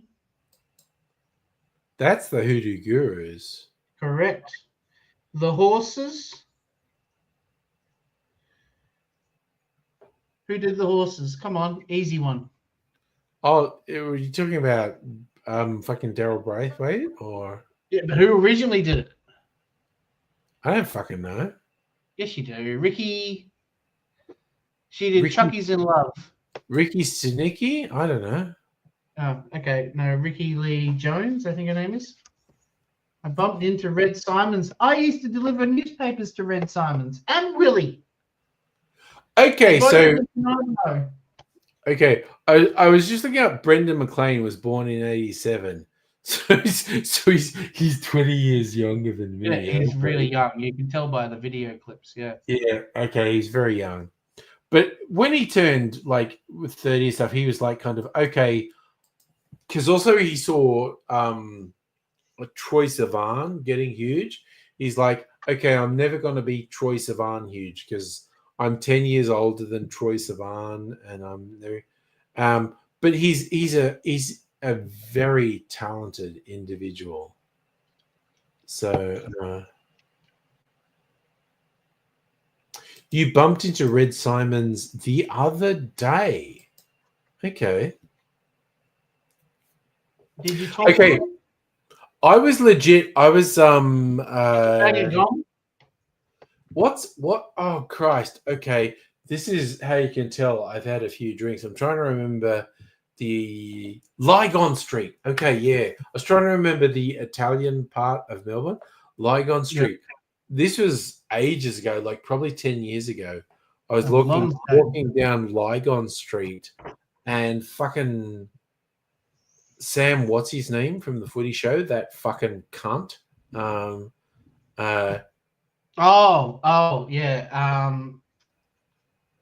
Sam Neill? Sam Newman. Okay. He actually was there with the camera crew and he stopped me and started asking me questions. Oh, no. And I forget what it got to, but it somehow got to go like where he's asking me if I'm gay. And I'm like, I don't know, man. Are you interested? And he got really weird. And I said, why would you even ask me that if you weren't interested? Oh, did you do that while you were saying that to him? Yeah, no, I why would you even ask me that? Yeah, he was like something about blah, blah, blah, and he said like, "Oh, are you gay?" And I was like, "Yeah, no." He stopped me on Lygon Street in Carlton, and somehow it got around to we were talking about various things, and at some point he goes, "Oh, are you gay?" And I was like, "Are you interested? Why would you even ask me that question if you weren't interested?" And he was like, "Whoa," and I'm like, "No, dude. Why are you asking someone if you're gay if you're not into it?" This was about 10 years ago. I don't know if it ever made it to the footy show. He's gone off the fucking deep end now. Eh? He's turned. Oh, he's a fucking piece of shit. He's fucking. There was a thing on what was it called, Media Watch, about him, how he's supporting like full-blown Nazis on his podcast. Yeah, no, he absolutely amplifies Nazis. He's a fucking piece of shit. It was for a bit. Yeah. He did a TV bit on Footy Show called "Taking It to the Streets." Yeah. No, he would just interview people on the street, but he did this, and I forget how it got to it. But it was kind of like, "Oh, are you gay?" And I was like, "I don't know, dude. Are you interested? Is that why you're asking?" I love it. That's the bit you remember the most. It was. I don't know where it came up because at some point it was like, "Oh, are you gay?" And I know, dude. Are you interested? Why would you ask? And I guess for me that went back to YouTube stuff when I had some notoriety on YouTube, which was like 15 bordering on 20 years ago. When I had a whole thing, and I'd get weirdos go like, "Are you gay?" And I said, literally, and sometimes it was men, sometimes it was women asking it, "Are you gay?" And I go, literally, the only reason you would ask me that question is if you wanted to suck my dick. It's like, you know what he wanted? He wanted you to go, "Oh, fuck off," like that. yeah, you know? no, and I wasn't bothered and- at all because he threw out a gay thing, and I went, I don't know, man, are you interested? And it was the Yeah. same on YouTube. When people go, "Oh, you go," and say, literally the only reason for asking me if I'm gay is if you want to suck my dick, and it's like, if you're a guy, you're hoping I'll say yes because you want to suck my dick. If you're a woman, you're hoping I will say I'm not gay because you want to suck my, and that would shut people down instantly. If they say, "Oh, you gay?" I went, I don't know. Do you want to suck my dick? That's the only reason you would ask me. Yeah, it's just full blown antagonism. That's all it's there for. And that would, I swear to God, that would shut people down straight away when I'd say, Oh, the only 100%, reason yeah. you would ask me if I'm gay is if you want to suck my dick. Especially if they're doing television presenting, because they do Yeah. not want to be Yeah. seen as like tested in their sexuality. So Yeah, if you exactly. Go out. Yeah, that says so much, doesn't it? Yeah. At least 5% of the of AFL are gay, but they're not Oh, going to yeah. fucking. I'm also thinking, there was a rugby league player, and again, this reflects how fucking inebriated I'm at the moment. I can't remember his name, but there was this one dude who was a tough as fuck, scary motherfucker in New South Wales Rugby League who actually came out as gay when he was Oh, right. playing. Yes, I remember that too. I can't remember his name, but he was like a scary brick shithouse of a man. I'm not going to give it away. But he did a thing on, there was the ABC comedy series, Black Ian Comedy. Roberts. Ian Roberts, fuck yes. Yes. He actually did a thing for black comedy on ABC, because there was the absolutely surreal a repeated comedy skit on black comedy with the gay black guys with going like, I don't know, bitch, what are you saying, bitch? and there was an episode of black comedy where all the ABC people were trying to come up with a new thing, and the guy serving the tea cart said, what about white comedy? And it literally had Ian Roberts and another white comedian doing the same routine of going, I don't know, bitch, what are you doing? Sorry, Dr. Abigail's saying I must be completely Tim Smithed. Yeah, you know I'm Tim Smithed when I start repeating stuff. Yeah. Again and again and again. You know I'm Tim Smithed when I do that. There's no two ways about it. And I don't shy away from it, and I don't try and excuse myself. I'm just fucked. Yeah. So what are you saying about Ian Roberts? Ian Roberts is just a very funny guy. He was probably the only NRL player who came out as gay while he was still playing. And he actually did a skit on black comedy on the ABC.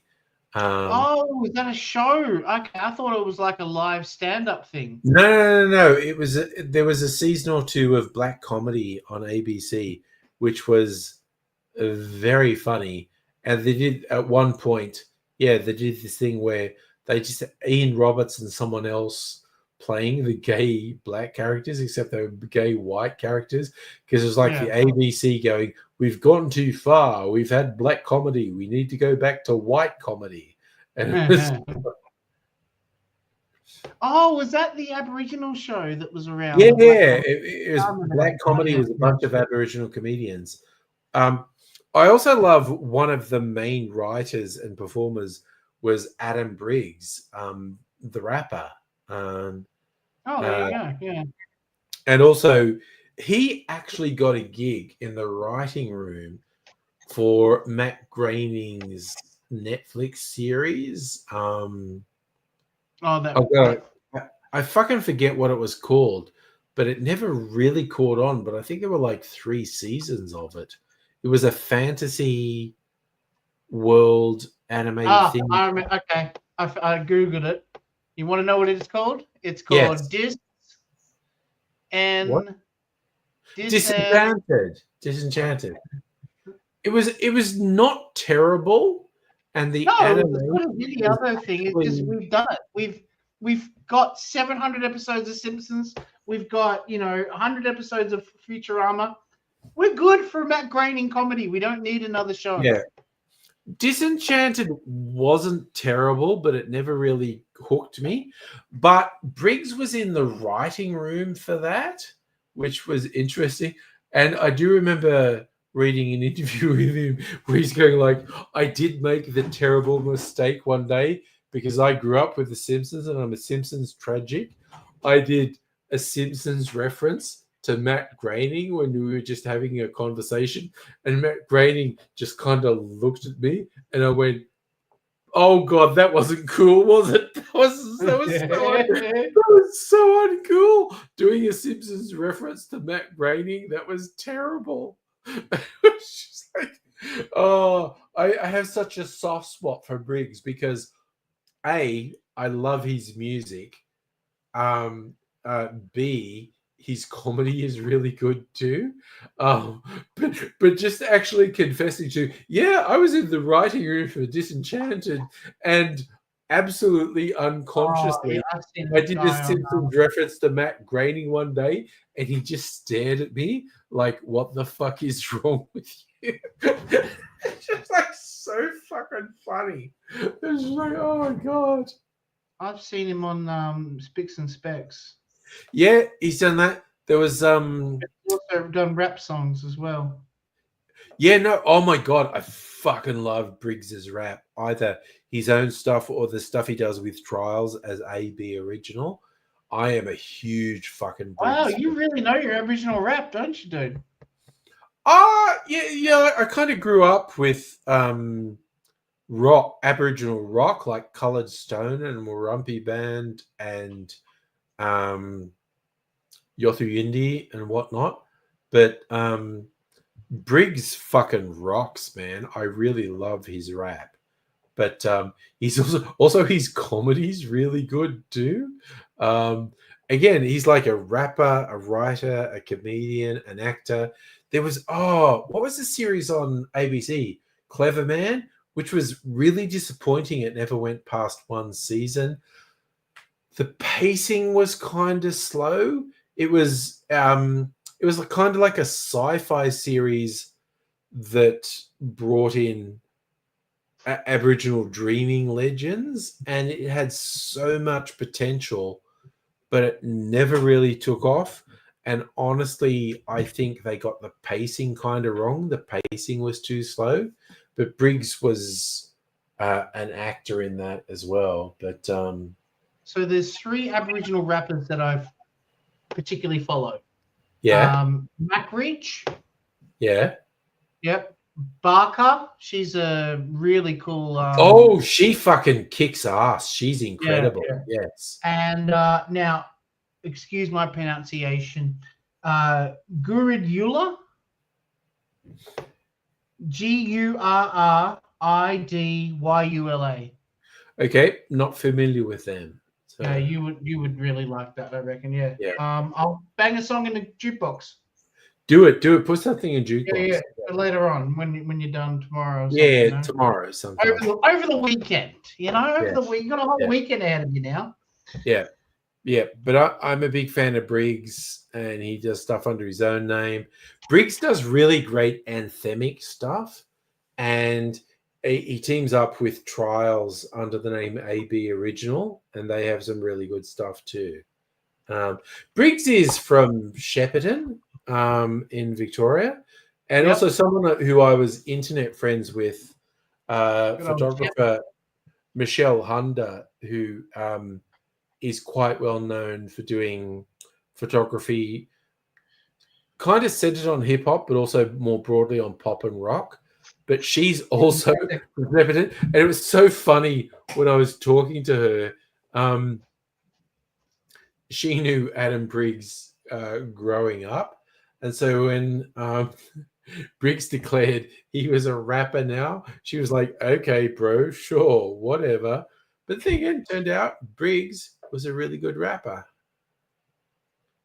Simpsons references, interest in granite. Yeah, no, I definitely need to never meet Matt Groening because the impulse to do Simpsons references would be way too strong. And Oh, absolutely. Same. Yes. Yes. yeah, no, I need to never meet Matt Groening because my brain would just be, oh, I have 100 Simpsons references ready to throw at him. Don't do it. Especially from your game, that'd be one of the first things, I swear to God, for the last 10 years, Tapped Out was written better than the Simpsons episodes on TV. I got more laughs from Tapped Out than I did from the Simpsons TV show. I've heard people say that about the Simpsons game that came out back in 2010 as well. That it was much funnier than even the movie. Oh, also, the Simpsons arcade game from the 90s. That was a friggin' awesome arcade game because it also had the rabbits. So before the Simpsons blew up, Matt Groening had a newspaper cartoon called Life is Hell. Yep. And that's from the 80s and 90s. That is really good. If you Have you seen the episode of Simpsons called Simpsorama, where it's Futurama meets the Simpsons? Yes. And they get taken over in the future by rabbits. The rabbits are from that comic book, yeah. They're from Life is Hell, yes, because they were rabbits there. Yeah, but yeah. And the number of crossovers they did, and I do love crossovers. The Family Guy crossover, there was a family. The Family Guy one always reminds me of that the car wash scene where they're rubbing. They got their t-shirts like that. And they're rubbing their boobs up against the windscreen. And there was also The Critic. There was a TV show. Oh my God, I love The Critic. The Critic is so good. And he was in the very early seasons of The Simpsons. He did a crossover.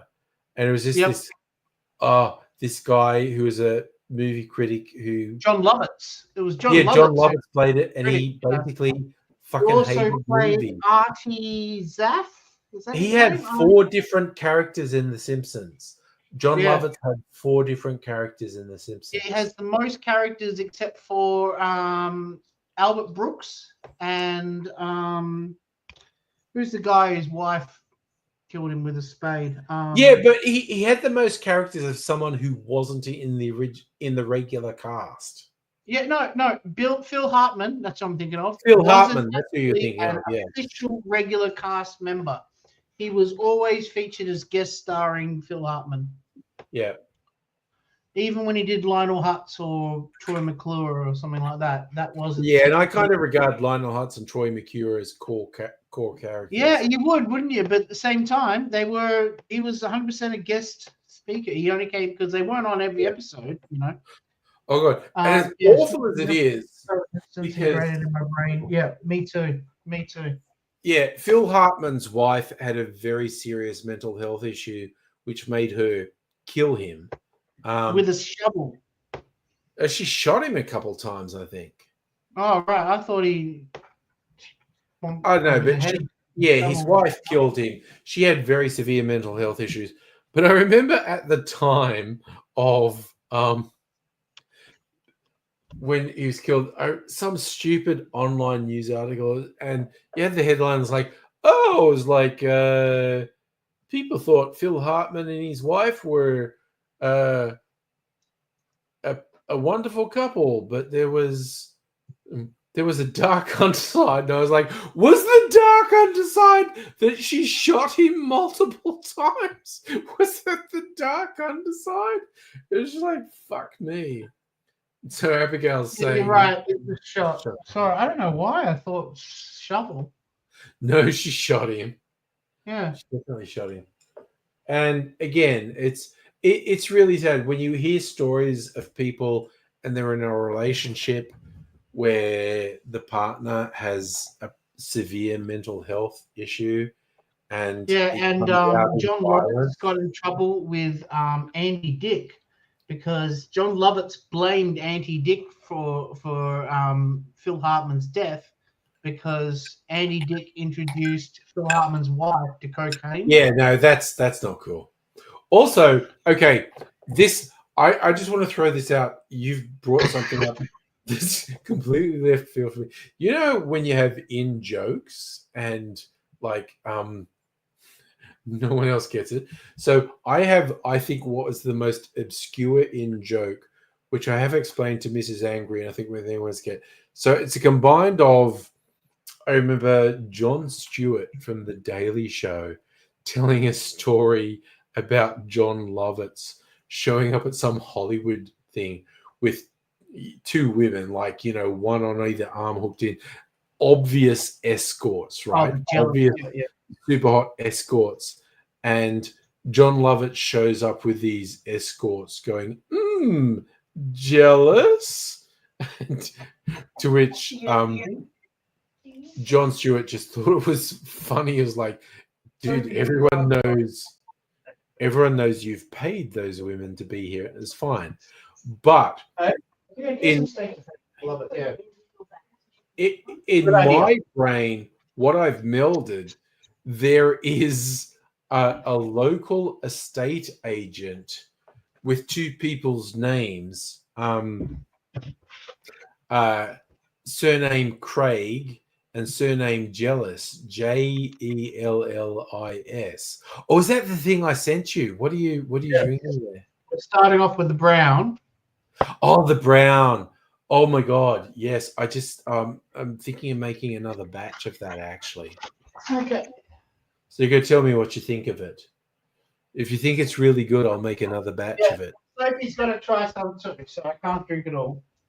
Brown, infused with apple slices from brown sugar syrup.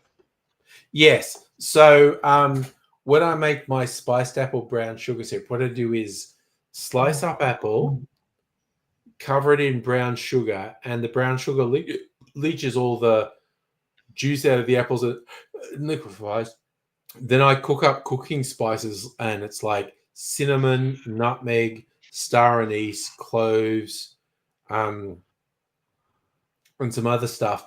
And then I toast that so all the flavors come up, and then I pour the syrup and apple slices in, mix it up, and stew it for a while, and then strain it out. So what you've got there, because the apple slices after that taste super fucking nice. So what I did was the apple slices that are impregnated with the brown sugar syrup, steep them in whiskey. So it's a whiskey liqueur you've got there, and it's. Did you do this with the dragon fruit when you made One Night in Bangkok? Kind of. No, I think I just shook that. What other fruits have you done that with besides? I know you've done another fruit. I remember because I watch Yankee cocktail videos, but I've seen so many that they all kind of blend together, like Yeah. Dude, they blend together for me too. You've done though for sure. Grapefruit. Look, I make various. I make syrups with various fruits essentially, but that one is apple and brown sugar and cooking spices with whiskey. So tell me what you think of it. It's the fucking tits, isn't it? It's the fucking tits. Fucking divine. It is so good. It's fucking divine. But you could also add soda or ginger ale or Coke or something to that. Your tongue. It really is fucking beautiful.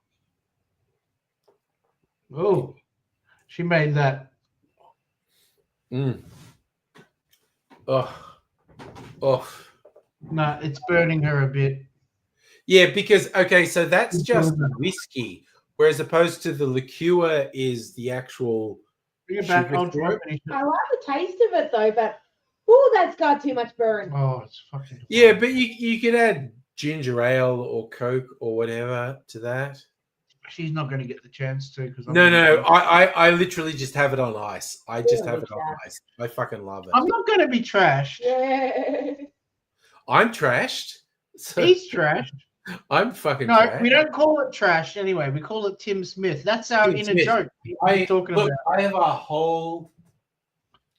Look at this, a whole new batch of the liqueur. So what you have is stronger than this. So this is a mix of whiskey, rum, and brandy with the brown sugar syrup. Whereas that's just the apple slices soaked in whiskey, which is What whiskey did you use? super fucking yum, but it's a bit stronger than that liqueur. Angry? I'm sorry, Elegant. What whiskey did you use? Oh fuck! I do not fucking remember. Was it a combo? Or was it from the barrel? Probably. Yeah, it seems like I'm guessing it would have been. You know, knowing you. Yeah. Look, it might have been fucking twofold. But super yum. It's an 89 volume 1. Oh my god! 89 volume 2. Okay, what are the standouts on those? It's an 89 volume 3. Okay, it stands out on number 1. I'm going to be 500 miles. The Proclaimers. Fuck yeah. Yeah. Oh, yeah. Look, I keep on getting confused. Which one's the one from Shrek? Is it I'm going to be 500 miles, I'm on my way, or what's the third one they had? What's the third one that they did? There was one more big hit they had. I don't even remember. I'm on my way? No, that's Ricky Martin, Minnie. No, there's I'm on my way. There's I'm Googling this shit. Hang on. I don't need the Phil Hartman page anymore. Proclaimers.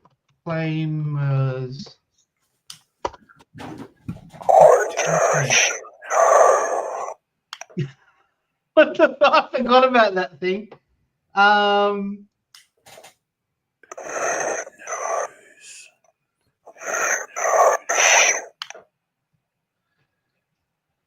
on, what is it? What's the third one called?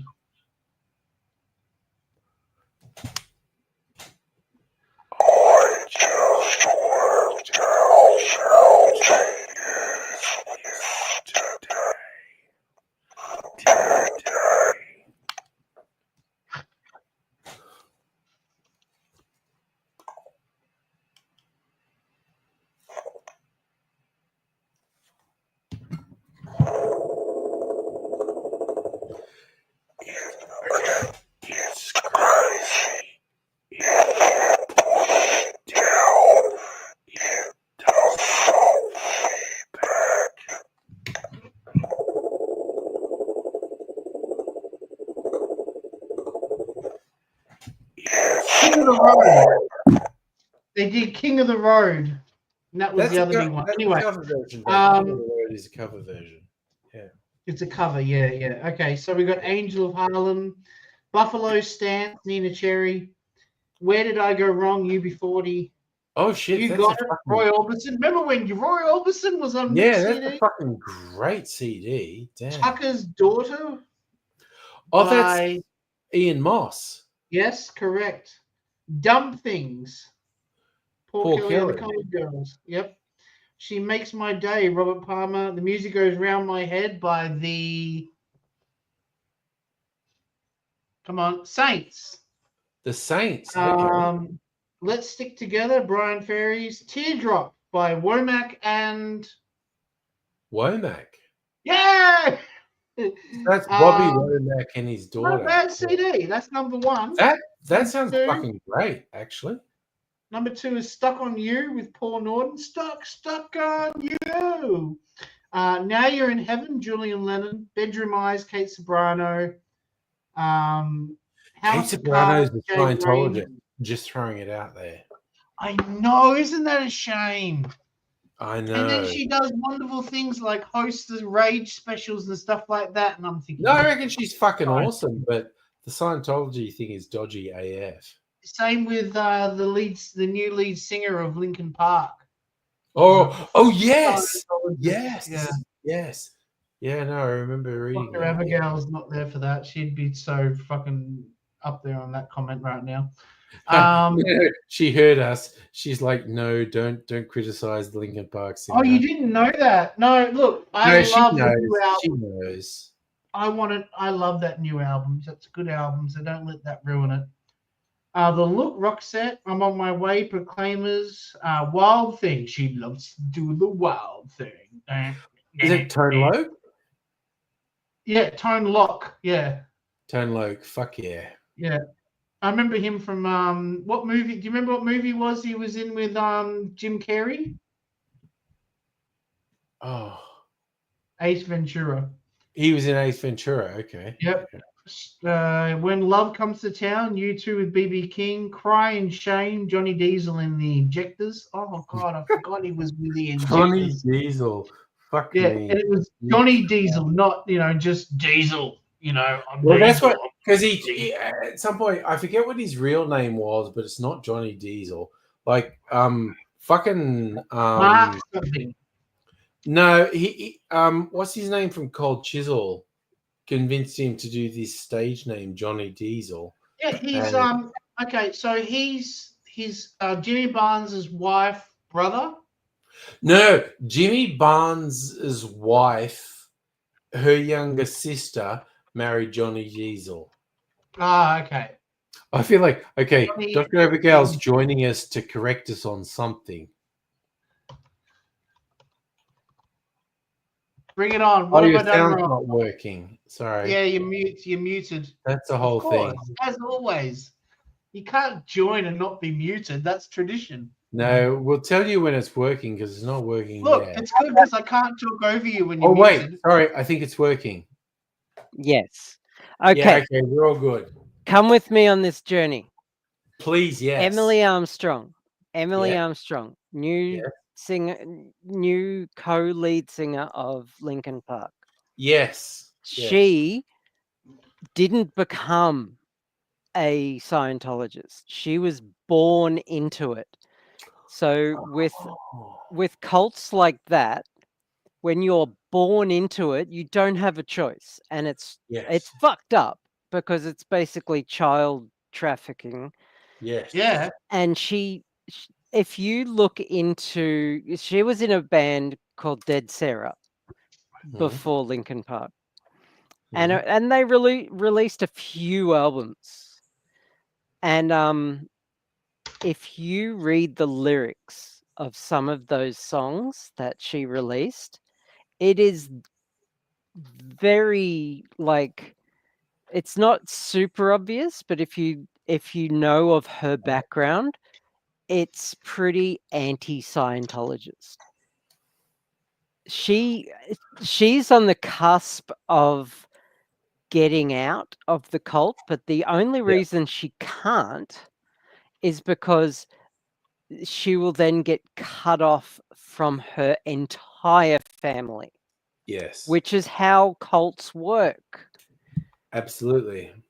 And it has been demonstrated that Scientology in particular is fucking ruthless when it comes to shit like that. It's a horrifyingly abusive cult. Yeah. Yes. Yeah. Yes. And so, like, her mother brought her into the cult by giving birth to her. And her mother is really high up, stupid high up in Scientology. And isn't she gay? What?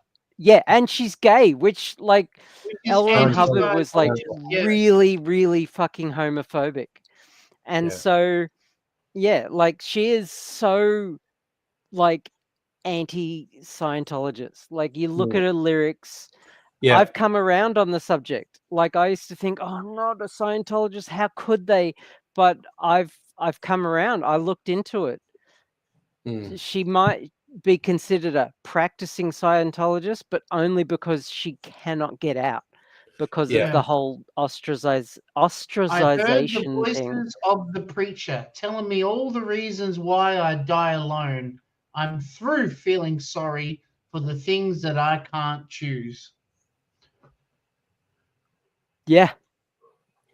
Okay. And there's like lyrics about mental health, about psychology and psychiatry, which Scientology considers a scourge, and that mental health isn't real, and just stuff like that. Yeah. Yeah, there's all kinds of hints, and yeah, it's all in there. Yeah. It's all Also, yeah. Also, what? I'm going to throw in my former favorite author, who I'm just Ron Hubbard. No, Neil Gaiman. He actually grew up. His family were among the most influential Scientologists in England when he grew up, and he was a big thing. Right, yeah. And he got out of it because he's kind of like as much Scientologist as I am Catholic, as in I was brought up with it but I rejected it. But then it just turns out that you get this unfortunate thing where some people who are the product of abuse end up abusing others, and he is definitely a predator and an abuser and a fucking. I've heard about that. We talked about that recently when you brought him up last time. No, he's a fucking monster, basically. So his history of abuse is not an excuse, but it's an interesting thing to observe a certain number of people who are the victims of extreme abuse become abusers in their own turn. It's a small percentage. Most people who are abused do not become abusers. But he is, from the stories that are coming out, a fucking monster. What is that, the panettone? Sorry. You're pouring panettone. Now I want to pour panettone. Panettone. Panettone.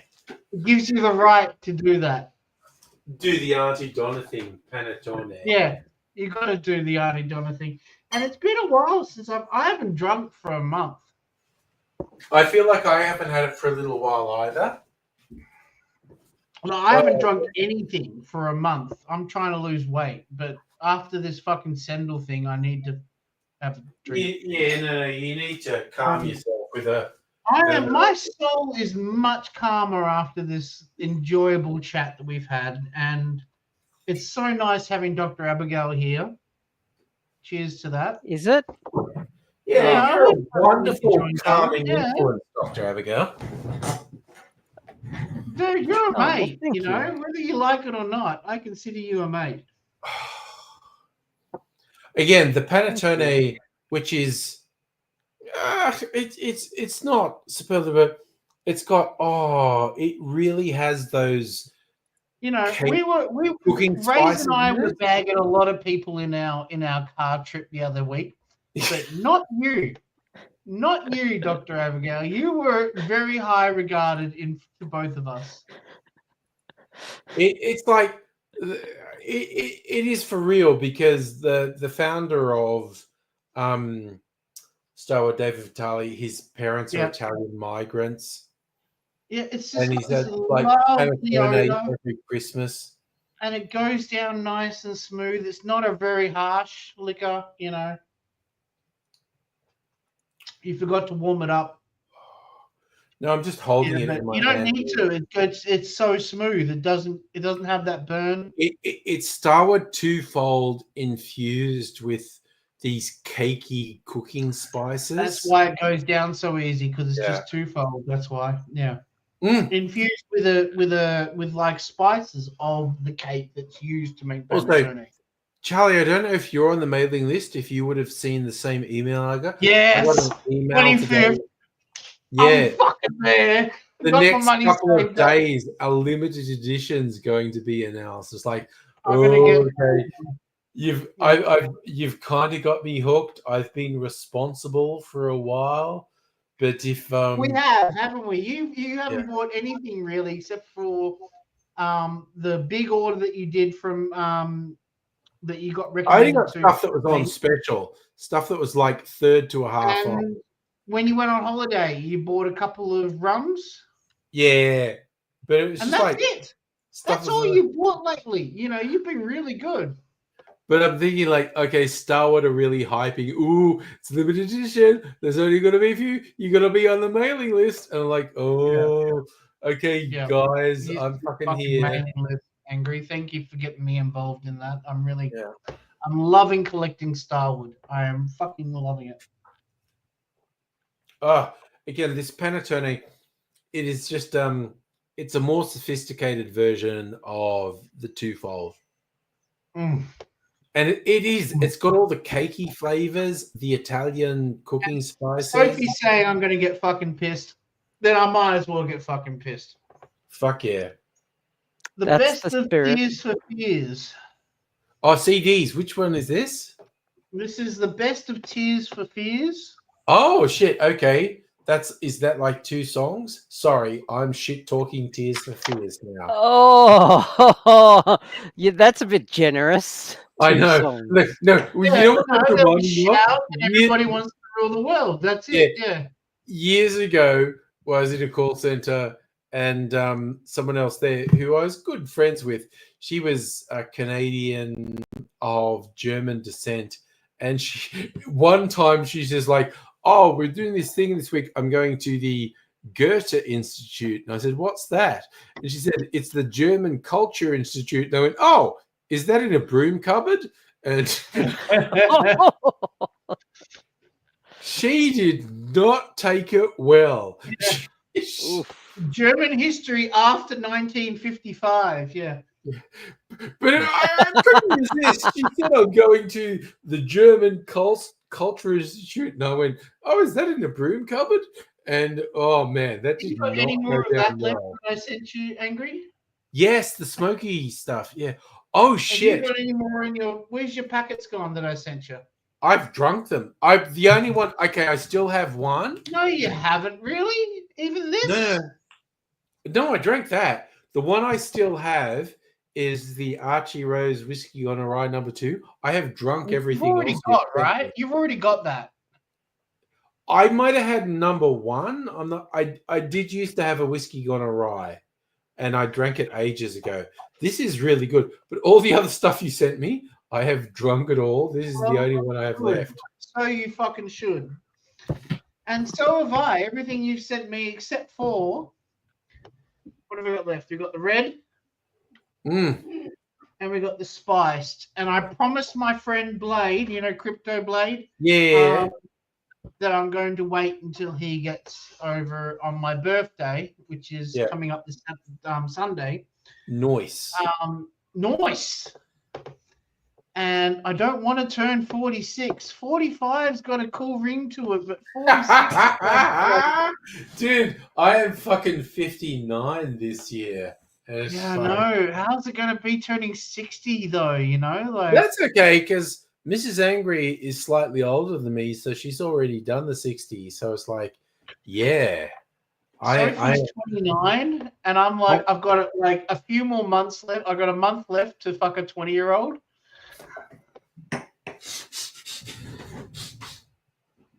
You are a bad man. You are a very, very bad man. Lost his drink, then. I love that she's right there when you say that. Yeah, I'm still here. Yeah, no, she loves it. She loves it. I'm more used to it. I was kind of the opposite. Like, ooh, I'm having sex with a sexy 60-year-old. I'm just gonna kind of gaming here. Yeah, more sophisticated sex. Yeah. So this is the greatest hits of the police, but it's in DTS. This is that video I sent you that showed how the TV was going, but when you flicked it onto the amp, it made music and surround sound. Because DTS isn't technically a CD. See, there's no compact disc logo on it. Okay. Yeah. So, okay. Mental as anything. Oh yeah, the greatest hits. Mental. That's fucking great. That's great, you, is it? Great Mental as anything. So that was More Will like just going you're to a bed. dragon. Can I show you something? This is Please. batch number 1 of tapache that I've made. Oh yeah, tapache. Look at that that's foamy cool. head. Yes. That's I epic. had I have to bottle this tomorrow. I had a And I've couple. got another. That's I think a 2-liter. Oh god, that did my shoulder out. I think that's a 2-liter fermentation jug, and I've got a second bottle that is now, I think, on its second day, and it's starting to foam up, which is a really good sign. So yeah, that's what you want. Yeah. I had. So you're making your own liquor. Yeah, no, tapache because it's cider. There's basically cider. The yeast you're on the rind of the pineapple, right? It will ferment. I made 2 or 3 really successful batches of tapache, which was super yummy. The last time I tried, I don't know what went wrong, but I had it sitting there for a couple of days, and I checked on it, and there was fucking mold growing on it. I went, oh no, that's a bad sign. That's not good. 3 liters. It says they're 3 liters, so they're 3-liter jugs. Yeah, but tapache is so easy to make, and it's so tasty. For Sophie and Blade's birthday, we're doing a gamers party. Like everyone gets dressed up in their favorite gamer outfit. Okay. I'm doing gamer cocktails, like for instance, I'm doing a giant jug of blue and red, cocktails, and one's going to be called Mana, and one's going to be called Health. Health and Mana. Yeah. Yep. Right. I'm going to make brandy cupcakes, but they're going to be in the shape of mushrooms. Which is going to upgrade you. Mario upgrades, right? Yes. So I've hang on, you've got to see this. Okay, it's gonna show us something. Okay. Right, I bought these. These are for the cake. When you have cake. Look how cheesy the shit that is. I love that I'm making it sort of like a kid's birthday as well. Hell yes. Even though Sophie's turning 30, like I like the whole idea of making it like it's an 8-year-old birthday party. Yeah, no, I'm down with it. I'm down with it, definitely. Yeah. So I got to come up with lots more. I got for the next month or so when we're working on cocktails or workshopping cocktails. I'm going to be like, oh, what can we do for like a name a game, Sims. What's a Sims cocktail? And stuff like that. What do you think a Sims cocktail would be? And we'll work on that for the week, the month. Definitely. I'm getting there. I am definitely up there with the Tim. Absolutely. Look, and the one I did with the Corley beer tonight, that was super tasty. That was very good. Even though that Corley beer would have been pretty flat by now, right? Because I opened it a week ago. But we don't need to tell people on the internet that. No. Anyone who's on the stream knows, when Angry makes cocktail videos regularly, he's telling lies. Did the 2 videos I shared show any boost at all in views? I don't know. It should have. I mean, I was really wrapped. I personally had watched that the carrot one about 5 or 6 times. I was so excited to see my name. And then today you fucking did it too with the Collet beer one. You're like, the guy I talked to on the live stream, Charlie. That will now be a couple of months before that goes live. Yeah, I know. I've got it I had it in my calendar. Yeah, you did. Yeah, the carrot and the what was the other one we did?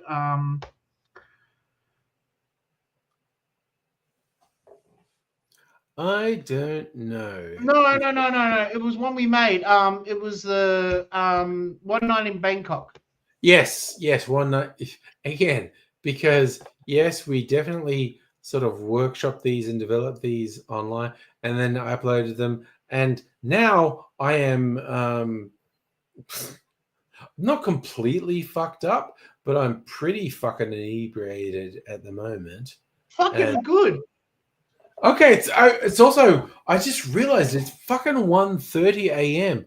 The last time I was conscious. Oh shit! Well, hang Last on. time Let I me was finish. conscious of the Four time. It more was CDs prior to to go. the- Let me get through the 4 CDs, and then I Yes, can. do a few more CDs. Yeah. So content with you going. Okay, time to get off the stream now. Yeah. Abbey Road, the anniversary edition. Oh, Yeah. nice. Yep, Nice. the digipack. Favorite Really song cool. from Abbey Road? Here Comes the Sun. Everyone loves fucking Here Comes the Sun, right? You know. That is a good Yeah. song. But I am a big fan That's- of I Want You, She's So Heavy. I remember that from Sgt. Pepper's Lonely Hearts Club Band. Oh, another This Beatles. no. Sgt. Pepper's #1 song for me would be A Day in the Life. Number choice. 2, probably Lucy in the Sky. Yeah, That okay, wasn't on Sgt. Pepper's. Yes, they were. Don't talk to me about Beatles, young lady. If you know Linkin Park, I know Beatles. Trust me. So this is the very first CD I ever bought, Revolver. But this isn't the actual pressing. This is the remaster that was done by George Martin's son, Niles Martin. And yeah, this is the 2-disc version. And god damn, the effort they've gone into, you know, like it's a full freaking book, you know, like seriously, there is an hour's reading in here. At least. Are you complaining?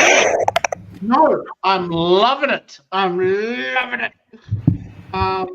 Yeah, 2 discs. So there's the original version, of course, of the album that's been remastered by Niles, and then like outtake versions and stuff like that.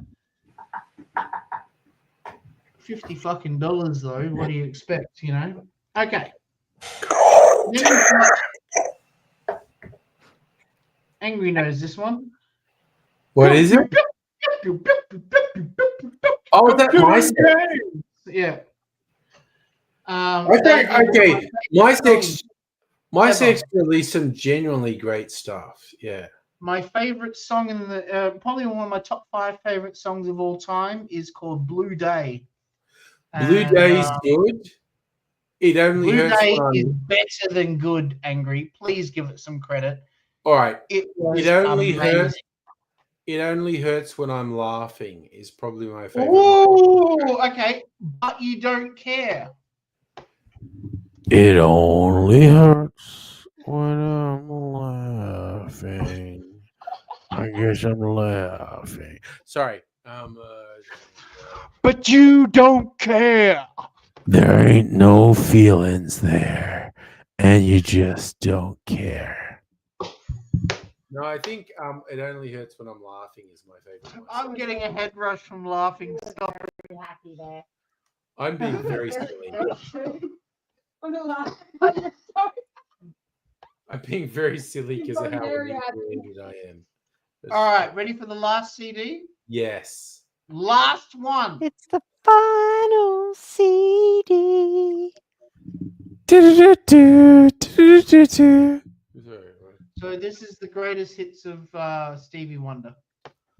Oh, okay, sorry. Now, What a fucking anticlimactic album to end on, you know? No, seriously, Stevie Wonder. Not at all. After all my fuckery of screwing around, Stevie Wonder is a legit legend. He's absolutely incredible.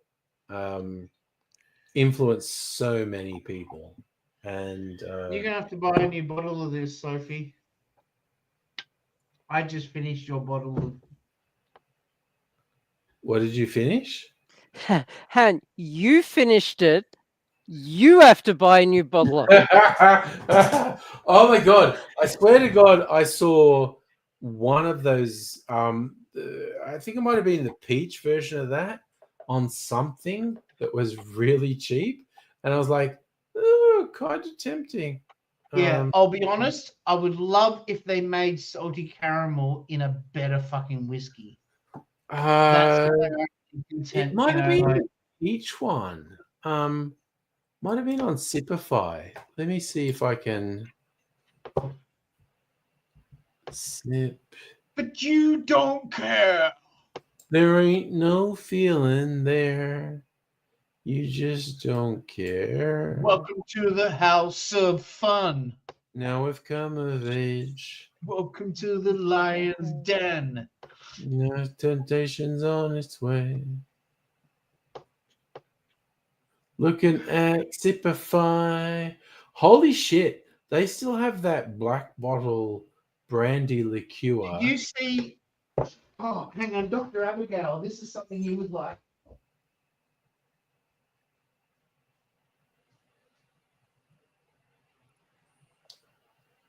So I'm just throwing out the Better brandy like liqueur on Sipify, which apparently was $60, is now $27. I mean, that's pretty Dr. good. Abigail. That's more than half off. All right, you love Tool. Yep. All right, open this up. Is that the one with the Oh my god, that's Oh, look! It's got a whole wow. fucking. It's got a video screen in. Damn. Yeah, that's fucking Oh. on. Is that? Oh wow. That's That's fucking extra. So That's it fucking only amazing. plays the first track. I've Yeah, listened to okay. the whole CD now, and it's actually okay. It's not as good as Anima, but I'd put it as like it's better than 10,000 Days, but not as good as Is that Lateralis. what is it? Fear Inoculus. Is that yeah. I thought yeah, okay. That's this awesome. is the first track of it. Isn't that awesome though? How it just plays a video That when is you open it up. yeah.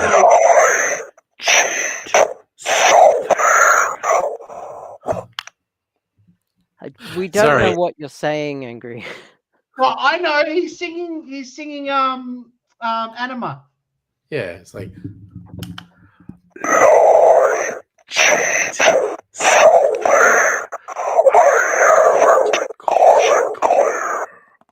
Sorry, I'm just Do you know any can I request a song?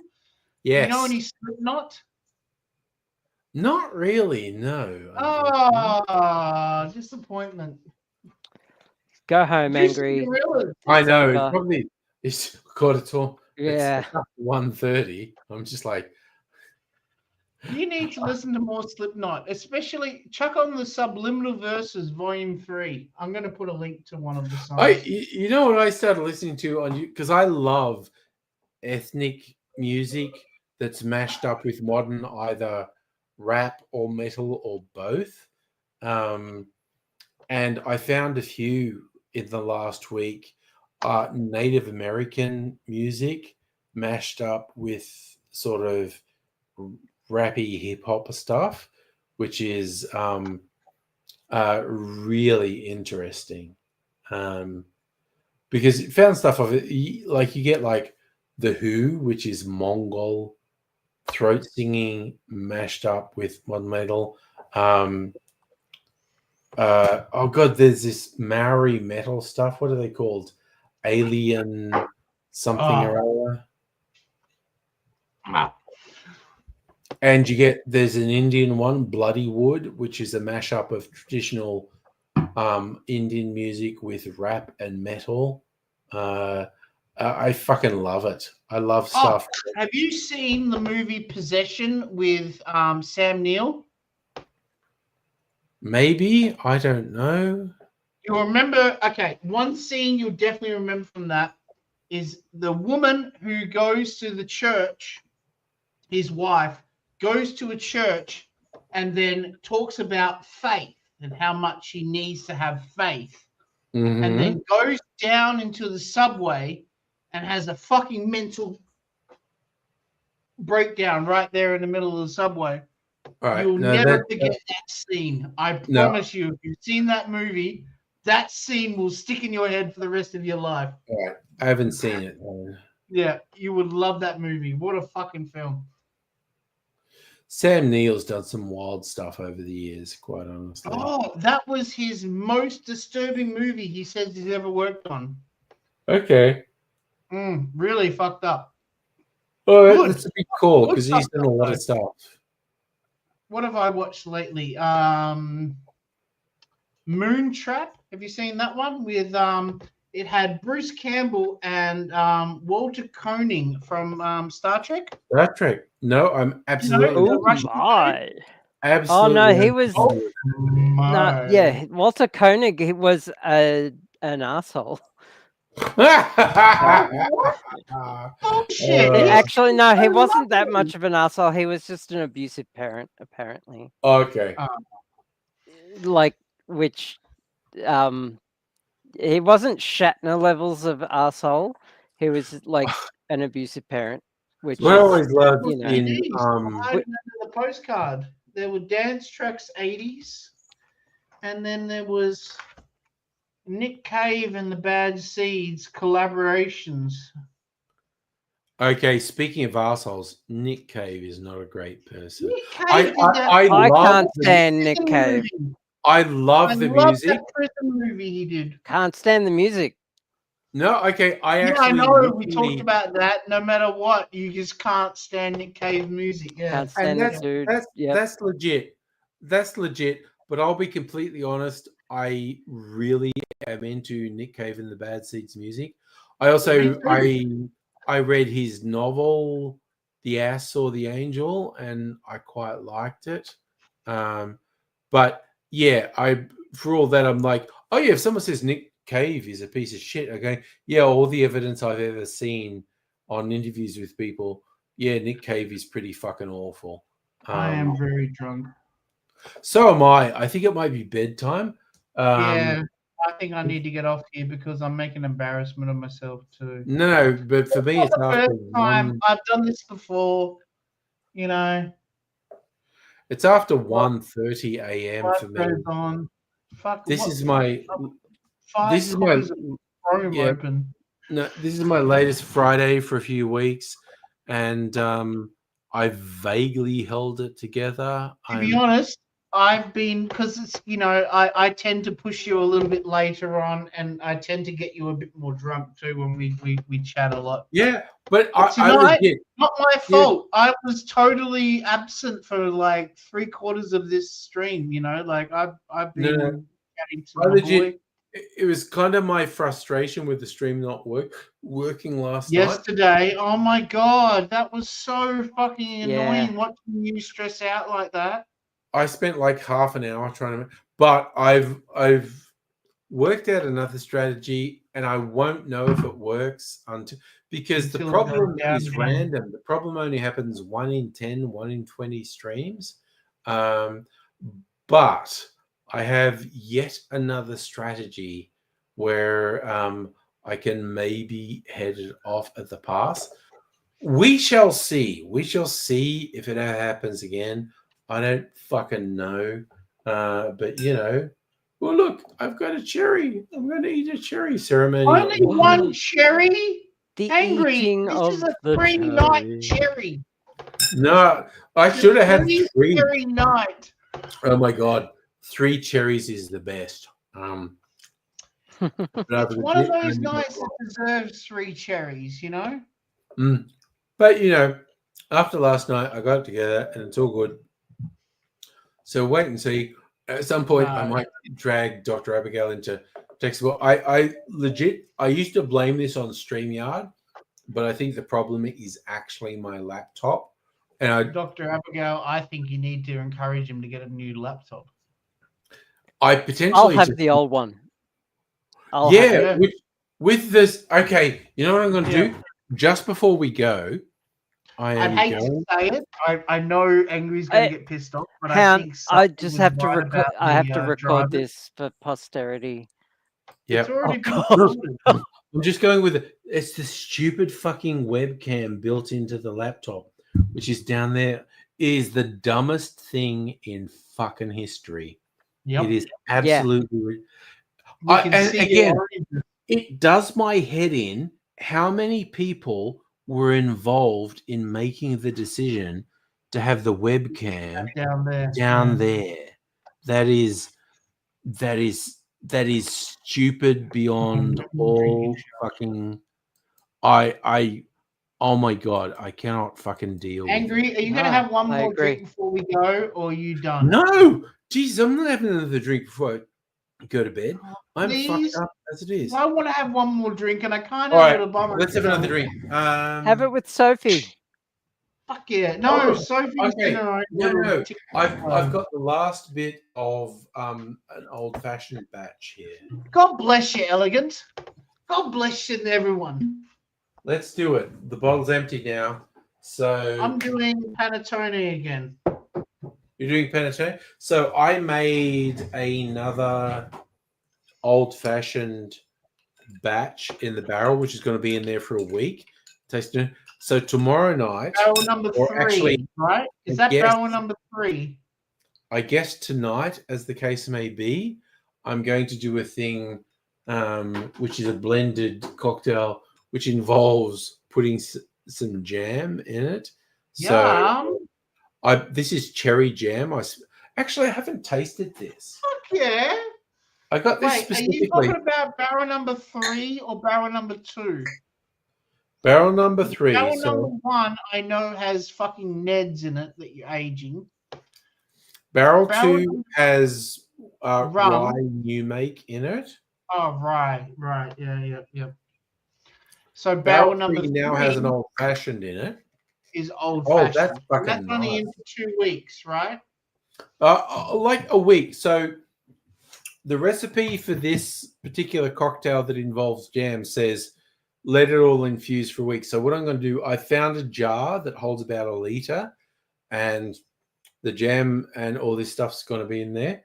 Okay, I'll get the actual fucking. Can I ask you a question about the barrel thing, because it's just concerning me a little bit, and I don't mean to be like negative or anything. Okay.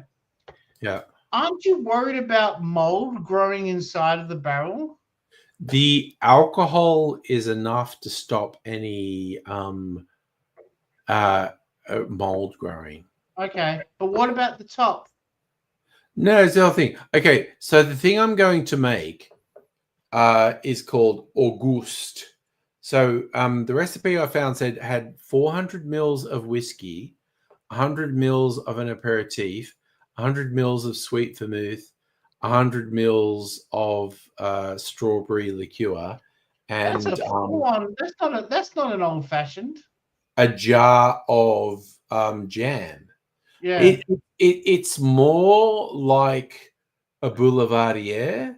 yes. But it's a sweeter version of a boulevardier. So I was going to say Korea Beret. So I'm going to make a version of that with a jam, and that's going to sit in a big jar that holds like 1 liter of stuff.